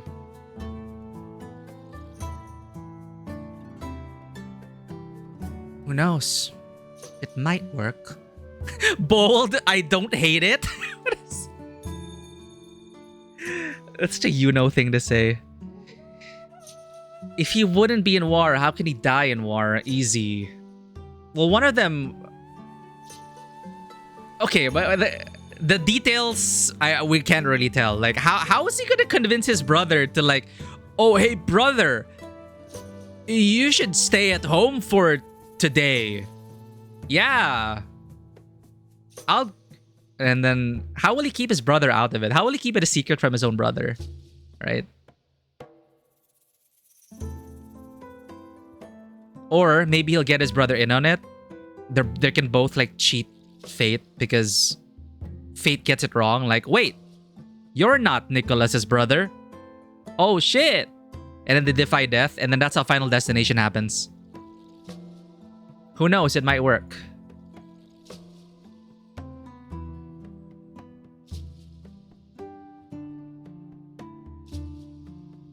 Well, good luck, clever Nicholas. Why do I feel like there's probably like a Greek story about that? Is it true that if I give you the right thing, you can see everything?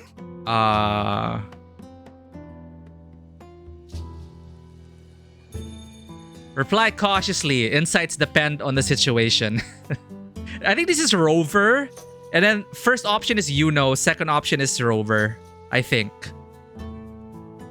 Well, that's easy. War can start anywhere. It does not require consent of other side. So dying in the war can be tricky to avoid. Yeah, that's the thing. It's like...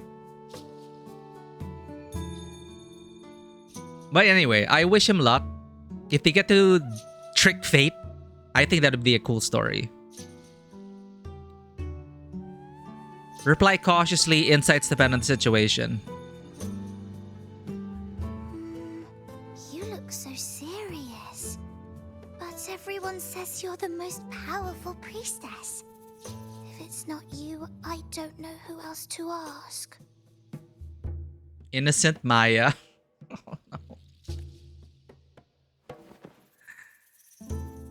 Sorry, kid. You get Rover piloting Iuno's body today. Made this bottle. Can you see where he went? And what did he turn into?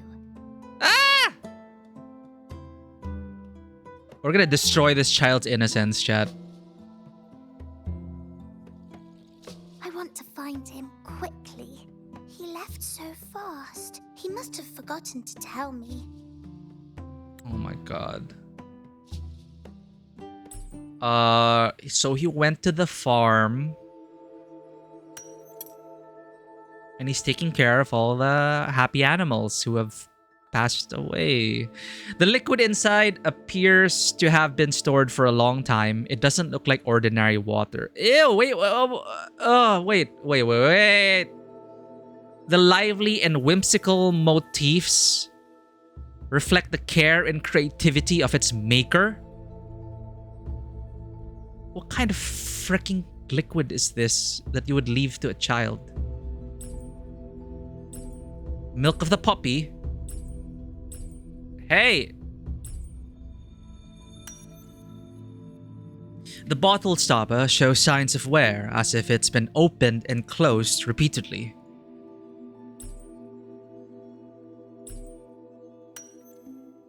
A lone butterfly. Oh. What special meaning might its presence hold here?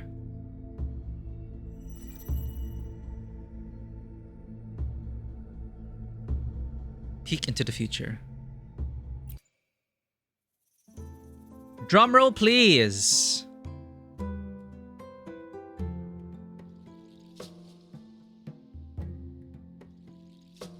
It's dark. Dark Nothing but tide. darkness. I don't see anything. What does it mean? Your grandpa. Oh, we cannot bullshit our way, okay? Recount what you saw truthfully.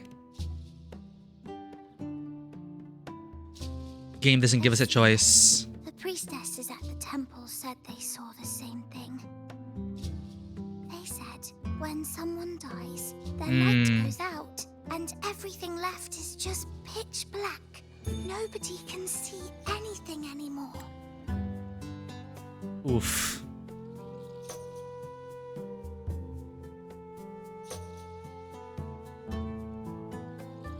So your grandfather's already...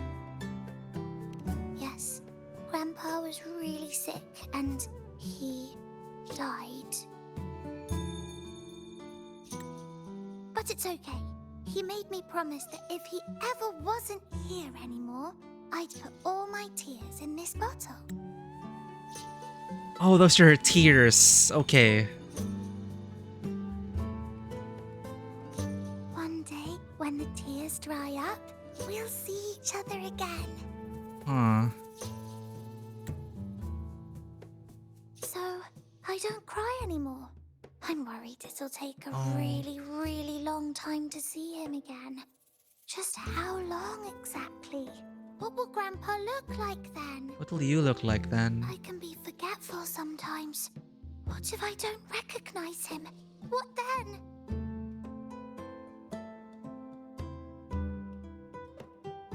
What's the real truth beyond any prophecy?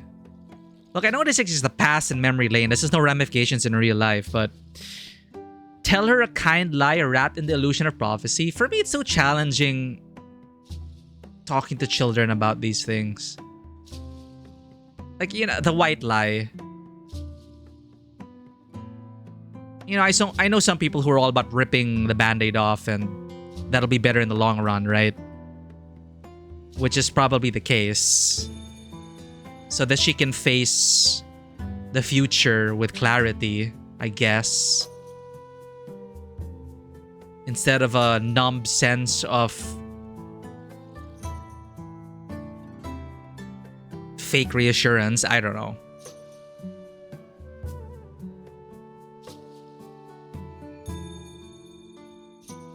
Ad break ends in a minute.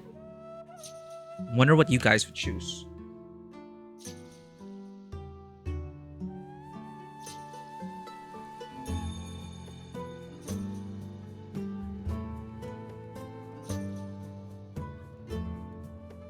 I wish I knew what this would be though. What is the real truth beyond any prophecy? Tell her a kind lie wrapped in the illusion of prophecy.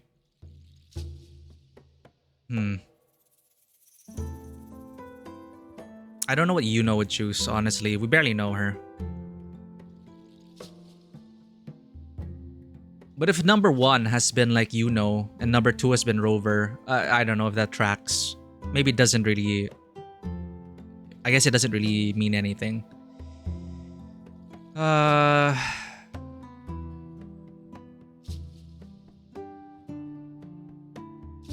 Welcome back from the ad break, chat.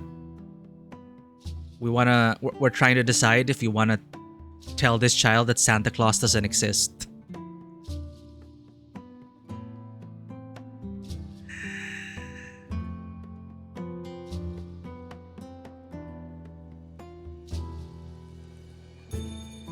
Tell her a kind lie wrapped in the illusion of prophecy.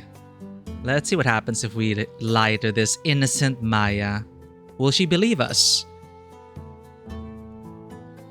But I'm actually curious what you guys would choose if you would just tell her the real truth beyond any prophecy.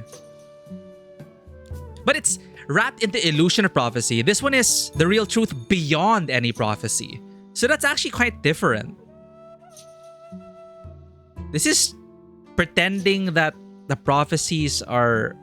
that a prophecy is correct. This one is the truth beyond any prophecy. That seems enlightening. I think I'll go with this. Tell her the real truth beyond any prophecy. I am also curious about the intent behind these words.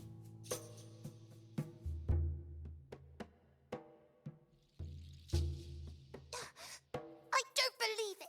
I don't believe you. Grandpa didn't lie to me.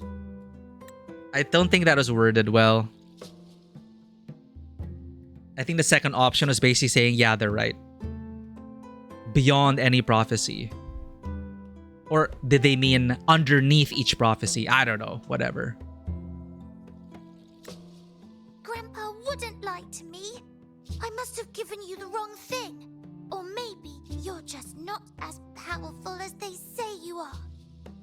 Understandable for the child to react this way. In all of you priestesses. That's why I came.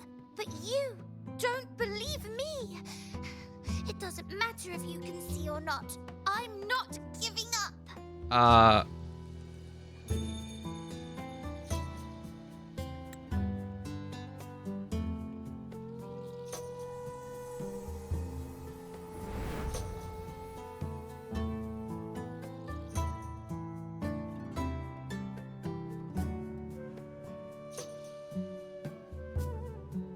I guess we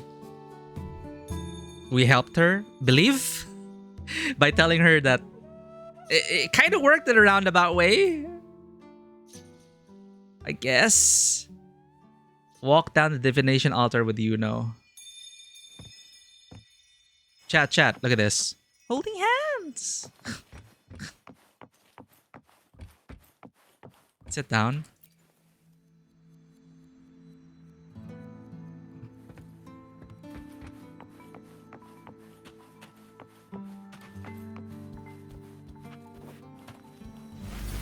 Oh! For 3 weeks, I removed everything that could catch fire. I couldn't have been more careful. Damn that leak, damn that peddler. The fire still started, just like the prophecy said. As the prophecy foretold, I cut the tacit discord retreat. And as the prophecy foretold, I will never return to my homeland again. You who watched fate unfold, do you know the weight of life and death? She was there, in the forest by the spring. That's a bug. Why did it play both at the same time? There. Mercy of fate, and thank that priestess. I'd already let go of hope. Of what? She saw the path that would lead me to my lost child. She was there, in the forest. Oh, happy ending. We follow the prophecy, and we won. When I see Board's shattered leg, I can't shake the thought. Was there another way? If we hadn't followed the prophecy, or if I'd chosen someone else to wield the spear, would Board not have gotten hurt?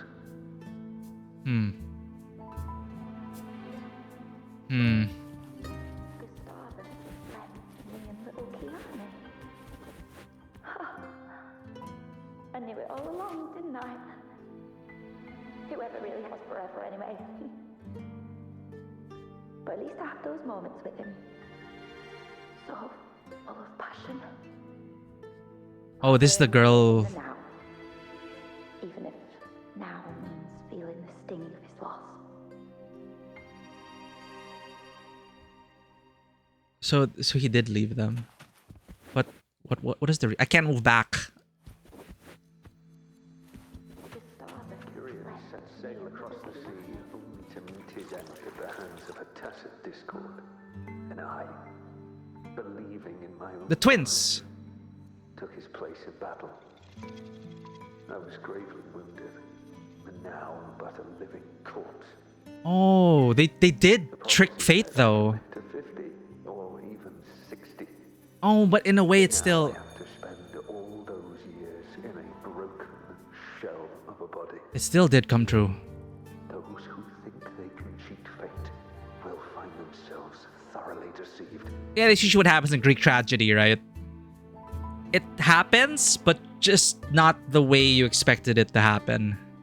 So he did still live to 50 to 60. Tyrion set sail across the sea only to meet But his brother did set sail. Oh no! Something can't be changed, no matter how much we want to fight. The tears in the bottle have dried, and I'm not that little girl anymore. Ouch.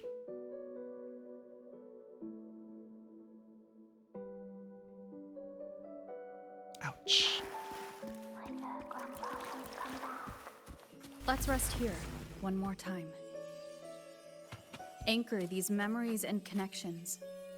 Make them a part of you.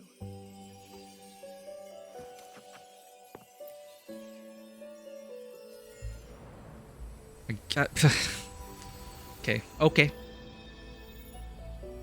Relevant coverage.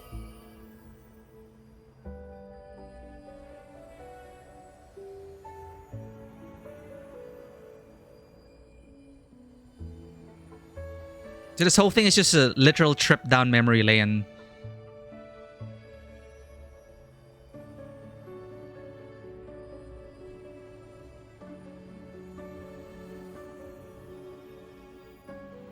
It's giving a very hopeful tone, though. I can see things no one else can. I've seen things others can't begin to imagine. So why, at the moment I should have seen the clearest, did I close my eyes and shut it out?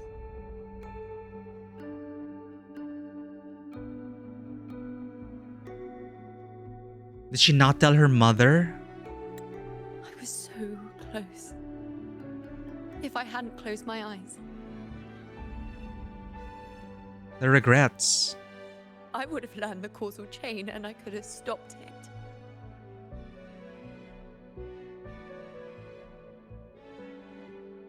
After that, I decided to keep my eyes wide open, no matter the cost. Ouch. It would make sense that at some point in her life, she would not want to know, right? She would not want to see. Damn.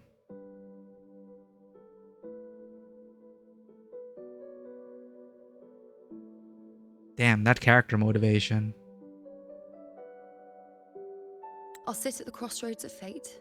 I'll stare into what's to come and not flinch, be it joyful, tragic rebirth, destruction.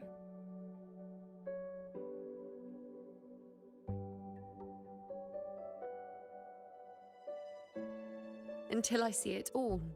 Until I know everything. Because I am stronger than anyone else.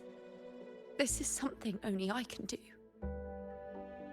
But if the priestess's prophecies were really perfect, we could avoid all misfortune. If there is such a thing as fate, then misfortunes cannot be avoided.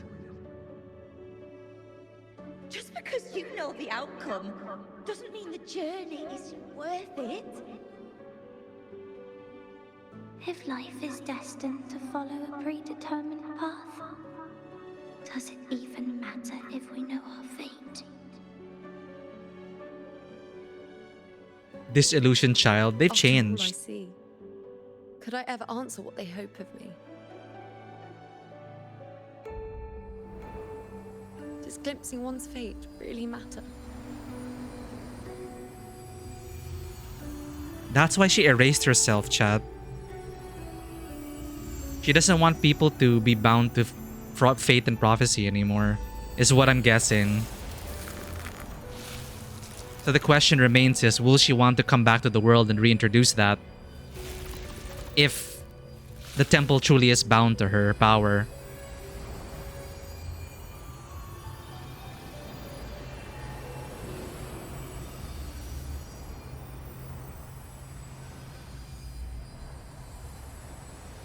You know, they're giving the hopeful tone of like, yeah, just go down her memories and she'll live again. But the real question, I think, is, will she want to return? In True Resurrection, in Dungeons and Dragons, did you know that true resurrection requires the consent of your target?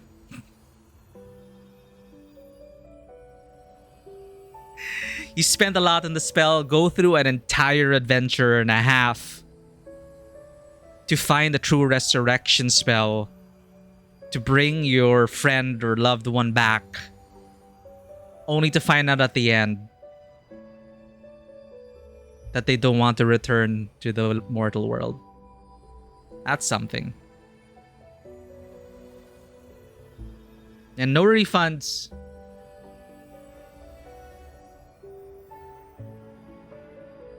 You weren't sure if seeing the future alone was really enough.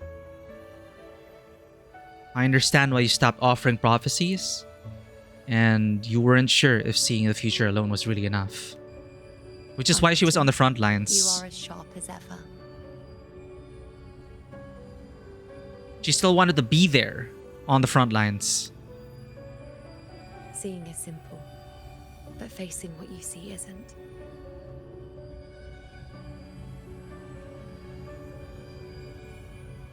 In your eyes, I see my past self. I also see my present self. Together, they overlap to create a more complete version of me.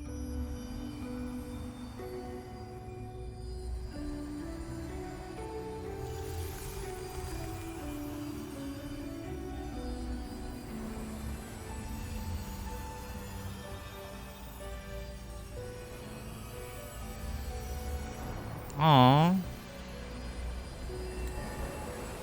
Oh.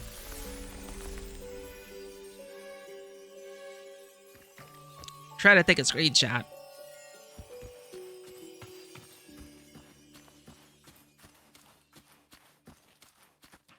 Who's this now?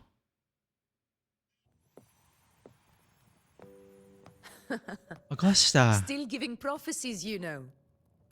Oh no. Like the first time we met on the plains. You told me you saw a glory as bright as the sun. One that would earn me respect. It's the sun to her moon. Truth be told, I didn't think much of your words back then. When I want something, no one's permission is needed. Nothing could stand between me and my goal. When the prophecy came true, though, I found it unsatisfying. Ooh. Yeah, I think I can get that. This brings to mind like a friend of mine. This is one of his major hang-ups about tabletop RPGs. Why he stopped tabletop RPGs? Because he couldn't get past the fact that he believed they were always meant to win. Or at least to him, his hang-up was that game masters in general, you know, since so much is in their control, the fate of their characters are in their control, then in a way it's already written by the game master in some way or form. Even if they think that, even if the game master thinks they're giving their players freedom, it's still a collaborative effort and a team effort after all. But you know, he just couldn't let go of the fact that tabletop RPGs were not for him, because to him it trivializes any victory, because he feels that they were meant to win anyway. Like there was no way the game master was going to kill us all and end the adventure here. So he left, and which is why he'd rather competitions, miniatures kind of competitions, structured rules, Warhammer, right? Because tabletop RPGs, it is still a storytelling exercise. There are rules to facilitate the gameplay. Sure, there are some rules and structures to tabletop RPGs, but it's still, in the end, very much determined by not just the dice rolls, but how we interpret those dice rolls. So fate, bringing into fate, you can't really argue that you rolled that in like a miniatures war game, everything's on the table. There's a rule book you can reference. Your actions have clear consequences. There's no like arbitrary, you die, but there's a chance you could come back to life. Is it in the rules? If they get to 0 HP, you take them off the board. Done. So I get Augusta. I get why Augusta is saying, when it came true, when the prophecy came true, I found it unsatisfying. This is exactly my friend who left tabletop RPGs. Why he fell out of love for it. And, there's a whole drama about it. Because he tried his best, but it just frustrated him further. And then it just, in a way, it just kind of leaked out. And other people are starting to get affected by it. It just wasn't for him. Because he never felt that the tabletop RPGs, the victories for him were meaningless. Because he was the type of guy who wants to compete to win. A lot of freedom players have there. Yeah, they are very likely to lose from time to time. Ending is absolutely in players' control.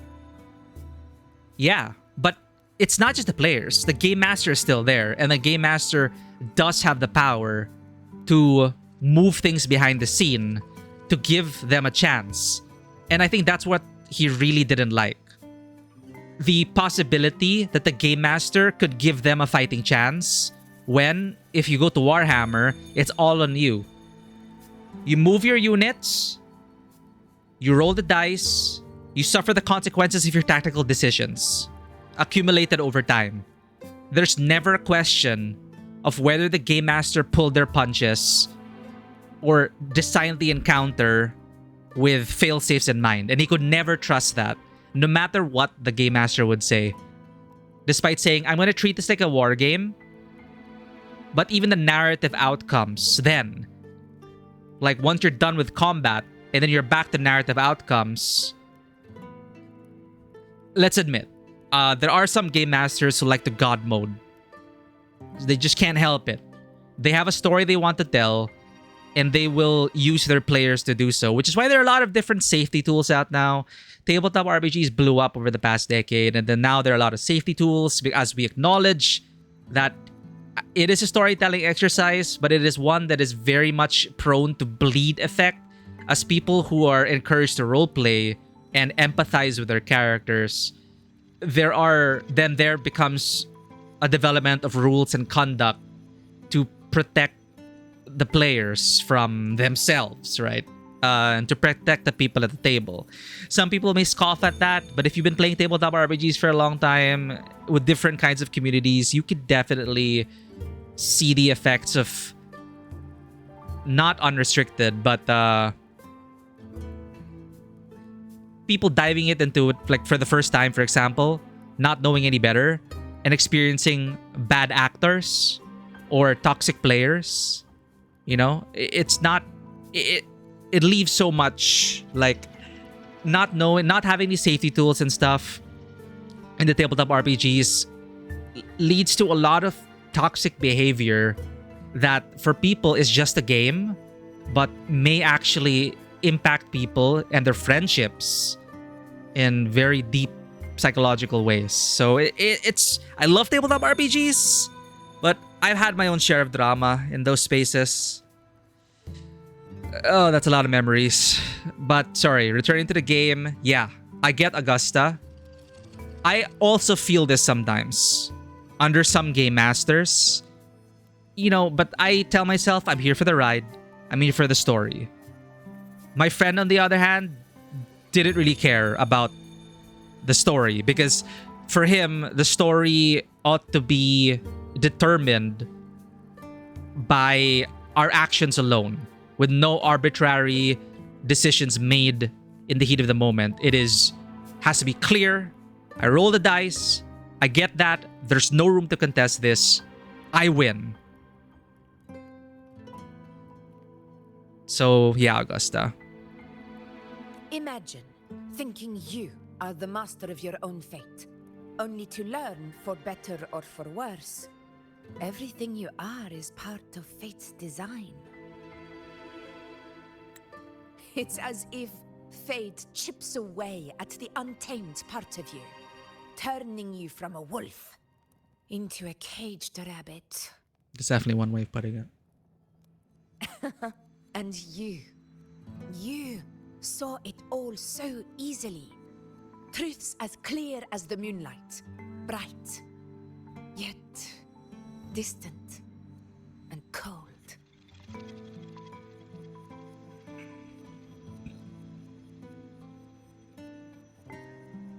If that's the case, why did you seek out the priestess? Don't mistake me. I don't dismiss the value of prophecy. Seeing the outcome gives us insight. Prophecies allow us to envision the future and find better ways to face it. Okay. In every one of Septimon's auguries, the priestesses foresaw disasters that would befall the land, but also the hero who would rise up to face it. Like the people of Septimont, I too have been blessed by prophecy. But in the end, whether disaster is averted or who the hero is, those choices are never ours. If we are nothing more than fate's puppets, what difference does it make if we can see its hand? If fate one day wills our annihilation, with no way to change it, what then is the role of a priestess? Are they merely fate's mouthpiece, bowing to its will? Or are they pioneers, seeking to shape what's to come? Be straight with me, what really brings you here? Is this about Septimon's auguries? Last night, Grandmother Lilibet told me another Septimont augury had emerged. This one revealed a future unseen, a warning long overdue.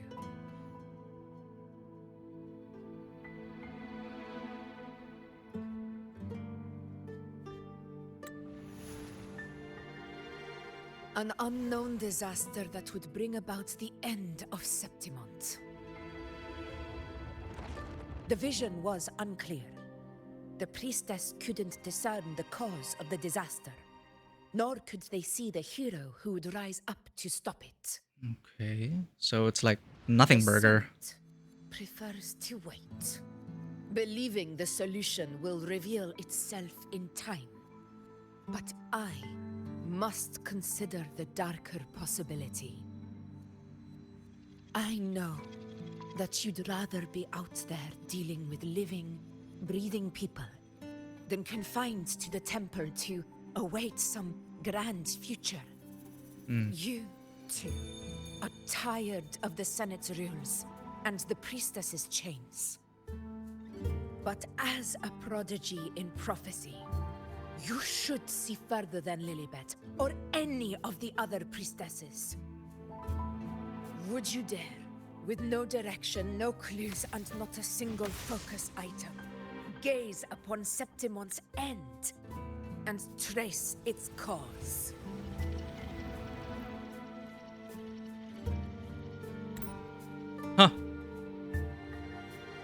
Reject Augustus' proposal, wait for time to reveal more insights. Okay, well, historically then we know that agree to Augustus' proposal, search for Septimon's ending.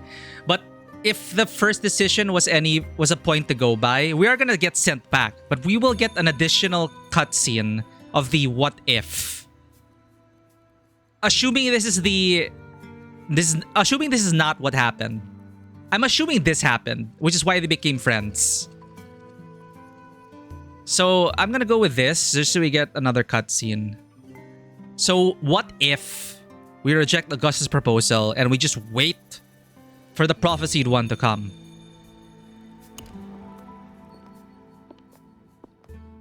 Countless souls have come to me for prophecies, and I've never held back. But in the end, all I do is relay what I see, down to the smallest detail.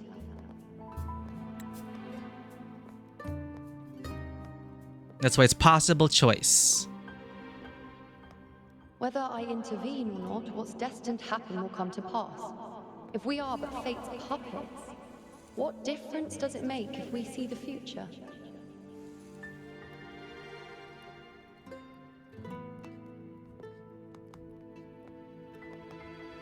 So this patch is very much like a visual novel, I see. I'm glad that they actually even give, like, even if it's just this little animation, a little dialogue. See, in the game, this is the game now. That's why there's no voiceover. Only one pass can bring you to the present you seek, because only one pass did happen here. You can't quite understand it, but she... Continue the anchoring. Who?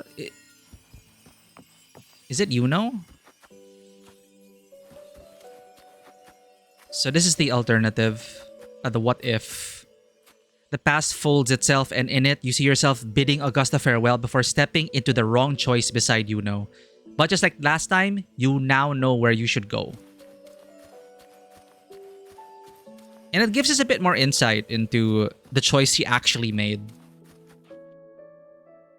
Would you dare, with no direction, no clues, and not a single focus item, gaze upon Septimon's end and trace its cause? As I said, to see it and face it are two different things. Agree to Augustus' proposal, search for Septimon's ending. See, that's the only thing now you can choose. But we got some bonus dialogue from the what if. So be it. I'll make this prophecy's ending my answer.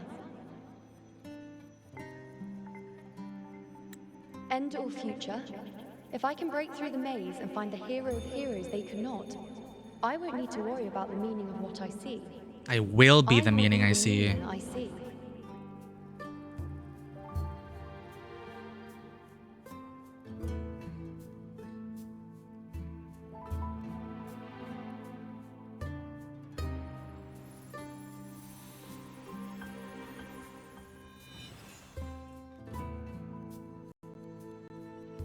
Once again, I repeat Iuno's past choice.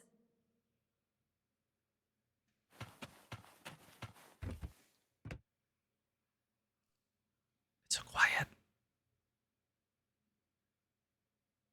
Over there, it looks familiar. Perhaps we can stop to take a breath and rest, if only for a moment. You think there are lunar umbos? I don't Mouse. know, but something about it is different. I must have been there before and done something.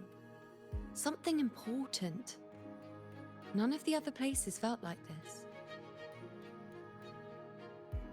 But why is it so ruined, so silent?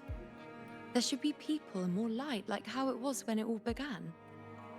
Let's go find out why this place feels important to you. Leave it to me. Oh wow, they actually... It's found us. Those Called... things are manifestations of chaos. Call the Warrior of Light. Chaos is found. Hopefully this helps. The wicked will face judgment. Good. Wind rises. Annihilation. The wicked. Why the hell is this taking so long? Waves rise. Judgment strikes.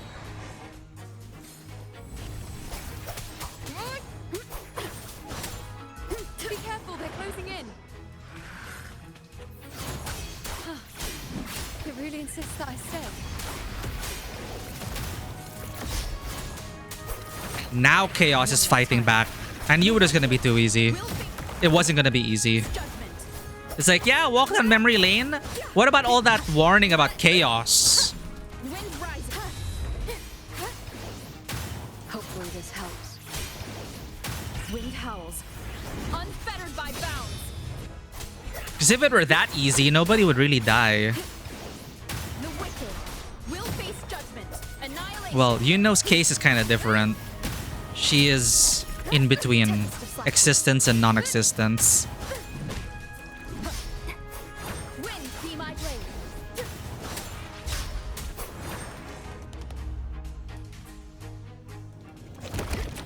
Ooh, cutscene. Not again! Chaos, no! I remember now. This is the place where it all began. It's also where it ended. It's okay. Run! Go where?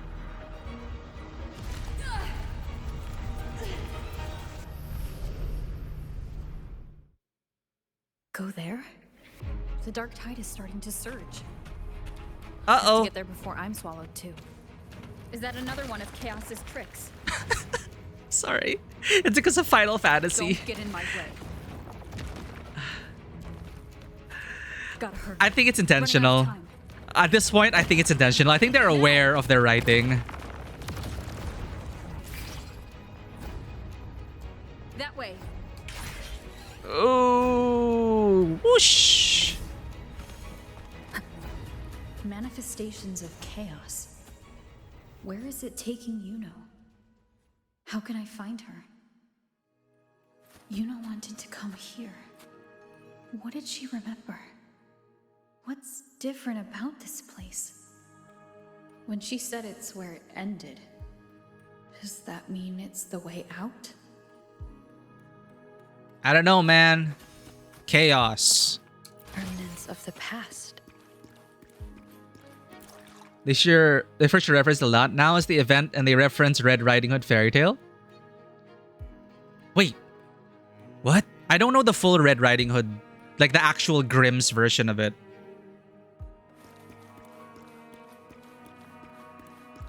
Chaos was in Red Riding Hood? These lights to guide me?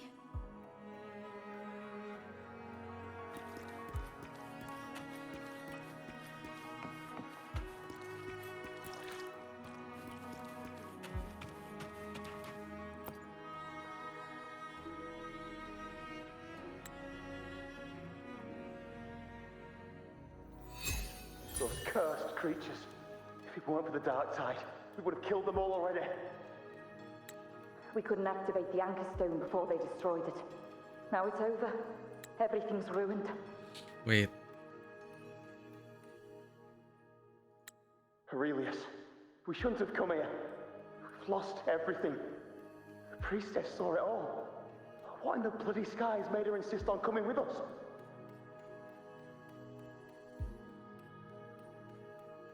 Eh?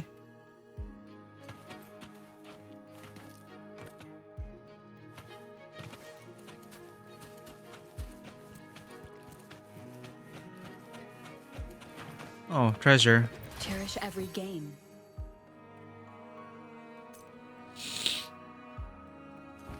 There was this menacing robot in the event, and you got to ask him 3 questions in parallel to why do you have these big teeth? Wait, are we talking about Final Fantasy? Sorry. The event?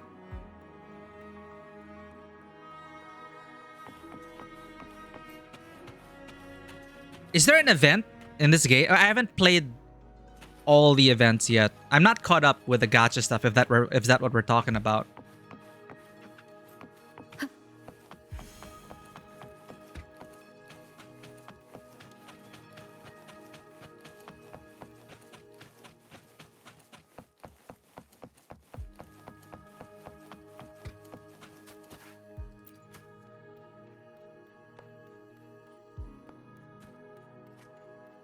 This calcification is severe. Such corruption. The dark tide surge just now wouldn't be enough to cause this.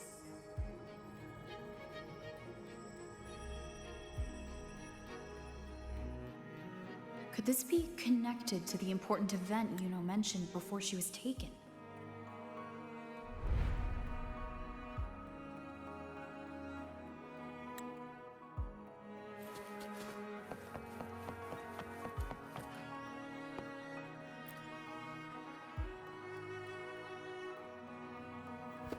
First David, then Lillian, then Harry, Vincentius, Perla, now even Anassa. Please, Iuno. Weren't you able to help us before? It's a gladiator, dude. What happened to the victory? Just like when you told us to use a spear against the Tacit Discord. Help us see something again. You must be able to see something. All of us doomed to die. If that's true, why did you come with us? Just to watch us die? No. The dark tide's corruption is spread too wide. It's covering their retreat, we can't catch them. The moonlight offered us some illumination, but now it too is being swallowed by the dark tide.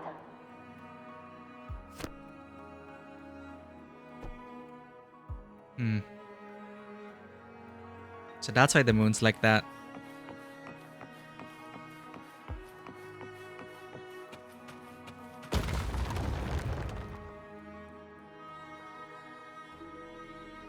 New event in Wuthering Waves is like a bug test of Coming of Solaris. Like the Annie event with cubes, and you got to find odd things in the game and report them. Oh, okay. I have not done any of the events. I've been so absorbed into Dune Awakening. Honkai, ZZZ, Girls Frontline 2, Nikkei, and Wuthering Waves. I haven't been able to keep up. Okay. I did play the Annie event with Q, so I know what you're talking about. So they did another bug testing thing. They come to you with like, hey, test this for us, Rover. Interesting.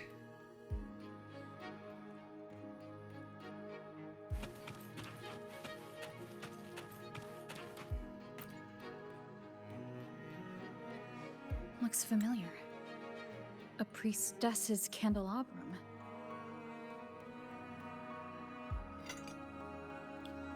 Oh, okay. To finish the topic of TTRPG and fails, you get the idea of your friend, but just on a topic in general, I think to be okay with players losing in some TTRPGs is hard for some GMs because it means losing character permanently at the cost of a stake.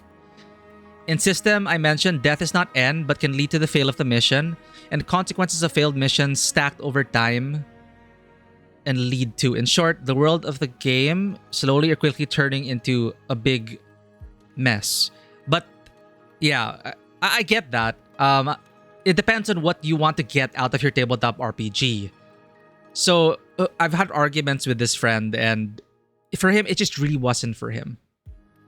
It's one of the reasons why I got so disillusioned about being a game master. Why I'm still traumatized by being a game master, even though it's part of my branding. It was an attempt to like, this whole streaming thing was also an attempt to try and get me back on that seat. Because, you know, some people would say, oh, you're a good game master. But then, you know, this guy was a very close friend. But he absolutely hated the way I ran, like, our D&D campaign, which he was looking forward to. It is a whole thing. Anyway, I don't want to get into it.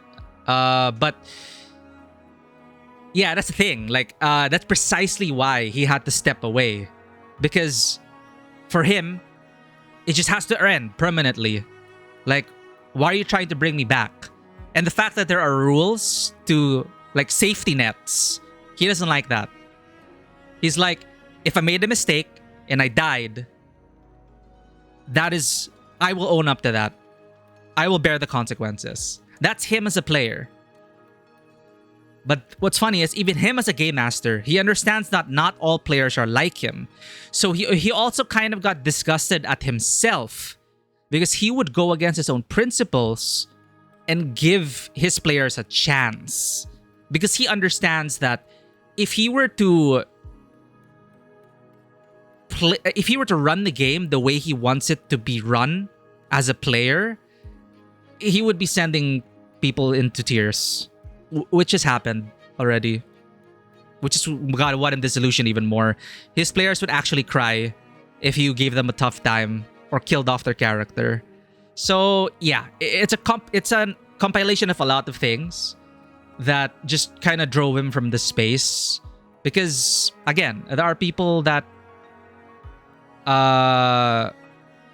just don't want it. Yeah, of course, that's what we all tell him. You just have to find the right party. He tried, but it's the very nature of tabletop RPGs, which have, yes, old school D&D is still super deadly, but there's still so much arbitration beyond the rules. That's the main problem he had with tabletop RPGs. You compare a tabletop RPG with a war game, a miniatures war game. They are not the same thing. A fighting game, a video game, a miniatures war game, no matter how much you try to turn your tabletop RPG into one, then you're just a war game. Because an integral part of the TTRPG experience is not just the combat system and failing in combat, but it's the social role play. And that in itself, as a social collaborative storytelling experience, will lead into different ways with no firm structure to ground it. Because if there were, then you may as well play a board game. Then it's just a board game, right? I cannot go out of these bounds. It's a thematic board game. I roll my dice. I pick out some cards. I choose an option. That is it. There's no question. If you have any questions, you look at the rule book. But what happens when poor Tim fails his save and gets crushed by rocks, and the GM decides that his bodies cannot be recovered? Or can it? You know, and all these things. There's just so many things beyond the rules of combat and rolling for damage and then dying. You can't help it, is what I'm saying. So I totally get him. I totally get him that whether or not it's true, like the feeling as Augusta, going back to Augusta, turning back into fate to end the discussion, what we're dealing here right now, the very question is,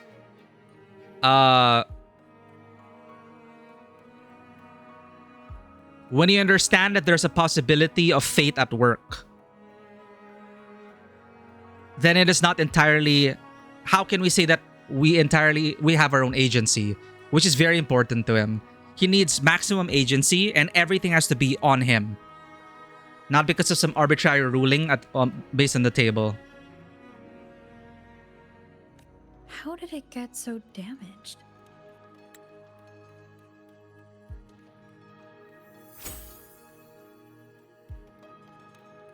Yay. I mean, this really is a visual novel episode. I'm appreciating the themes, though. I'm like that they open with Avidius. Fate unveils itself to the priestess.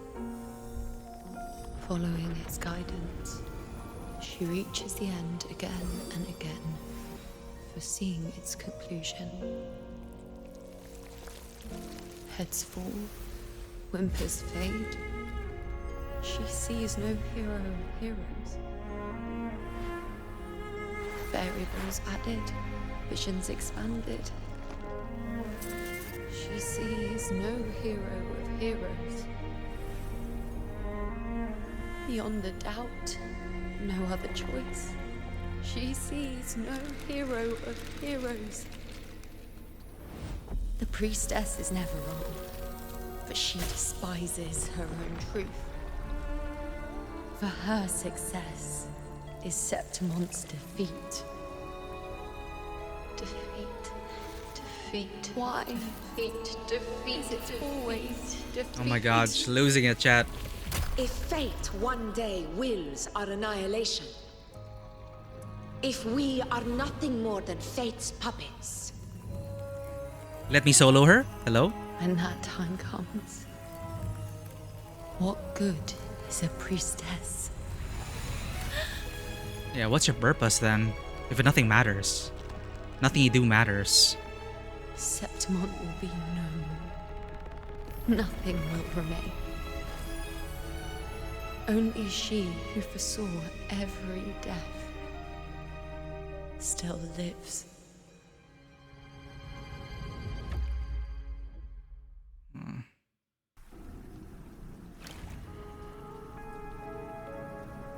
Why?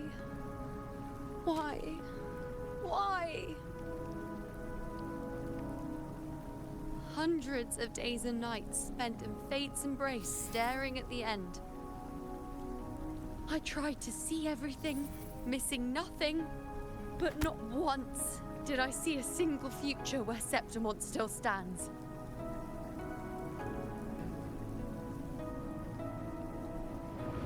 So this is the answer you give me.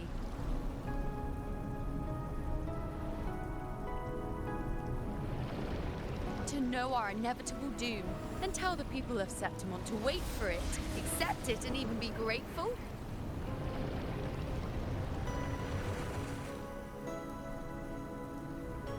Priestess, what more do you hope to achieve? Priestess, what more can you do? It's never enough. Haven't you already seen it all, plain as day? Haven't you seen it countless times already? Haven't you already viewed the answer? Yes, I saw it. A clear, undeniable future. I know. All I need to do is convince myself this is the final answer.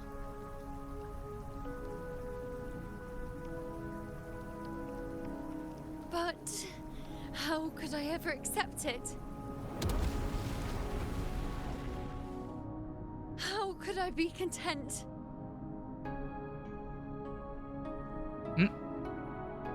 And mechanically giving us agency to push. You know, there's value in quick time events to help us connect to the story. With our very existence being denied like this. Push!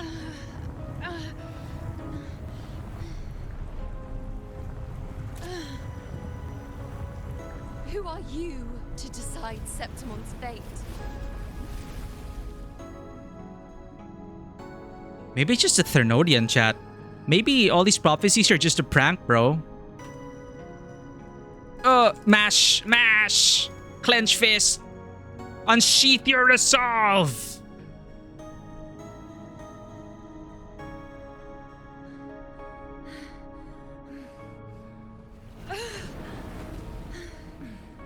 Certainty is just the narrow boundary fate sets for us.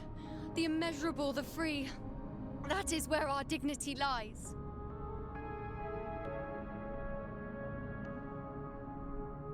A mouthpiece, a silent witness. If this is what you expect of me.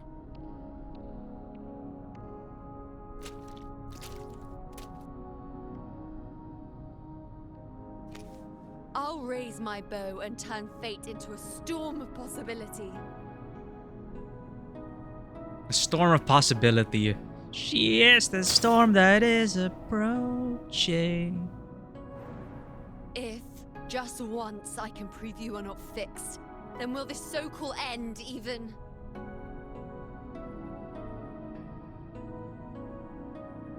It's an awkward cut though. Even what? Maybe it's time for Japanese dub. I don't know. Priestess Iuno, are you really going to stand with us against the dark tide? You've already seen how it ends, haven't you? Dude, he looks so familiar. I swear I've seen this guy in an anime before. Sorry, I got absorbed in that. It reminded me that we know as a player that she can't really see the hero of heroes because apparently we are unwritten. So she has no admin privileges, which is a big frustration, admittedly. But the decision to fight on, that is the window of opportunity that was needed for us as the unwritten one to come in and help them. So you knew a person, you were in the TTRPGs at the moment, who had sort of the opposite problem, but with computer games. He didn't like that there are stuff he can do in reality, but games are super restricted. Yeah, again, it's really, you gotta find your own niche. You gotta find your own people. And at the end of the day, after much soul searching, we really just agreed. That it's not for you. You need to step away. Because he was also very heavily into like organizing events and everything, and he would just keep complaining and complaining because he loved the community. He wanted to help the community. He had the best of intents. But if the very thing that you're organizing and playing is just something you start to hate it, right? So that's one regret. A regret was he probably should have just stepped away from the space before it got really toxic. It's a whole other thing, right? But we just agreed. It's not for you. This is goodbye. I'm still into tabletop RPGs. I'm still an active player in tabletop RPGs. But I've only run. I was able to overcome my trauma. Thank you for that, Vanwa.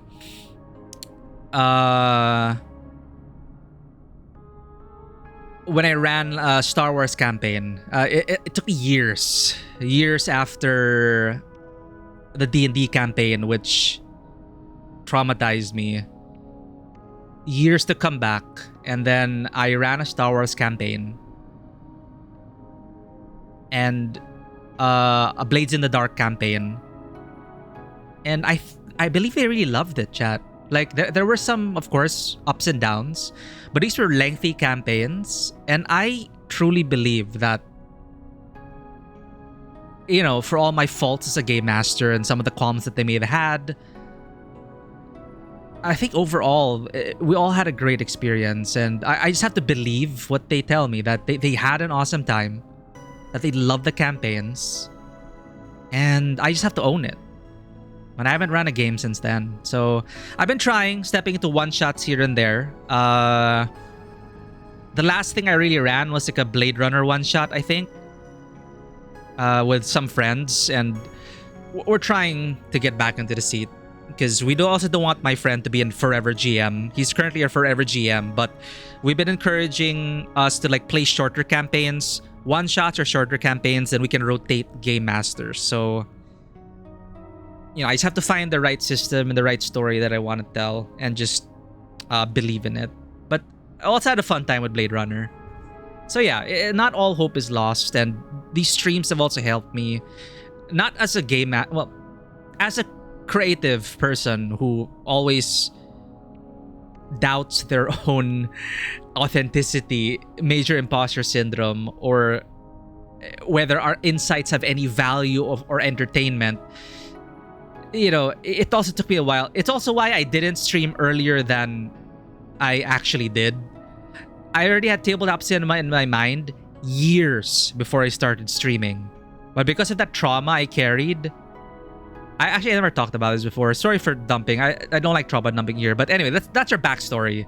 Tabletop Cinema was an idea I had, and I was very excited about it. But then I got traumatized by personal things, and I put it in the back burner for years until I ended up running games again for my friends who loved it, which helped me on the path to accepting myself and trying to stream as another activity to do.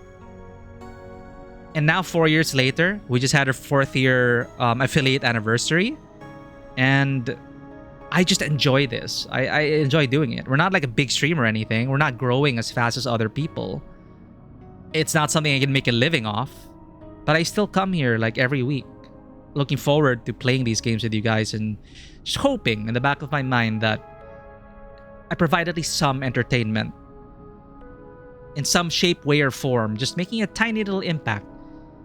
Whether fate has something in store for us or not, I still choose to be here, and it's all thanks to you guys. So thank you. Who knew this little visual novel about defying fate and staring at feet would lead to such things, but here we are. But now, our resolve is unsheathed. She is a storm that is approaching, and we are going to beat chaos. Of course.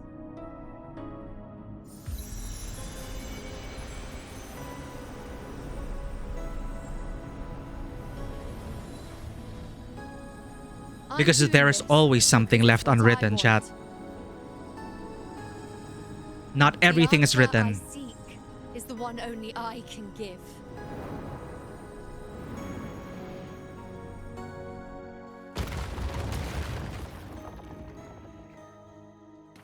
We broke through. I feel like we're reaching the climax soon. So I'll just let this stew for a moment. See you after the ad break. But yeah, thoughts so far on the story. It's definitely a change of pace. I appreciate that they added some little mini games in there.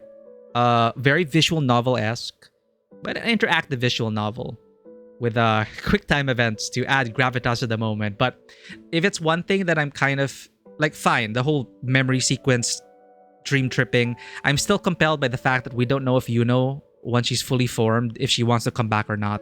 Because her returning might mean a lot of things for, like, we can change the ending, but how will that affect the temple? How will that, it's so, and that also says a lot. If you were to write yourself out of existence, that's something to think about as well.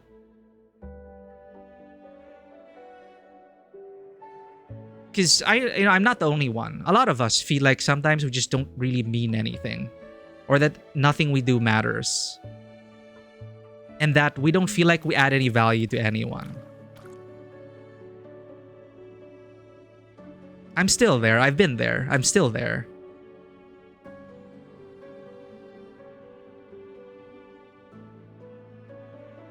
But stories like this, even if we barely knew her, but what a change it is to just have that person written out of existence. How different these people have become. It's not just any one person. We're all just, as social beings who give existence to each other and meaning to each other.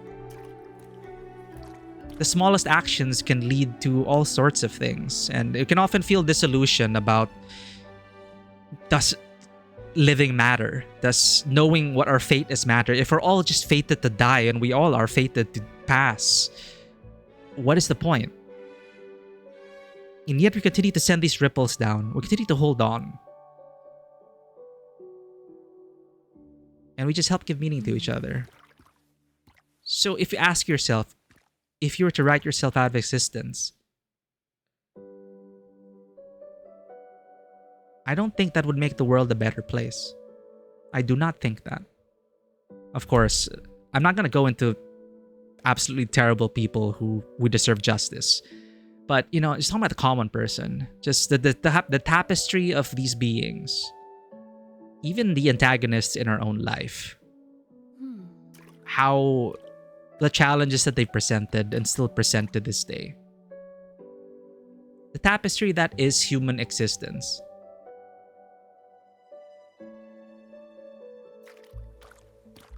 This whole story has been an encouragement about holding on and believing that your existence means something. At the heart of it, that's what I feel Iuno's story is all about.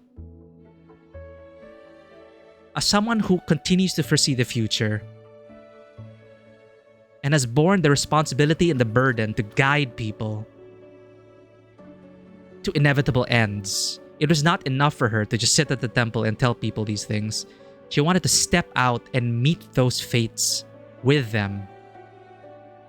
And in classic Greek tragedy, to attempt to define them. Defy them. Because there are things still left unwritten. We never know how it's fully gonna turn out.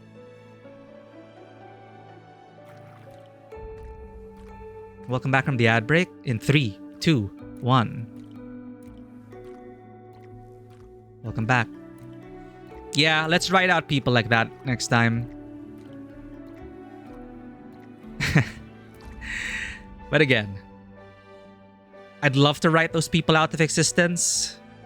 But right now, this very moment, this present that is passing each and every second, becoming the past, I am here right now speaking to you because of everything that has happened and all the connections we've made and held on to.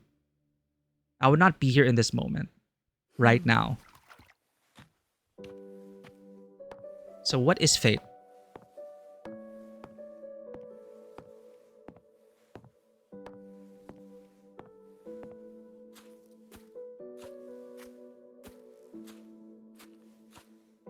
Is it simply an accumulation of the decisions that we've made along the way?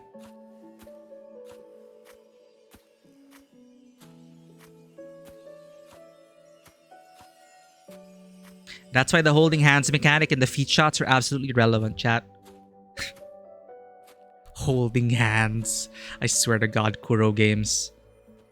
This patch is so fan service, but also a pretty seriously heavy and philosophical story. It's not really exciting, but it's I'm here for the ride and the journey. We already had our excitement in the previous patch. Now we enjoy pretty visuals, gentle music.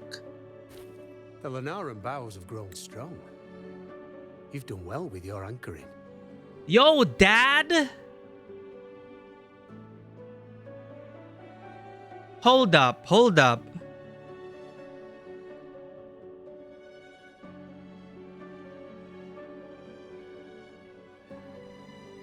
Iuno's dad is aware. Wait.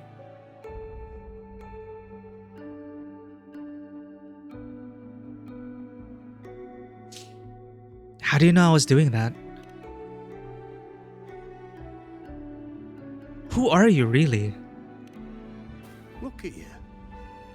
A mortal from the real world stumbling into chaos.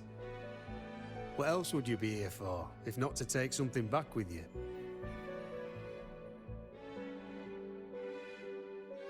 Yeah, this is definitely part of their Greco-Roman inspirations. Like Septimont. Also, with that thing on your wrist there, isn't it clear? That's how she's been connected to you all this time. Only anchoring explains that. As for your second question, that's even stranger. Along the way, you met priestesses, gladiators, and many others chasing prophecies. Did you ever stop to wonder who they were? I thought it was just a dream, but look at this beautiful shot.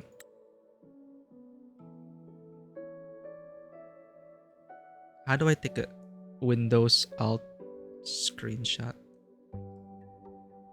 There we go. Hold up. How did you know I was doing that? First question. What else would you be here for if not to take something back with you? The thing on your wrist isn't clear. That's how she's been connected to you. Only anchoring explains that. The second question, which he thinks is stranger, who are you really? And then he asks us, well, along the way, you met priestesses, gladiators, many others chasing prophecies. Did you ever stop to wonder who they were? You gave me a strange feeling, so I asked. You're the only one who doesn't clearly belong to any past. Well, player knows. Well, at least this is the image of her father, but you seem to know a lot more than you're letting on.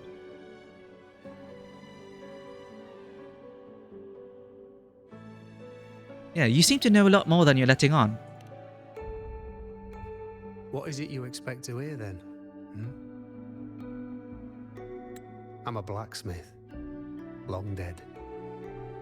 Once a forger of weapons. A father to a daughter. A reflection of her past in the chaos.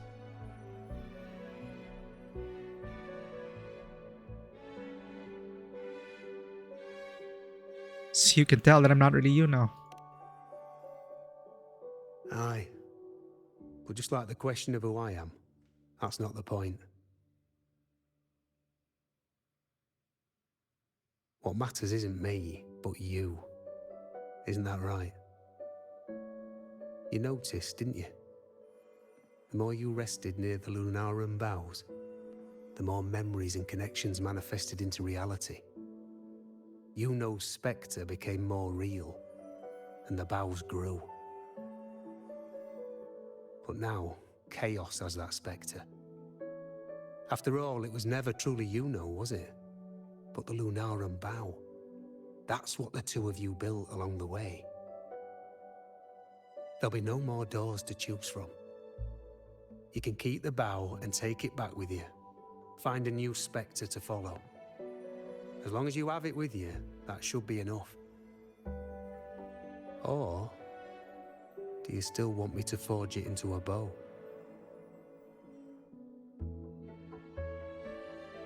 Huh. Still choices to make, but more intangible. Aren't you asking me to make a choice now? We were gathering Lunarum boughs to forge the bow. Just like I came here only to anchor her and bring her back.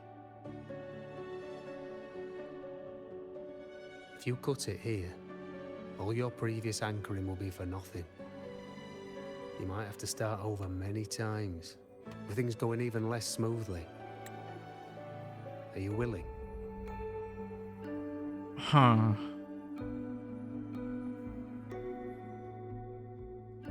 Not to mention being trapped in chaos for so long. There's a chance she's already forgotten her will to fight. Are you sure you want to throw away all the certainty you've built just to gamble on a possibility?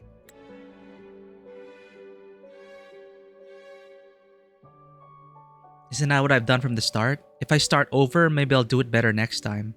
I'm sure. I have to try. Forgotten to fight? I don't know who you think she is, but the Iuno I know is not someone to give in so easily.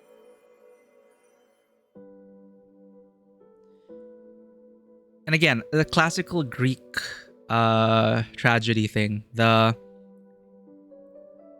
or in Greek classical plays, audience knows who this guy is, who the daughter is, but the characters don't know. I forgot the term for it.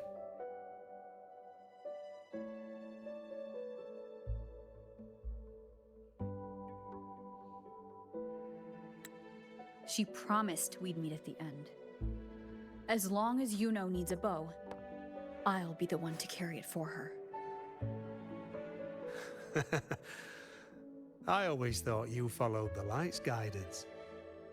Now I see you reach this point because the light followed you. How could I forget? The greatest archery isn't about hitting the target every time. It's about letting the arrow choose the mark. Wherever it lands, that's where destiny awaits.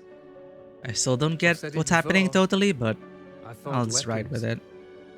If you still want it, I'll forge the bow for you. So what was the decision? Like, let's do it. We could just leave, I guess, instead of delve deeper into chaos, is what I'm understanding. It's like, you could just take these memories and leave with a specter, with just a memory of her. Or, because they took Iuno, quote unquote, so we can't like fully complete her. So yeah, I guess it's just that. Like, do we want to press deeper into the dungeon, or do we want to quit while we're ahead? Of course we're diving in. Let's do it.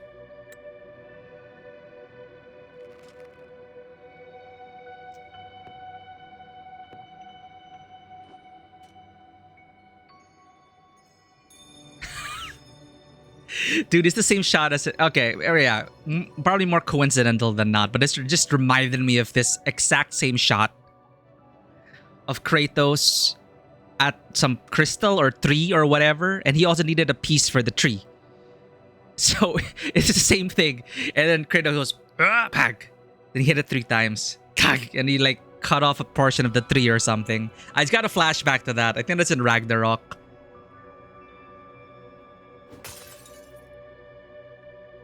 Exactly this.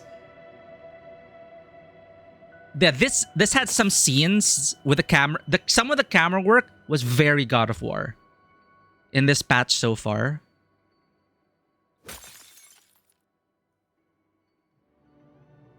Four times? It's always 3, man.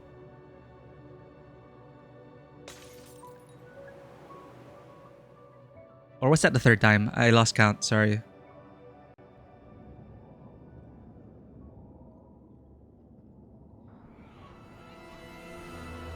Oh, now we're Iuno again. This is...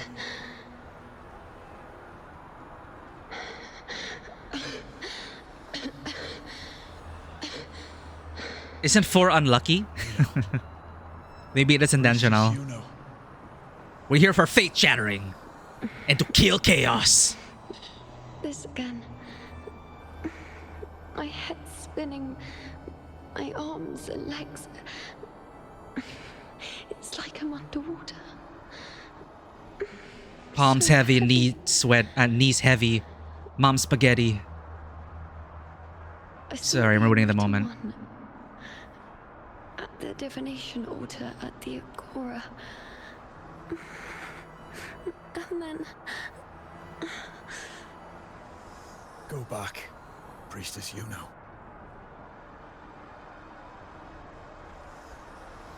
Dude, so these are actually What are you them. doing here?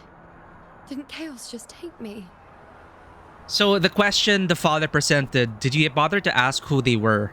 They weren't just memories. Well, they are memories, but This place must be... they're actually here in chaos, where I dead gave and in my last chaos. prophecy 3 years ago.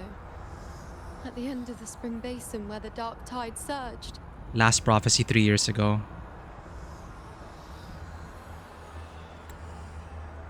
Priestess Iuno, we're already indebted to you for accompanying us on this journey. But you've seen how it ends. Our squad is doomed. The others and I are fated to fall here. There's no need for you to risk your own life any longer. And still he fights. Return to Tetragon Temple. That's where you should be. I too will go where I should be.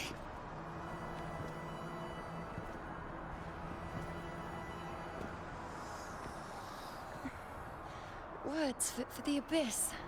Don't you dare underestimate me. Where to go, what path to take. That's something only I decide. Hmm? Oh, now they're gonna try and sell us the character. Again, I don't watch any character previews, so I don't know what their kit is like. So this will be new to me.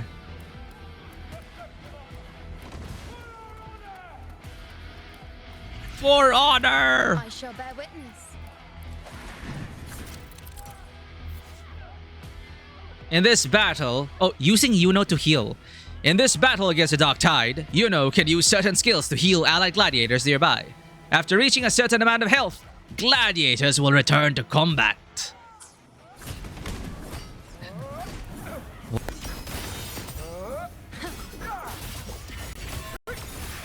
Wow. Ooh. She's like she reminds me of a dancer. A Final Fantasy dancer. So much feet.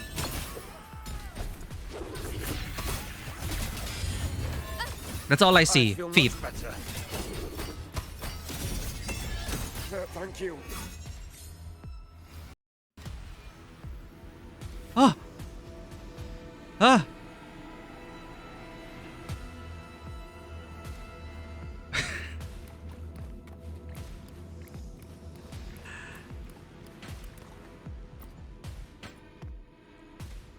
Are you the priestess Aurelia spoke of? Thank you. Back there, closer to the surge. They need... Don't push yourself. After what you've just been through, it's enough that you're still on your feet. Treat your wounds first. Leave the back up to me. For Septimon! For honor! That's a grave miscalculation on their part, Paragon.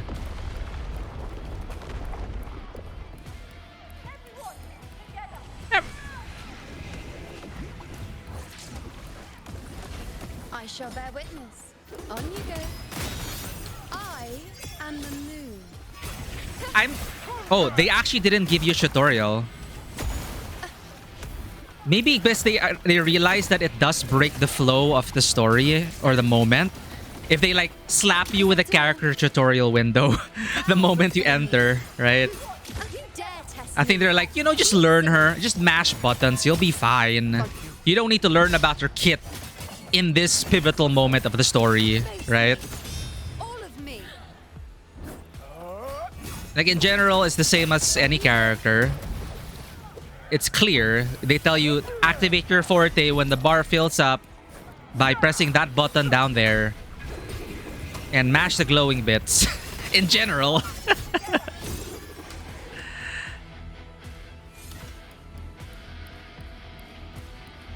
Keep up. Almost missed an optional.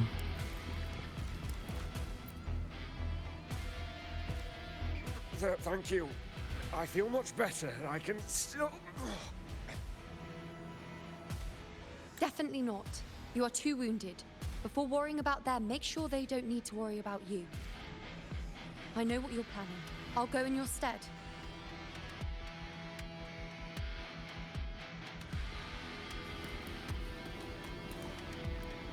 Some of the character showcase. Oh, sorry. I watched the Resonator showcases specifically because they are amazing trailers. We were talking about it earlier and how I'm amazed by Kuro's cinematics team making those. In fact, it is Shinshi's Resonator trailer that that inspired confidence in me again to continue playing WoWa when I was so disappointed by the first part of the story. Those trailers are amazing. Like Carlotta's, Shinshi's, almost everyone's Resonator showcases have been amazing cinematic work. But I meant that I don't like look into the characters' kits and see how they play, or I don't really pay attention to leaks and everything.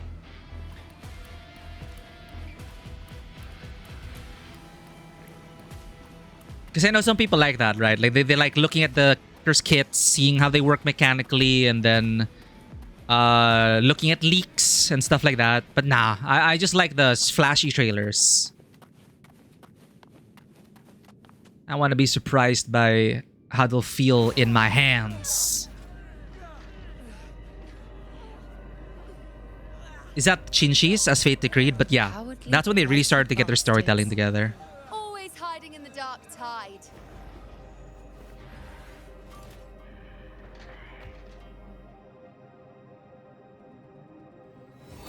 Then I'll send you right back into it.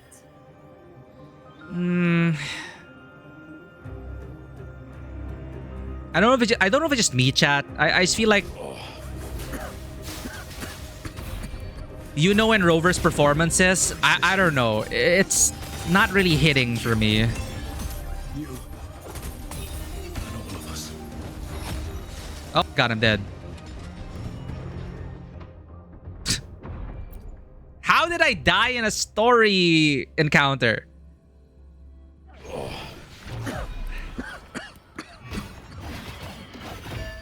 Priestess Iuno. Skill issue. Thank you. You and all of us have done well. It is a worthy fight. This is pure torture. How can I let it end like this again? How many cycles has she been through? It's one of those stories, right? How many cycles of failure can one endure? Didn't they do that in Honkai as well in their Greco-Roman inspired arc?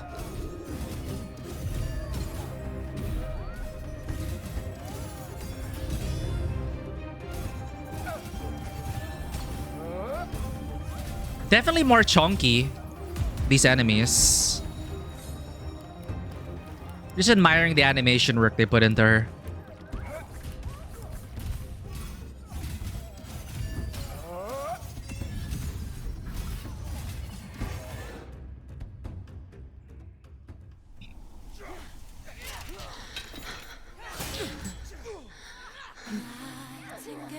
Premium cutscene.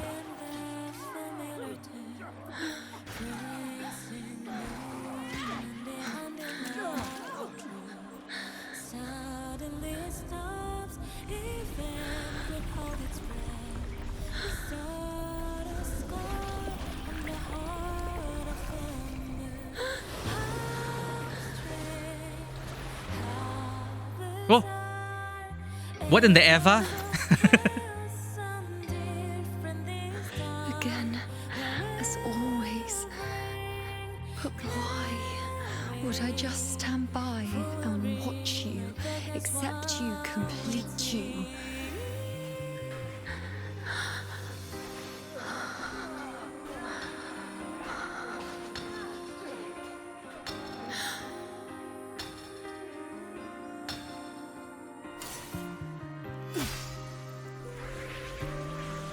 Oh, here we are with the 2D again.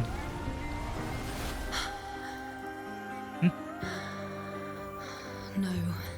Even if the end is here, unavoidable, I still have the right to refuse. The Lunaran bow has grown strong. From now on, I need no one's guidance. Essential foot shot.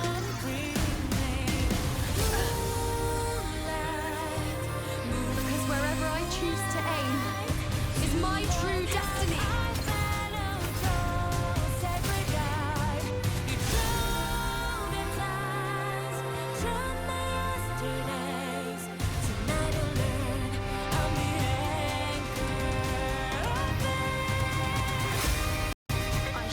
Whoa! Whoa!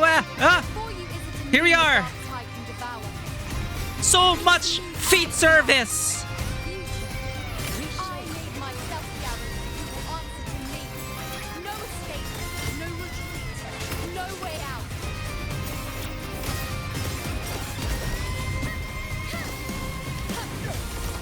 We didn't have our full kit.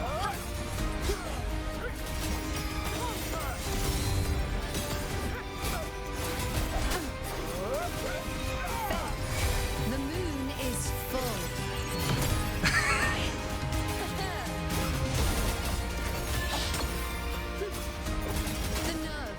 Sorry, I'll get back to you, but okay, this is our full kit. Oh my god, her full kit with a bow.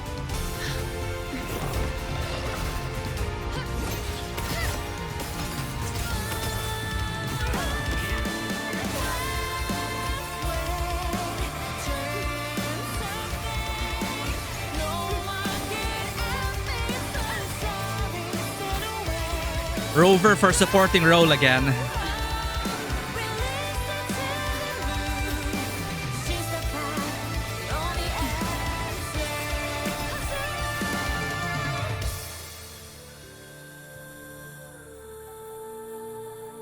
Yeah, we're just here to deliver this to you. You do you, Queen, or something like that. I told you I'd rewrite the ending. You changed. Hold up, wait.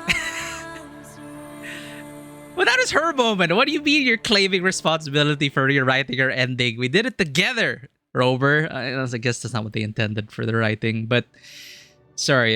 You should retake Fate Decreed. I'm trying to remember. Like, there's so many titles, but I just remember very clearly that I was floored by Chinshi's Resonator showcase with her like stepping up and ascending to become magistrate. And I was just so amazed by that trailer. And that's when I started to believe in Kuro and where they were going to take the game. As silly as that sounds based on a trailer, right? We're not really supposed to expect anything. Like, the trailer could be great, but the movie or game itself could be shit. But in this case, they've only gotten better since Renacita. Since 1.0. Shinji is a separate one. A date in the park as fate is decreed and Dawn arrives were done for Shinji and Cartithia stories, only separately from the showcases. For me too, Iuno missed a little bit on the mark. She isn't bad at all. Maybe she doesn't really match the tsundere animations. Yeah. And some of the timing of the dialogue as well.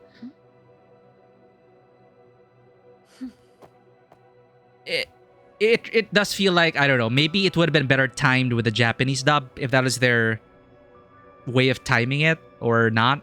And yeah, it's just, there was a disconnect. I get what you mean. Anyway, but overall, that was an awesome cutscene.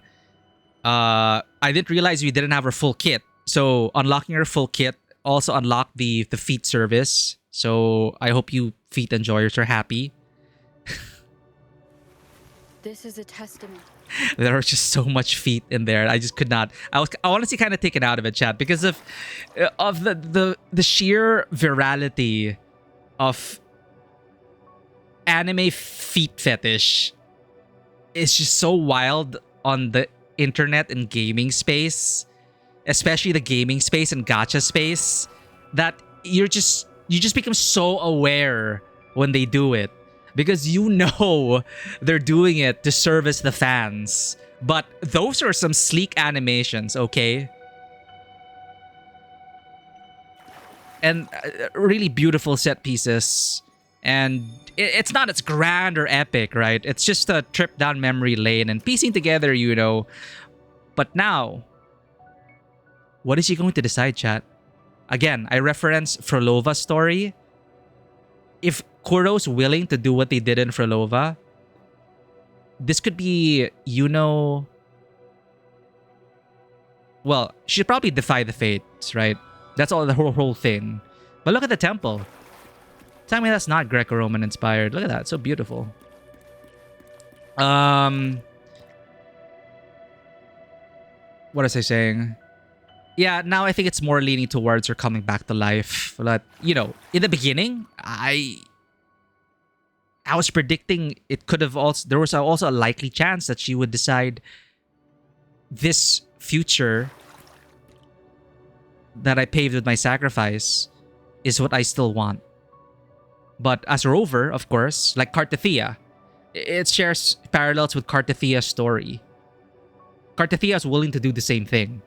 But we know, as Lord and Lady Arbiter, Rover, or whatever you name your Rover, we rewrite the rules. We are administrator.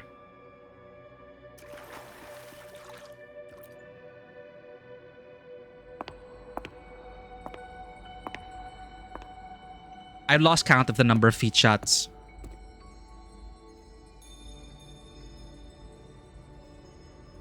You look completely restored.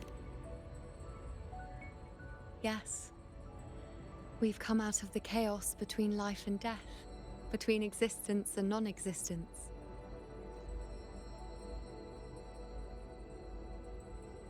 Does she know about her father, though? There aren't any guiding traces, no visions of fate's hand. It's just you and me and our own grasp on what's to come. Oh no, chat. Yeah, and like the bow created by her father and her warrior spirit inspired by her mother. And her one major regret was closing her eyes to the fate of her mother because she didn't want to see, right? That was such a powerful moment for me, for Iuno's story. She did not want to see when her mother went to war what would happen to her. And so she closed her eyes, and that is her one major regret. But, you know, putting her father in the story and understanding the indomitable spirit of her mother as a former champion, and how it also informed Iuno, like that there was a turning point for her, that she would never close her eyes again and that she would face it to the end. Never stop fighting. And you are indeed right. We are unwritten. There are things left unwritten. And thus, the story can still be changed. And again, but even if she lost her mother and lost her father, they were still so essential to her, becoming who she is now. You know, it's very positive. It's a very positive outcome. Compared to before, now what we see is... Chat, I think we gave her... I think we drove her out of bounds. We map clipped. We clipped through the map. An unwritten void. We clipped through the map. She's not supposed to see this. I need a screenshot of this. Again, some beautiful considered cinematography here. The colors, the color grading, the lighting, all of these things just coming together, man. An unwritten void. And yeah, some people may say anime aesthetics are generic and they all look the same, but there's just a way Wuwa does their lighting and rendering and shading, and I don't know what it is, plus color grading, that for me, like, stands on its own. Like, I look at the screenshots and these frames and like, that's Wuthering Waves. Not generic anime looking game in Unreal Engine Part 5. Because a lot of anime games are still being rendered in Unreal, and that's why Unreal tends to kind of look the same, you know. But they're really leveraging, I think, the lighting and the color grading. And of course, not discounting their artistic direction, their art direction. I was kind of like with Wuwa's art direction in the very beginning. But again, they get better. And in Renacita, I'm still annoyed by Rover not changing her outfit, but still, Renacita in general had stronger design language and direction. In my opinion. Yes. Stretching as far as the eye can see, an infinite void. More vast than what I saw within you, or anything I glimpsed in the future. So this is what our changed ending looks like. A blank page.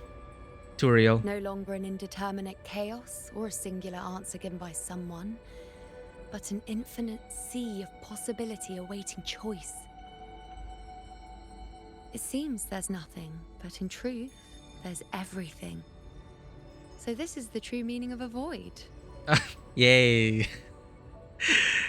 Now, it's time to leave this place.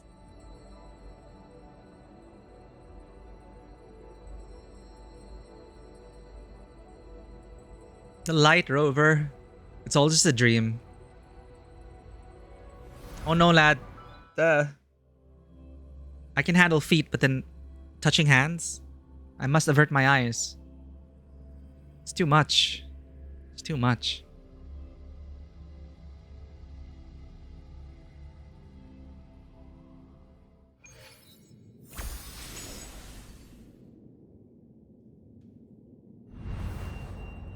Alright.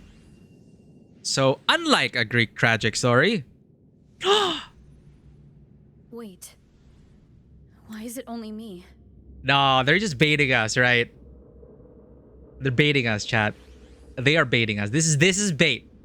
I was about to say, unlike Greek tragedies of trying to bring your loved ones back from limbo or Hades. Where's Iuno? She's... The way into chaos is closed. Lilybet's not here either. Did the inkering fail? Bait. Or is it not over yet? No. Did she turn into the moon, chat? But Iuno and I made it to the very end. Does this mean this is the new ending I created?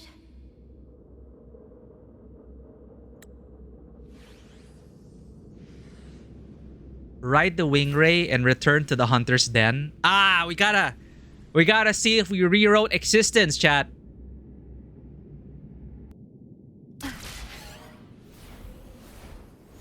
For a moment, you can't quite tell. Were those times with Iuno real or just a dream? And you, unwritten one? Were I to indulge in a bit of selfishness, you'd forgive me, wouldn't you? If one day this bracelet becomes meaningless to anyone else, I hope you will remain the exception, unwritten one. Even I fear being. They can't do this to Augusta. A death that shouldn't have happened. Traded Death for an that shouldn't have unfair happened. A fair deal. But perhaps in that distant future, forgetting might prove far easier than remembering. Never mind. In any case, you are not to return it. I won't let go. I don't want to let go. But be careful. Don't get lost in the caves. And I shall put my best foot forward as well. We shall Wind guide me. at the very end. But we killed Chaos! We did the Final Fantasy thing! Trial Resonator left the team.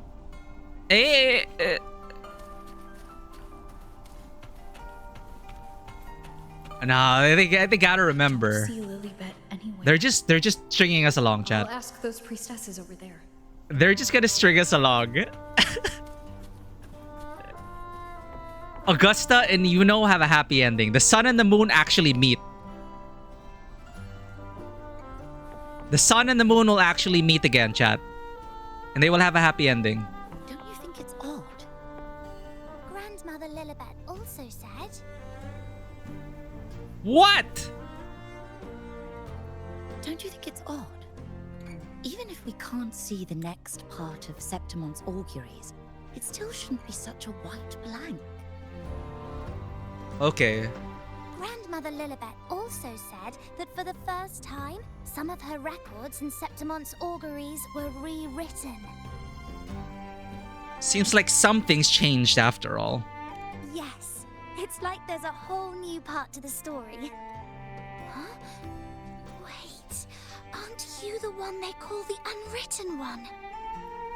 This is our first time meeting you in person.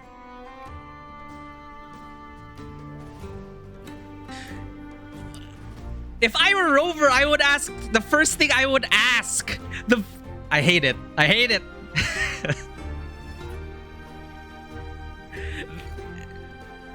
Now I'm pretty sure she's back because they're just like stretching it on. It's like, oh, is Iuno back or not?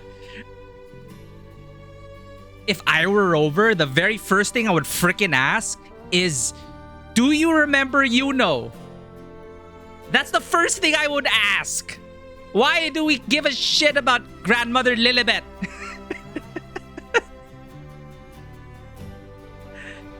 Tell us already. No, I get it. They want us to keep the suspense, but I think they're playing. I think it's going on for too long now that they're just trolling us. They knew players would be like, why don't you ask about Iuno? I can't do things that could have been real. Oh my god. I'm looking for Grandmother Lilibet. I'm looking for Iuno! Do you know where Grandmother Lilibet went? She returned not long ago. But she was here just now. Oh, I think I know where she went. Underground. I still love how they open with Avidius. Avidius was a great plot device to try and set the tone for the rest of the visual novel. I don't know why, but things just keep happening today. Girl, you have no idea. Apparently, that Avidius, locked up below, overheard the priestesses talking about some prophecy and escaped. Just like that. Wait. He was locked up? I thought he was just let in to... Oh. I think Lilibet must have gone to handle the situation. No, that's not it. Avidius wasn't. Oh, yeah, locked there. up. He chose to stay here. If he wanted to leave, Lilibet wouldn't worry about him. Oh, we're getting some conflicting... The world line is not yet fully converged. He was called away to the celebration. Which is it, lady? Ah, yes. I saw a girl with 2 blue, or was it black, ponytails. Grandmother Lilibet went to the celebration with her. They're not even gonna outright say it. You're gonna be like, heh, a girl with 2 blue, or was it black ponytails? Ah, that makes sense. It must have started by now then. Before the oration ends, Lilibet would definitely need to be there. Did Iuno make it back? Do you know who Ugh. Iuno is? Okay. What do you think, chat? The music is too happy to have her actually still dead or non-existent. We changed the world line. It has to be right. Iuno? I don't think I've heard that name before. Oh, it's different, chat. That's the girl we're talking about? It's okay, it's different.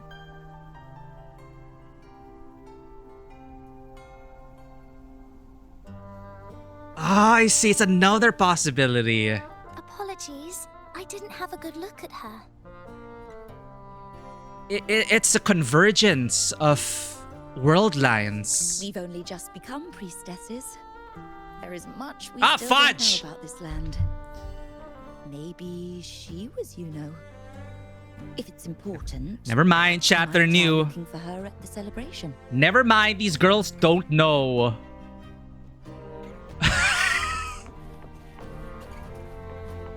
The writers know. The freaking writers know, chat. All for that to be like, well, actually, we don't know because we're new. Maybe it's her. I'm so frustrated. In a good way.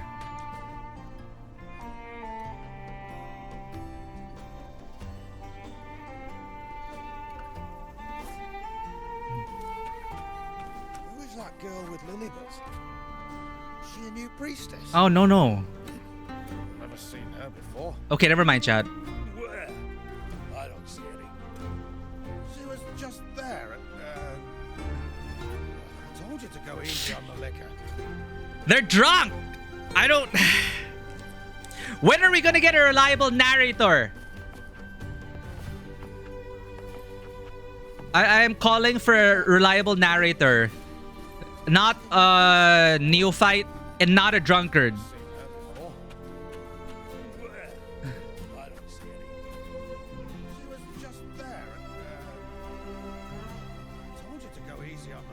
That's so sad, chat.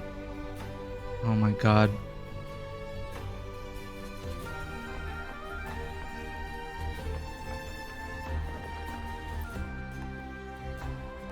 Oh, it's the unwritten one, eh?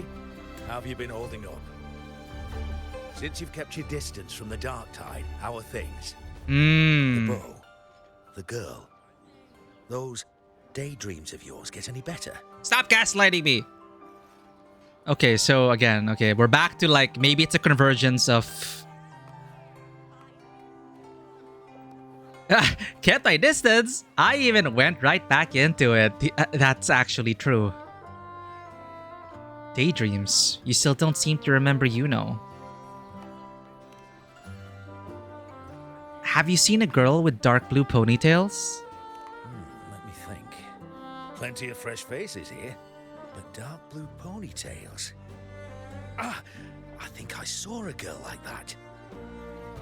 She walked like a cat, as nimble as they come. Seems she was looking for someone too. She was just over there. Who else has blue ponytails? I'll head there now.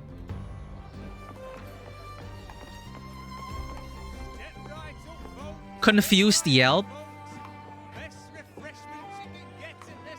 No drinking for kids? It's a drunkard. Look at this poor little thing. She's like, huh? Why are you angry at me? So cute. So cute.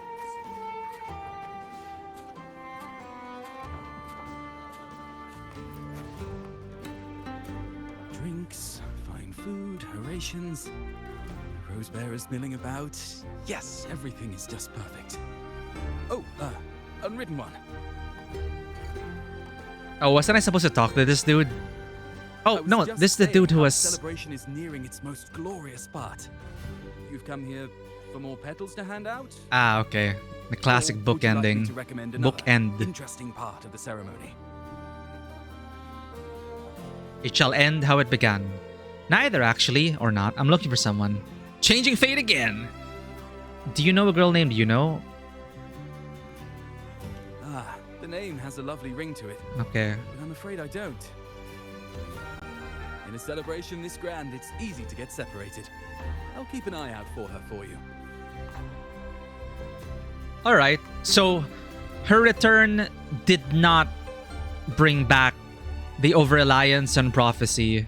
We're still there's it's still it's still severed. The threads of fate are still severed. Now it's blank. Whether it's from the influence of the Dark Tide or not, it probably was corruption with the Thronodian. And now they're free of prophecy and fate. So this is the best of both worlds. Kind of. Hopefully Augusta remembers. It's like Persona. You'll know which Persona I'm talking about. About not remembering the protagonist. And you hope that they remember at the very last moment, right?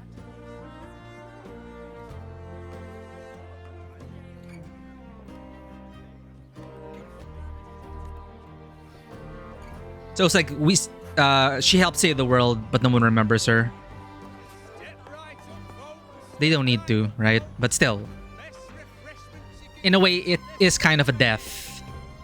To be severed from everyone's memories and to start over again, it is a rebirth as well. 'Tis a rebirth. My worries about Augusta, everything they've shared.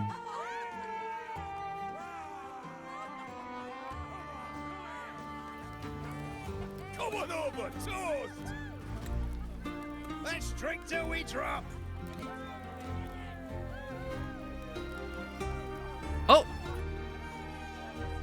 She's straight out of Egypt. Hello?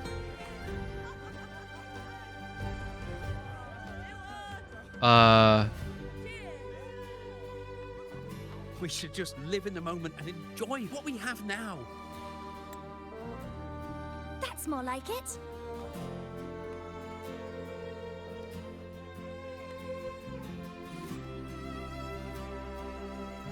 I like that they're showing the people we gave the rose petals to and how they've kind of changed as well.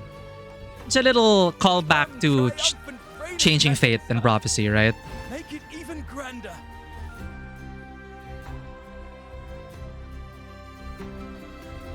Oh my god, Chad. Time lapse and she's still not there. There's no one else with two blue ponytails. Didn't you tell me we would meet at the very end? Then why can't I find you? Oh my god, Chad. It's gonna be look up. I'm the moon now. GG, Soka. Essential camera I could hear angles. your voice from a distance. Iuno! Wasn't that it?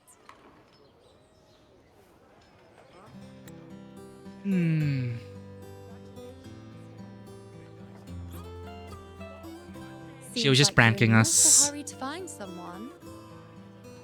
But no one remembers her. You little... What were you gonna say, Rover? Did you know how worried I was? Back to cracking jokes. Guess we're good now. No, I'm gonna play along. You little... I was worried about you.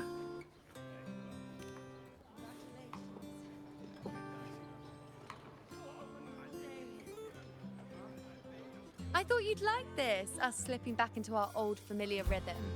Now you know I'm still me, and yes, I really am back. Not really. Okay, now's the time to talk. Did you just... Nah, this can't be one elaborate prank where she's like, hey, pretend I don't exist. I don't think she would prank that far. Now's the time to talk. It's just like you saw at the end of the chaos. 3 years ago, at the end of the spring basin swallowed by the dark tide. I, as a priestess, made my choice.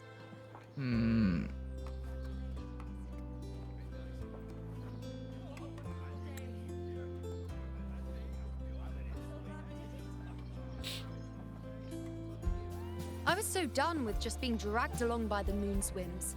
So I defied fate, severed the path, and became the arrow that struck at destiny itself. Ah, right.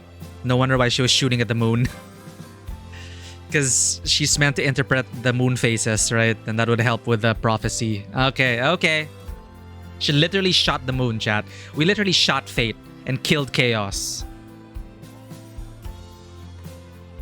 After that, I lost the ability to see clear visions of the future.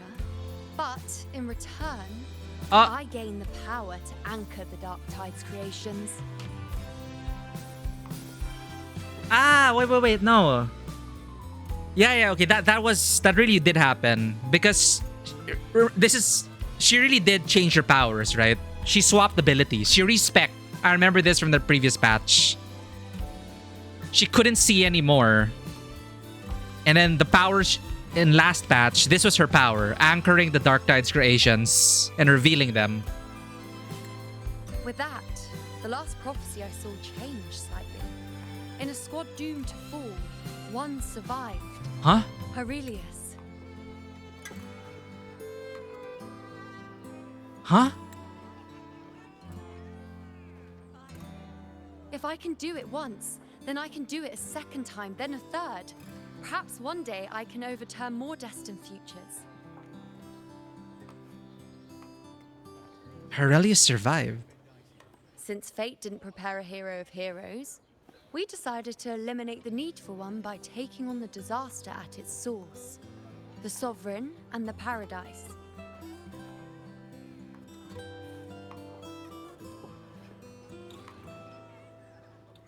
This is the plan Augusta and I made, though I did hide the teeny tiny cost. Right, you would be ripped apart by Chaos. Your disappearance. There's chaos in the lyrics. There's chaos everywhere. Anyway, all the Septimontians who were supposed to die are still alive. The end I once foresaw has changed. The meaning of this has already transcended my own existence. What? Huh?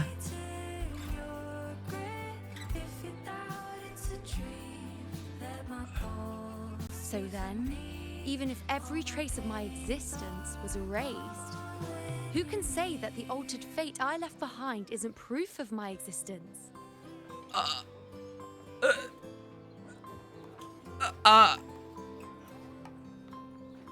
The ramifications of this.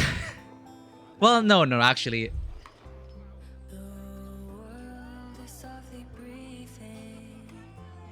Nah, nothing really changed. It's still what happened in the previous ending. Her existence was erased. It still is. It's just we brought her back. We anchored her and brought her back, but that didn't change anything. So what about Augusta?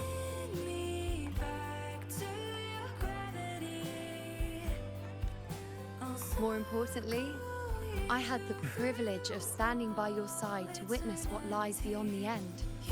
The void. An unwritten void. Perhaps it signifies the unimaginable possibilities yet to come. Overwritten fate can't backfire in our gacha game. It's so much to take in. It's like, it sounds so casual and everything, but it's like she literally sent us to another world line.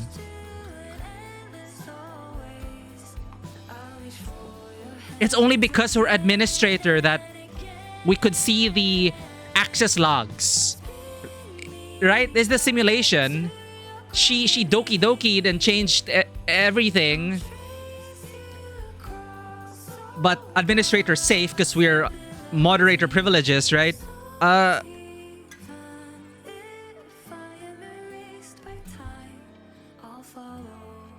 Just like you, bringing unknown possibilities to Septimont. And to me. Yeah, let's make sure there's no next time. I don't know if I can handle another world line shift. It's too much. I feel bad for Augusta. Sacrificing myself? Or just trying something I'm not sure about? Come now, you know me. I follow my whims. And the more I trust someone, the harder it is to keep my impulses in check. Oh my. I'm No! not one to make Augusta! promises I can't keep. But I'll promise you this. If there is a next time, you'll be the first to know. I got distracted by all those teasing.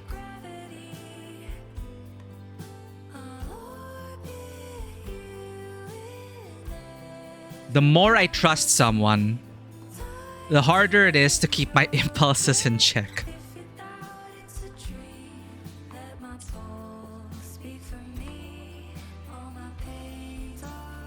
Ad break, no! When you do, you'll get the full story. No holding back. I'm sorry. I didn't know the ad break was coming.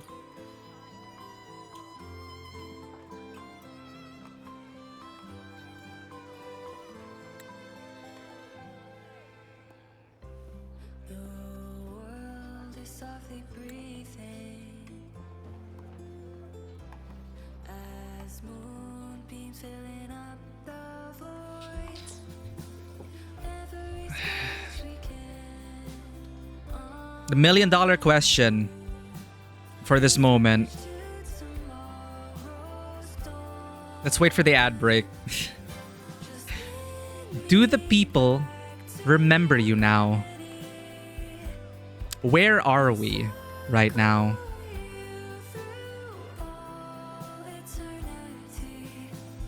So, she really did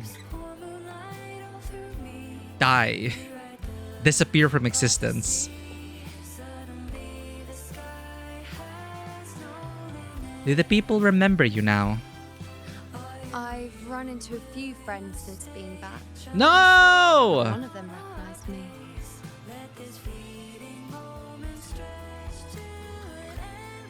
Guess the memory of the Iuno they once knew is just the price we had to pay. Still a very hopeful song, and it's still you know, I respect that. There was still a cost. That's one thing that's also a bit annoying in a lot of stories for me is if they get it all, you know, like once in a while I'll appreciate it, like a truly happy ending, no problems whatsoever, no cost given. But with the stakes that were at play and the establishment of a cost to their powers, they better make do with that cost, right? This is already a compromise. Bringing her back like this is still a compromise, but at least they maintain the cost that, well, for that one shot, I made a choice. I wrote myself out of existence. So now I have to... Now we have to choose. Is that a... Overall, it's still a good thing because you can still... There's still a chance for her to rebuild those relationships, even if it's kind of different. It is still a rebirth, a reincarnation. Yes, nobody remembers what you did, but she didn't sacrifice herself to win honor and glory. She doesn't care if, you know, she's glorified for her victory and stuff. She did it because she had to and she wanted to, and because she's a good person. She didn't expect anything in return. So this is already a reward for her to be able to come back and reestablish connections. And if we're going to be hopeful about it, that spark again when she meets the sun, Augusta, we can't really you know, they can't really, nothing's really changed at the core of them. They're still them. So there's still a chance for them to remind themselves of each other. But yeah, it's one of those stories. It's like a new beginning. So there still was a cost. But at least you still remember me. Yeah, that too. You pulled me from the chaos and brought me back to existence. That's enough. Yeah, so she really has to take this in a positive stride. Like, yeah, we lost. It's still kind of bittersweet because it's like I never existed until now. But in a way, that's also an exciting possibility, but also still sad. But you know, it is what it is. It is what it is. Oh, I'm certain Augusta and I, along with the rest There. of them, will be thick as thieves again. This time creating new futures. It also reinforces the theme Really of her shouldn't story. underestimate my charm. Yeah, it's like, it's not gonna be exactly the same, but does it have to be exactly the same? Or at the core of it? Maybe they really are fated to be, you know? Right?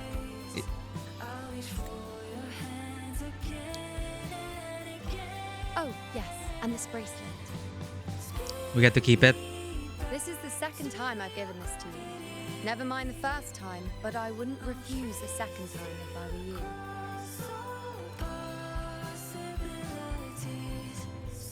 Being the second time means there's been a change. Now it's a testament to our secret little interaction. I've anchored the world, and you've anchored me. Anchored the world as the moon. The tides of fate rose and fell because of the moon. Oh, I'm so stupid I didn't realize that until now. An anchor for the tides of the world. That shot with the moon, that just, maybe, again, that visual storytelling. I just connected it there.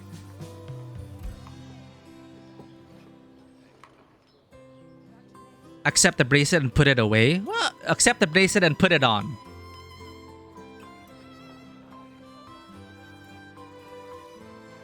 Is this gonna be an addition to Rover's costume? Like the mask? Is this gonna be part of her costume now? Please make it so. Because we desperately need an update. If it's gonna be trinkets added over time, sure. Change a piece of art, you know, change an article of clothing per major story beat, sure. To me, what you saw in the chaos and what transpired. Oh. Do not breathe a word of it to another soul. Understand? Oh, okay, okay. Feeling bashful all of a sudden? It'll be our little secret then. That's so. I'll keep it in mind. Feeling bashful all of a sudden?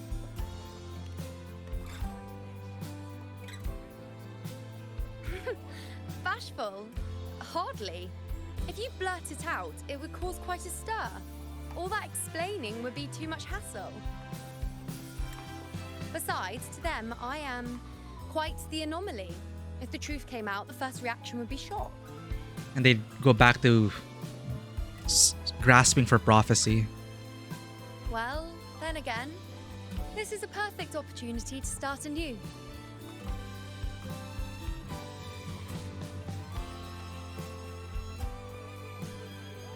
Man, I don't want to do this to Augusta. Gathering wives, I understand, but come on. In Septimont, it would be a crime to miss the height of the celebration. Nice art, though. After fighting side by side, we share honey and wine under a rain of petals, drinking to our heart's content. Surely you've heard of this little tradition of ours, haven't you, unwritten one? Party! I have to report that we can't wear the bracelet?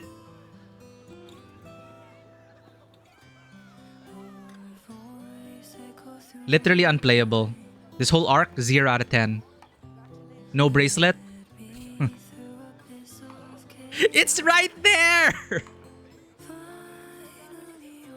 You know, that's why I keep my Rover wearing the mask. Because it's like, oh, costume update?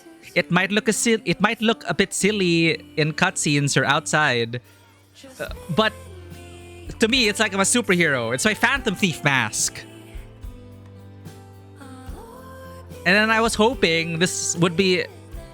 I can't be the only one asking Kuro to implement it. Will it destroy their visual language? Look, make it an option. Toggle it on or off like the mask. We already keep so many stuff in our freaking bag. Keepsakes from different characters along the story. And the friends we made along the way. Oh man, that's so disappointing. I mean, it's such a little thing, but still. A little thing goes a long way. I would have wanted it. It's right there. Come on, let's go. Together. To be drenched in those rose petals that smell of glory and triumph. I really don't think it's just me, chat. Kind of feels... The delivery sometimes kind of dead. Come on, let's go. Together, to be drenched in those rose petals that smell of glory and triumph. I don't know. Was it just me? I feel like it needs to be a bit more oomph. I'm not a professional actor. Who am I to really judge, right? GG! And of course they leave us with Iuno. See, we get these keepsakes. And this is our opportunity to take a screenshot because... I know with... Oh, look at those adorable things. You see... Like, Camellia appears... supposedly, like, after Camellia story, you were sitting and watching the sunrise or sunset, was it? And apparently she appears in the same spot, like, every morning. Like Shorekeeper. You can also return to her piano room. I wonder if Iuno returns here.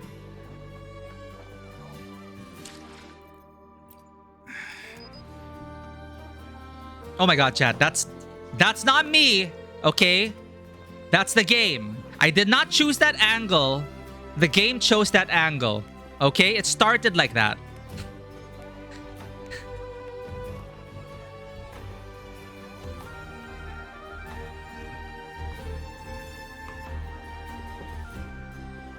We look so timid. How do I...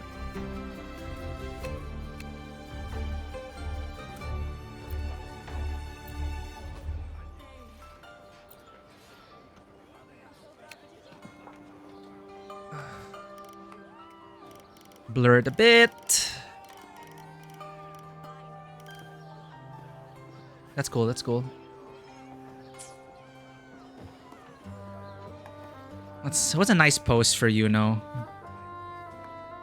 Oh, that's cute. That's cute. Save. And she looks... A story in 3 pictures. Oh, I missed the one rover look. Okay, that's cute. Iuno has multiple return points? That makes sense for her. Like, she wouldn't just stay in one place, right? Rover, please. I wish you could change your pose here. Alright, one more. Let's check another pose. There, at least we're kind of looking. It's like, so, yeah, nice party, right? Heh.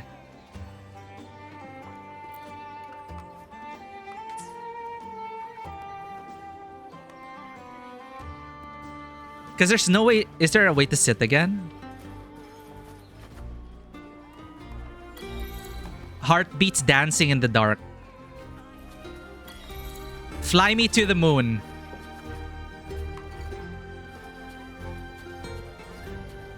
So maybe those... The Ava flashbacks were not the coincidence, maybe. Because there were also moments where, like, that's totally Asuka. The way she was acting.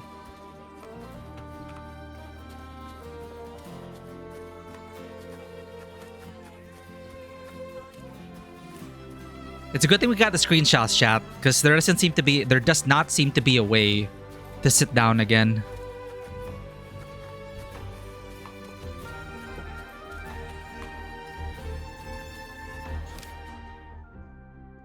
There's no after story.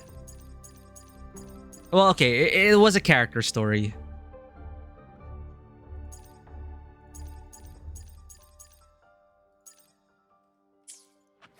But yeah, there's so many events I have to do. But that's all we have for now. Overall, I enjoyed that change of pace. Still, you know, it took that overused trope I was talking about last stream about oh, it's a convenient walk down memory lane to tell us, the audience, of this character's sad backstory to help you get invested in them. And they made a whole story arc about it and then sprinkled some chaos in there. But it's, I enjoyed her journey. I like the major moments, the major character moments had. Some of the things left unsaid. Like, they never said, that's my mother or that's my father. They never like spelled it out. They just let it. I mean, it is obvious as a player, but they could have, like, the writers could have fallen into the trap of explaining everything. But no, they kept it, like subtle for the characters. I'm just the father missing his daughter, but you knew who they were. So again, very much with that. Again, I forget that term in Greek tragedy, or where the players know the fates of the characters, or they understand the roles, but the characters themselves don't. I forget the term for that, but that is a nice use of that. So the knowledge we had was like, that's the dad, and it is still nice seeing us, the bow, the gladiator spirit, and she took those forward.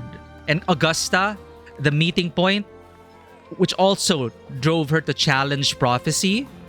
Like, Augusta was also important to that, which is why it's also really sad, because I feel like Iuno and Augusta were a thing, or that they were very close. And, to have it all erased, and I guess, it'd start over. Still, the circumstances are so different now.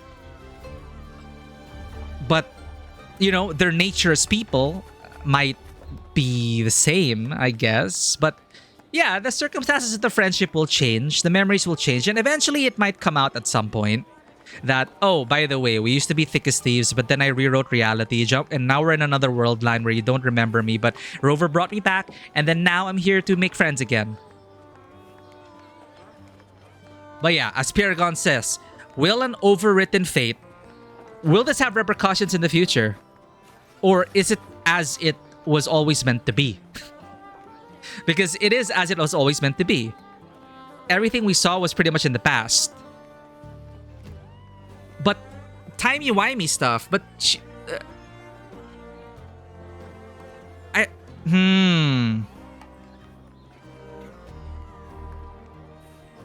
No, never mind.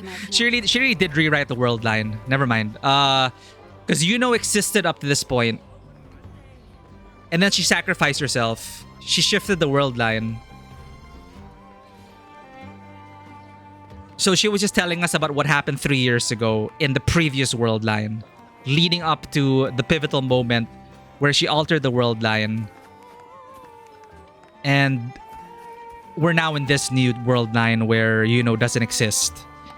So again, if there will be repercussions for this, if there will be actually any effect, because like writing Iuno out of the story, I was just talking about how each and every one of us are significant in the tapestry of human experience, and we can't just to write ourselves out will change things. It'll be different. So Iuno doesn't exist anymore, and now she can, but she no. So now she'll build new relationships, new possibilities. It's all in line. It's all in line with her theme and character story. And yeah, it's inspiring for the possibilities. And I still feel bad about it, but I'm glad that they still push through with the cost, It's not all happy ending. There really still was a cost to her sacrifice. So it still gives that meaning. It is still important. It wasn't just like, they get everything in the end anyway. So we can mourn the loss of the old Iuno. But they did also bring up death is different from disappearing. But we know that this world line is a testament to what happened. And how long can we keep that a secret? Will this have affected things down the line? Is this going to be like the butterfly effect? Who knows? But overall, as just a character-focused story, yeah, it is fun going down memory lane. There were some touching moments in there. I did, again, stories about memory, forgetting. That hits me as well, and leaving regrets. Yeah, so I did feel emotionally tugged by in that. It is not everything has to be epic, grandiose, like Augustus patch and Carthathia's patch, and even Florlova's patch. So I can see how some people might be really disappointed by this. I don't know the reception of it. I haven't been keeping a pulse on that because I wanted to avoid spoilers. But I can see how people might be like, okay, it's a forgettable journey. Your mileage may vary if you give a shit about Iuno or not, or if it really matters to you about you, like what does it mean for you personally to be remembered by everyone or forgotten by everyone and to be able to start anew. So in that sense, I think it's a very personal, it's going to be a very personal reaction, even more so than art in general, because, a lot of it is subjective. In the eyes of the beholder, we experience stories, each of us, differently. So this is a very personal journey about thought, about remembrance, about identity, meaning, existence. Again, great opening with Avidius.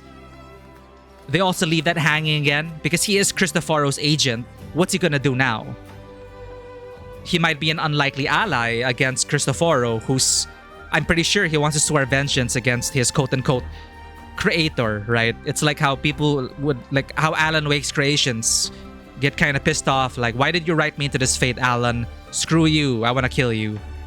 So who knows? He's going through an Alan Wake Dark Place experience right now. So I'm glad that they touched upon that at the beginning, reminding us of what happened in terms of, like, that Cristoforo may still be at play. How much of it was Cristoforo?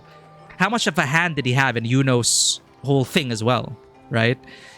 And as I said, he's still a compelling villain to me because he can slot into all of these ruses, prophecies, truths, hidden meanings, lies. Like, how much of it is Cristoforo's fiction, and am I reading into it too much? Does it matter? I'm still having a fun time with it. So all these layers in Renacida, and overall, just great spectacle, great action, some hard-hitting character moments, awesome boss fights. Like, what more could I ask for at this point? So yeah, thanks everyone.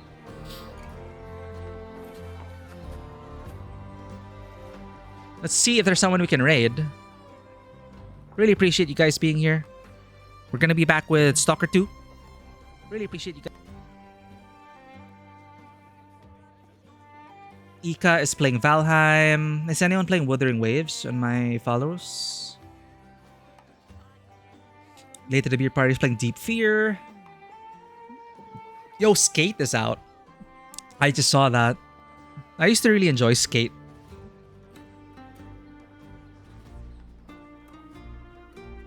Oh, Lily Sleeps Late is up now. Let's see if anyone is playing Wuthering Waves. Let's make a new friend again. Catching up with the story.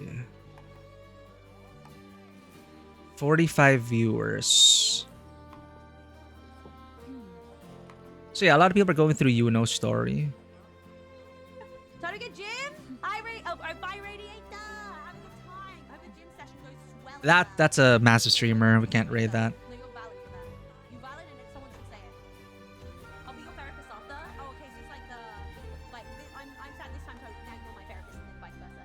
Doing good? Organizing some stuff for the weekend. Oh, hell yeah. Hell yeah. I'm gonna be so real.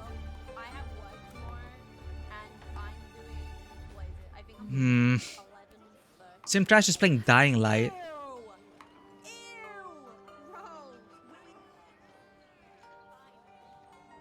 I heard great things about the Dying Light. Okay. Did we raid Lily last time, or did we raid... Who did we raid last time? Anywho. I'm curious about what Later the Weird Party is up to, playing Deep Fear. I'm gonna check once more if anyone is streaming. Anyone that we can raid. That seems interesting. We're scouting people right now on Wuthering Waves. Some people are verified. These streamers are too big to raid.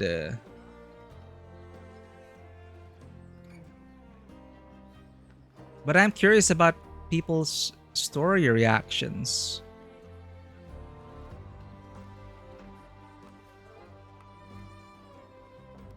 Just a casual stream for character. Actually, you know what? Wait. Before I'm sold.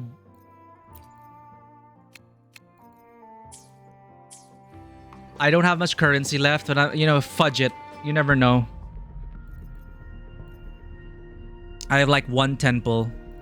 That's all I have left to my name. What do I do in 18 days? I'll probably be able to work up another temple. But you never know. Maybe fate will be kind to us. Maybe.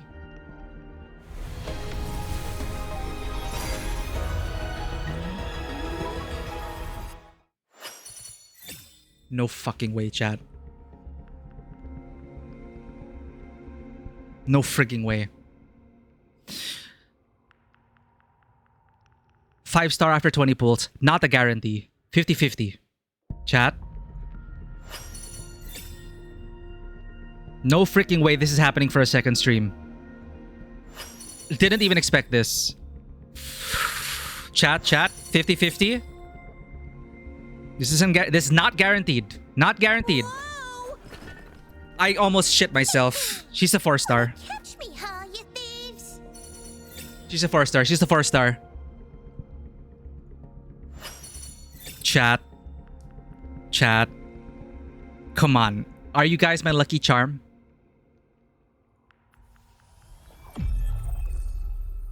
Beyond myself. Beyond every written start and end of the story. Till we rewrite our fate. Oh my god. We did it, chat. 20 pulls. Thank you so much, chat. Oh, I could not ask for a perfect ending. Thank you so much. What the fudge? 20 pulls? Not even guaranteed? Oh my god, I lost all hope. You gotta defy fate, chat. You gotta fight fate. Oh god. Amazing. Amazing. Thank you so much, chat. I owe this to you.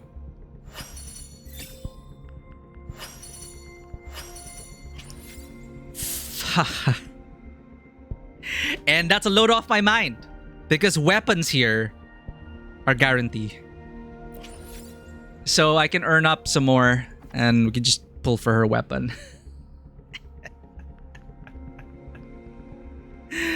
I just gotta get 80 pulls and I get the weapon. So that's good. Oh my god. Oh my god. As we head toward our shared future, leaving the past. While the moon cycles, I remain the anchor. There's a lot more to that. She said she anchored this reality. She anchored this existence. Oh my god, chat. Fine, I'll leave this. I'll leave you with this. I'll leave you with this. I'll leave you with this. We're gonna go ahead and raid out. Oh my goodness. Okay. Go ahead and raid Lily again. Lily's going through Yakuza. So from anime to Japanese RPG.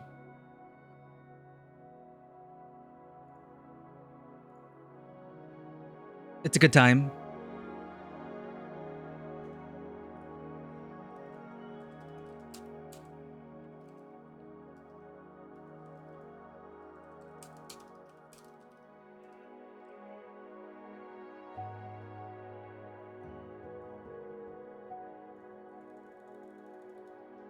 So thank you for everyone for being here on Sunday. We will be back in the zone, fresh and recharged and going after legends.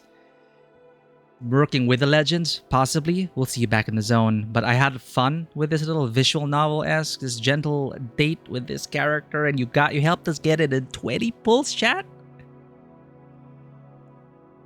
How? How? How? This never happened before. Thank you, everyone. And as always, welcome to the table. Have a great day. And I will see you all on the next adventure. Bye-bye. We got it, chat.